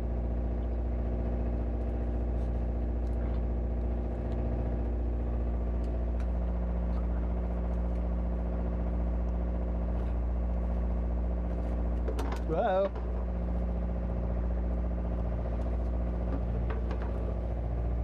It's your angle.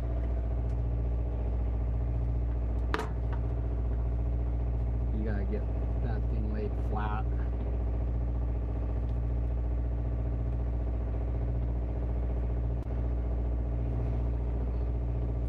Recovery here. There you go.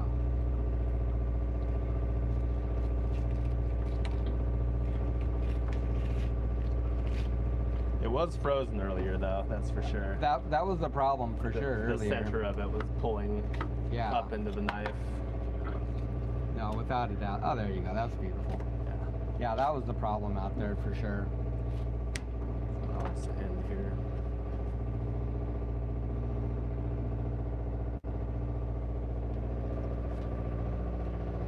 Oh, what's this, bacon? He's stealing all the bacon. That's a measured amount. 3 strips, exactly.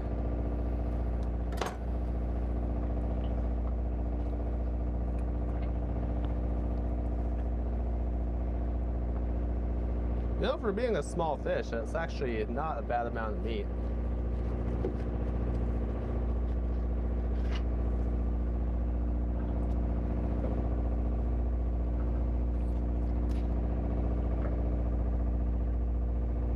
Make a nice sandwich.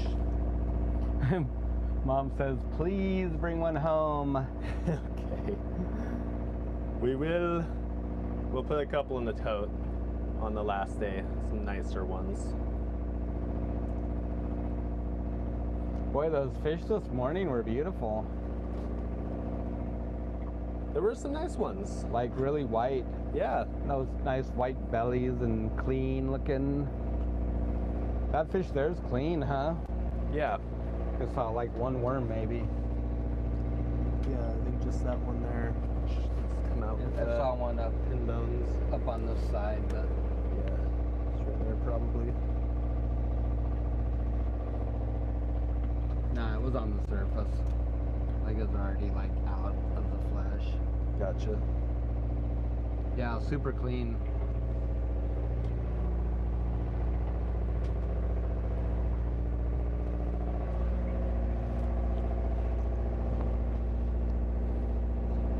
Mom loves her cod. She does love cod. Fresh cod.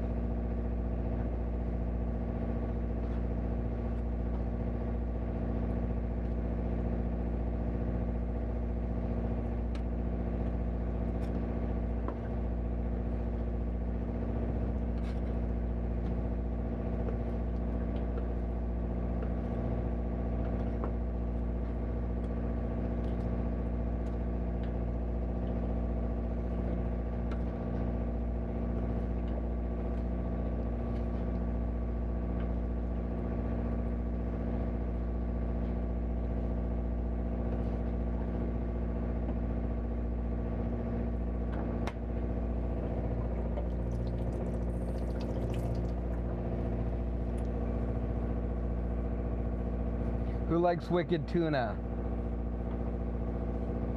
Who does? Yeah. Here? No, just in the, Oh, asking chat? yeah, in the chat.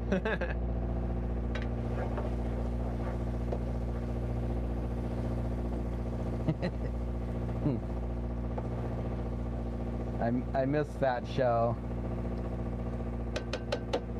I guess they canceled it, but that was fun to watch.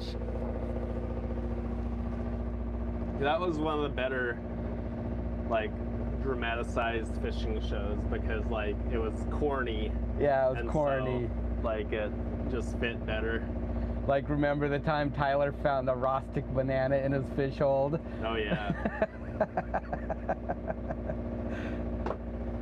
Yeah, no, that show is hilarious. Pretty cool to see him pull up those tuna also. Mm-hmm.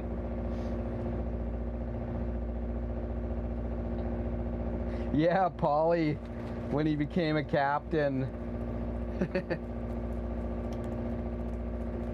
That was a great one too. Yeah, Matt said that they canceled it. It's too bad too, because that was actually a pretty darn good show. Yeah, I'm not sure why. I didn't actually read up on it. It's just that saw that was. I think probably, well, I like Paulie a lot, but probably Marciano is like my fave guy. At least, you know, the all time. And then once Paulie became a captain, I was pretty stoked for him too. Yeah. I think he got a lot of tough knocks in life. Right. Trade you out here. Yeah, Deadliest Catch is still on. It's just so bad now too, it seems like.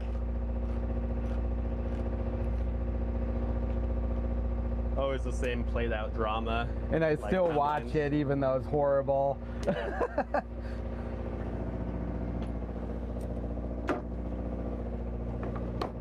The tragic story behind Jake on Deadliest Catch.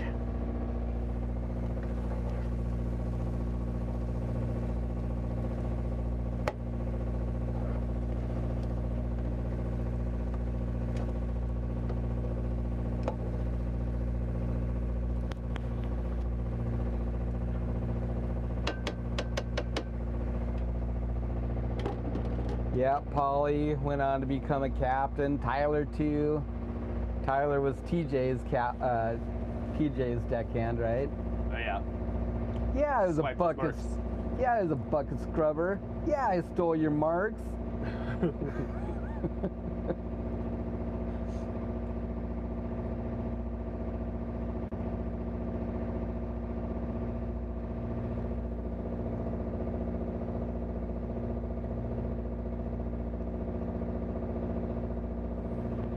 I think those guys got another boat too, Marciano, a new boat. That time they came down to the pier and it was underwater. Hard luck or hard merch.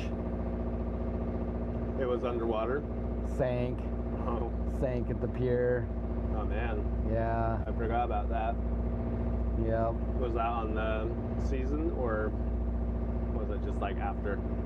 I don't know if it was on the season or not.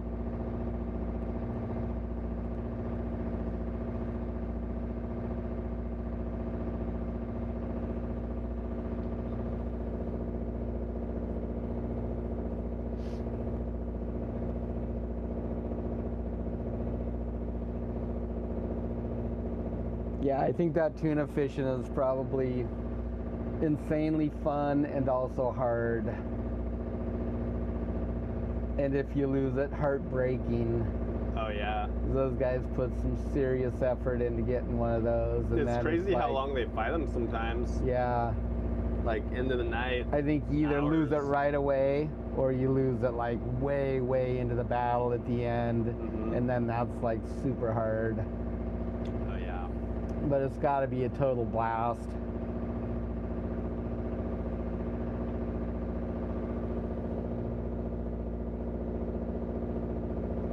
Did they end up refloating it and rebuilt it though, I think, right? The hard merch? I think so. I assume so because it was still in service. Yeah.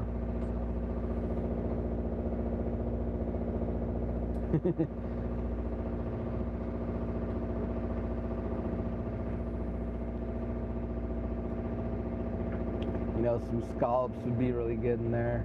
Mm-hmm. Gonna have to get our dredge built. Haven't had scallops for a while. not counting a couple we caught in the long line. Yep.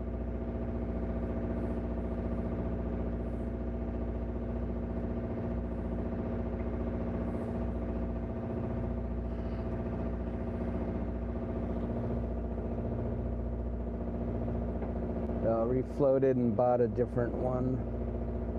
Anthony said he got a new boat too. Oh yeah. Rustic banana.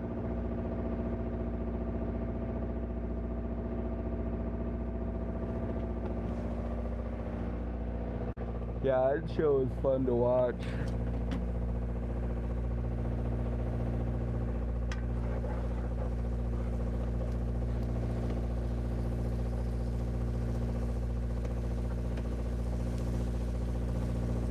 That smells good, buddy.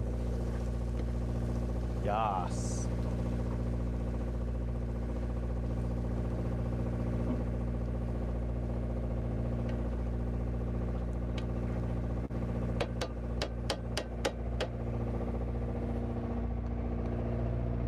Just cooking this out until these potatoes are done. Usually I'd leave them on the stove and just let finish cooking through just through the heat, but we're hungry, so just skipping that step. So wasn't it because it brought the fruit flies onto the boat? What? Why bananas bad luck on a boat? Oh. Tell me, I'm not sure. I might not have the right story.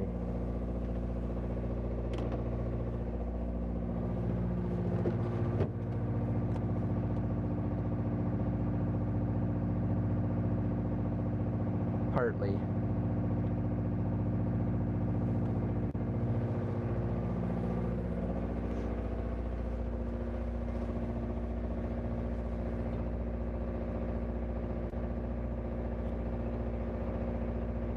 We always have bananas on our boat.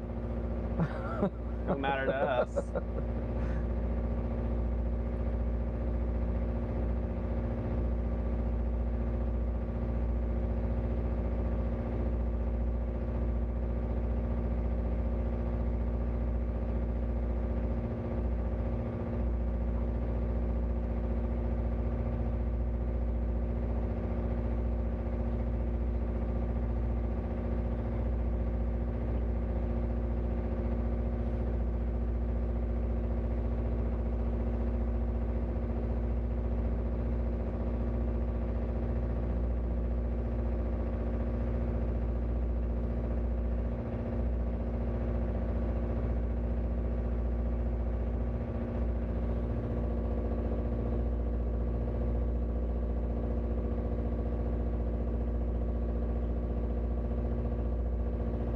Yeah, that would make sense.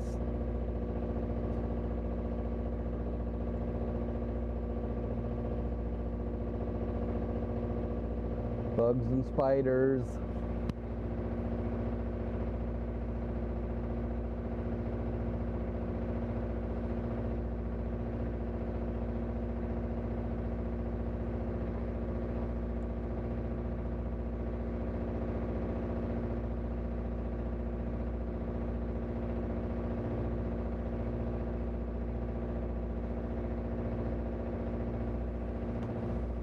But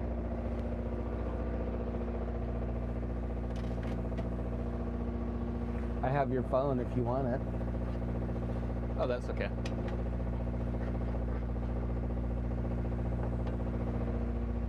I just got a can of evaporated milk and a can of corn. Pour the juices in. Gives the chowder a nice sweetness.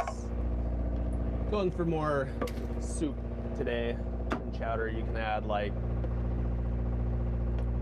in some flour before you pour those in if you want it thicker like a chowder.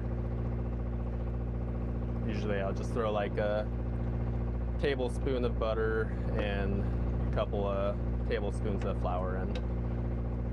You can always just make extra and the next day it'll be chowder anyways. Yeah, usually it thickens up. Depends how long you cook potatoes for. Right. they're a little bit on the soft side, then that starts to thicken it up. Yep. So let those come back up to temp. Throw your bacon bits in. I didn't bother draining off the bacon grease because I cooked the vegetables in it. We don't have a portable generator on here. We have one at home, but not on here. If it went down, we'd survive. We can run our nav program off an inverter. We just plug it into that and run it off the inverter, and that's all we really need.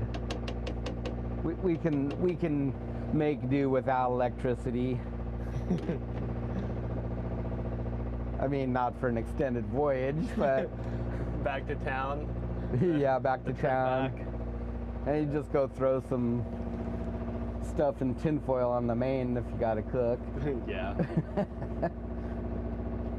We do have an oil stove on here. We just haven't hooked it up.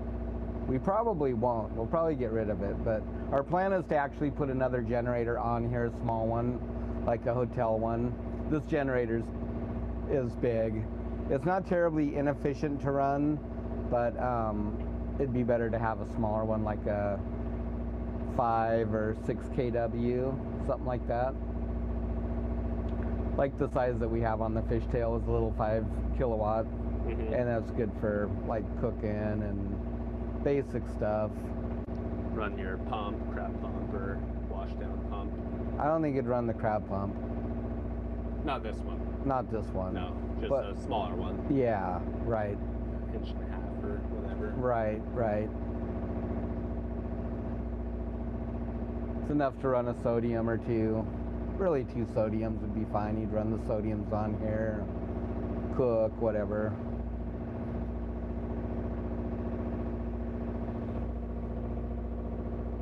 Yeah, we had a Honda on board the fishtail for many years. Yeah, we did. We had a little Honda 2000 on there forever. Before we got our Northern Lights. The Northern Lights on the fishtail was actually given to us from a friend. He had it on his boat and he didn't want it, so he traded it to us for just a little bit of fiberglass work. And at the time, the deal was that it wasn't working. The generator didn't work. It ran, but it wasn't making power. So it turns out it just needed to flash. The generator head just lost its magnetism, and it wouldn't excite, and it was really easy to fix. It was weird how easy it was. Yeah, and it actually happened to us later on. Yeah, who turned you onto that? Just the guy at the Lights, or? No, I Googled it, and it was right there that they can lose their magnetism and then they won't excite. But when we tried to do it, it didn't work originally. That's right, yeah. And then I called up the tech at Northern Lights, and he's like, yeah, just fire that thing up, and did he say put 110 on it? I think he did. Is that what it was? Yeah. Either that or we did it without it running is maybe what it was. Yeah, I think that's what it was. Yeah, so he said run it, get it fired up, and then try exciting it, and it worked just like instantly. So that was pretty sweet. That was a good score. Yeah, that's been a good little generator too. Yeah, so that's just an oil stove across from that. So what model is that? Is that the Bristol? What's on the fishtail? A bearing? We have a bearing on the fishtail, right? No. No placard on it. Yeah. I'm pretty sure that's a bearing on the fishtail. So this is the model up from that. But it's not hooked up. I don't know, because we're idiots. It got all disconnected when we did it, all our boat work, and we just haven't reconnected it. It's like 1/3 reconnected. There's right. a fuel pump down below that's almost hooked up. The wiring is run but not hooked up. Yeah, like we could probably just run a piece of fuel hose up here and hook it up and have it going in 10 minutes. Now that winter's over, we'll probably get around to it. Yeah, the fan's not hooked up either on it, so. Yeah. Okay, I just added the fish in, came up to boil, and you just add the fish in, stir it in, cover it back up, wait for it to come back up to boil, and then turn it off for like 5 minutes, let it finish cooking. Yeah, so that sometimes that's all that's going on with generators. If like the rotor stator hasn't like shorted out and burned up, a lot of times that's what happens. If they sit too long, if they sit for a long time, they can lose their magnetism on. I guess it'd be on the rotor, I'm guessing. I'm not exactly sure which one it is. I think it's the rotor. And they won't excite and they won't produce power. And so even on our little one, I think that we had to excuse me, we had to excite it again, right? Didn't we once? Yeah, One time. We've done it a couple times. Yeah.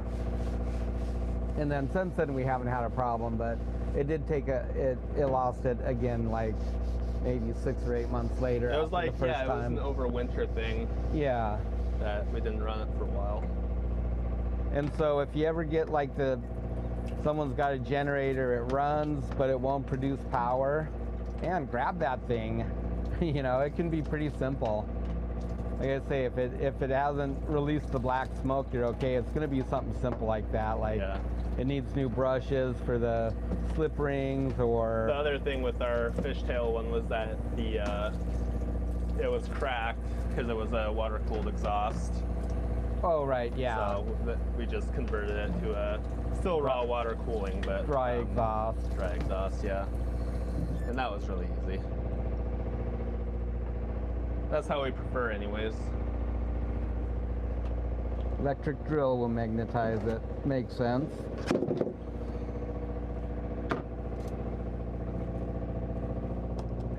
So on the Northern Lights, they actually have a process to do it where I forget if you disconnect the voltage regulator, or you come off one of those wires from the voltage regulator. I'd have to look, but there is a procedure to actually do it, and that you want to follow, because otherwise you can damage the voltage regulator.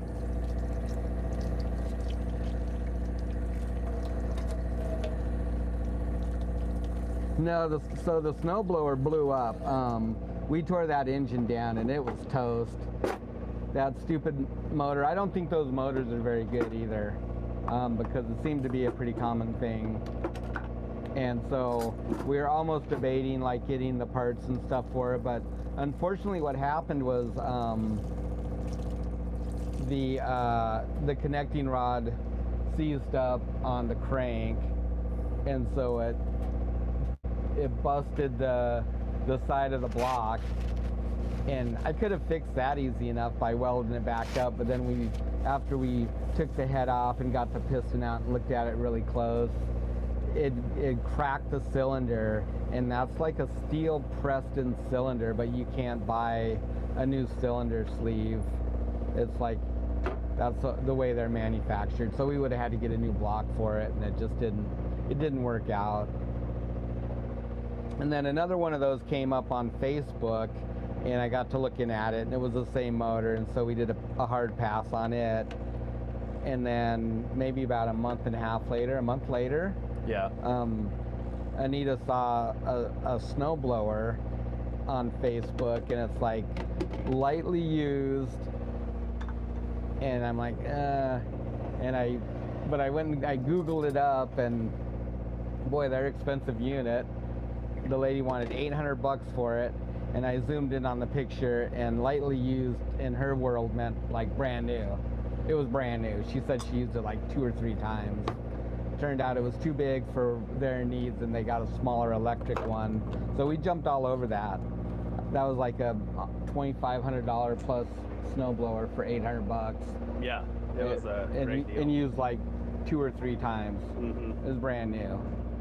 Score. Yeah, super duper score. So Glad Mom had her eye out for it. So in a way, it did work out. So we got a nice snowblower now. And it was pretty sweet too, because like shoveling our driveway is a drag. That thing is long and it's steep, and if the snow's wet, it trashes you. Yep, so Mom scored on that one.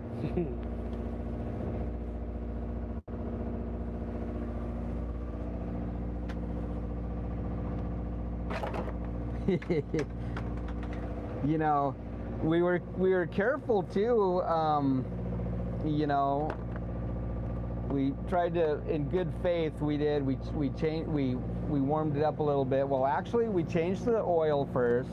It was a little bit murky, and so we changed the oil, and then I think we fired it up for just a minute and changed it again, and then even flushed it with diesel, and we put fresh oil in it again, and it looked clean. But after we ran it, it didn't look clean anymore after it blew up. Yeah, it was back to that dark, yeah, rusty, dirty. So there was either a bunch of nasty rust packed in somewhere, or likely that crank had already been damaged, or that connecting rod. So the connecting rod is just aluminum with no actual bearing surface on it, and then onto the crank.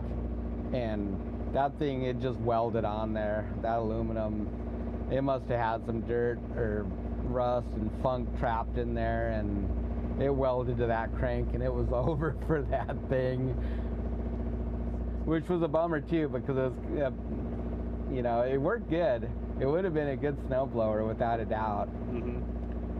And it was tempting to, you know, rebuild that motor and stuff, but I don't know if that those Tecumsehs have a very good, I might have to do some more research on it, but I don't think they have a very good reputation.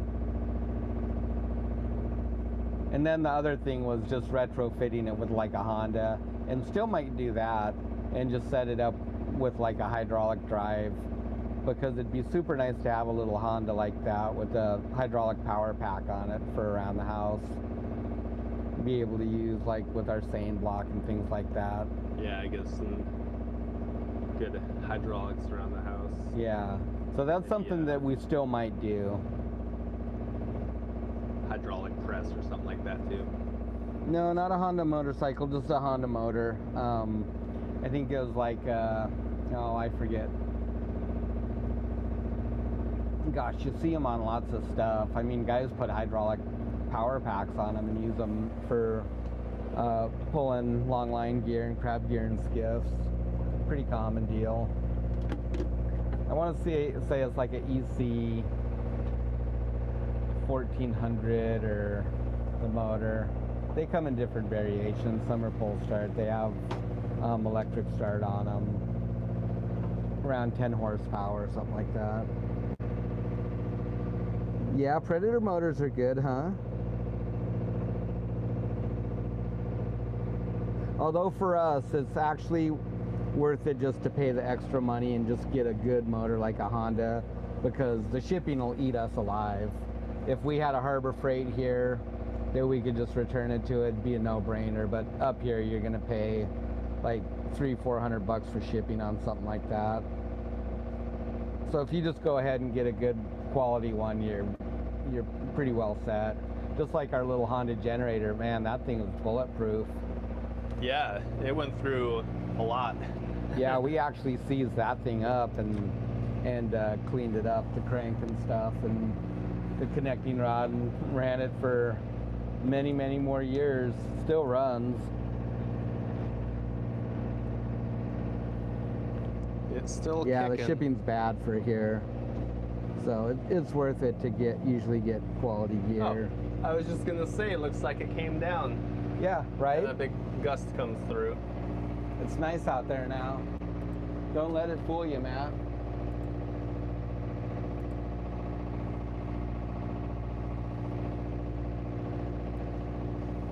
We've been suckered by the weather before like that. Oh yeah. many a time.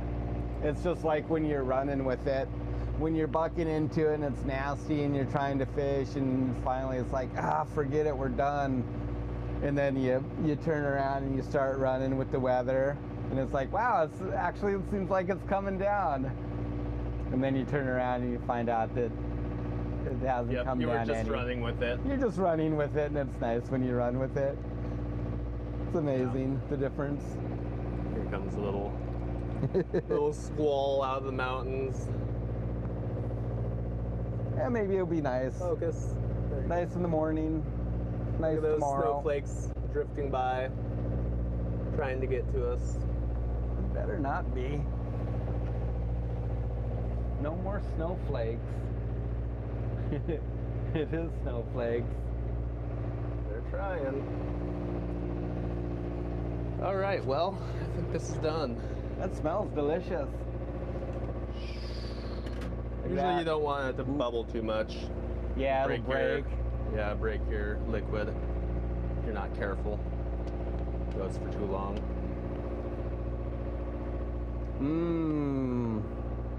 Just leave your cod chunks fairly big because they break apart really easily. When you stir it, you see kind of just flake apart. So I usually just cut them big, like I don't know, ping pong ball size, and that helps in keeping them together. This time I think I cut them too small though, just a few of them. Or that cod fillet was just kind of thin because it's a little fish. Yeah, I'm not sure about those Tecumsehs either, straw carpenter. That's the first time that we ever dealt with one, and I don't know. It seemed like there's quite a few of them on eBay and stuff. I didn't really read anything good about that particular model, about it lasting good.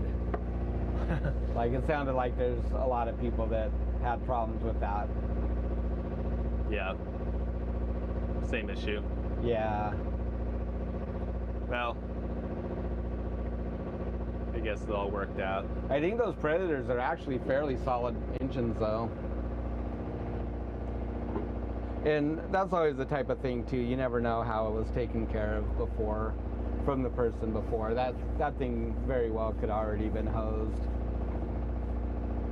Like ran with, bad oil or water in the oil or whatever. The machine itself was pretty old too. Oh yeah. It was like 94 or something like that. Yeah, it was an old machine. And I don't know how much they used it at the airstrip, but it had been stored inside. But it was pretty rusty for But being then it was stored outside. inside. Yeah. So Anyway. take that one with a grain of salt. Yeah. That's like the guy that says, his outboard's for sale and always well kept and taken care of and Didn't run it hard. Never run it hard. Outboard. You never always run your outboards hard. What do you mean? never You trust gotta a go fast. fisherman. Alrighty, well, I think it's about time to wrap it up, buddy. All right, guys. Turn well, on thanks for TV joining shows, us. Eat some dinner. It's nice hanging out with you. Sorry we didn't get more fishing in. Yep, tomorrow I think we'll do another live stream, so. Cool. Eat right. You guys all have a good evening, and like Dad said, thanks for hanging out with us. Yep, we'll see you again tomorrow. I don't know what time. Yep, we'll probably just fire it up at some point, maybe around noon or something. Yep. Maybe in the morning. We'll see. Maybe in the morning. If it's nice in the morning. Yeah, maybe in the morning. So, all right. We'll see you guys then. See you later.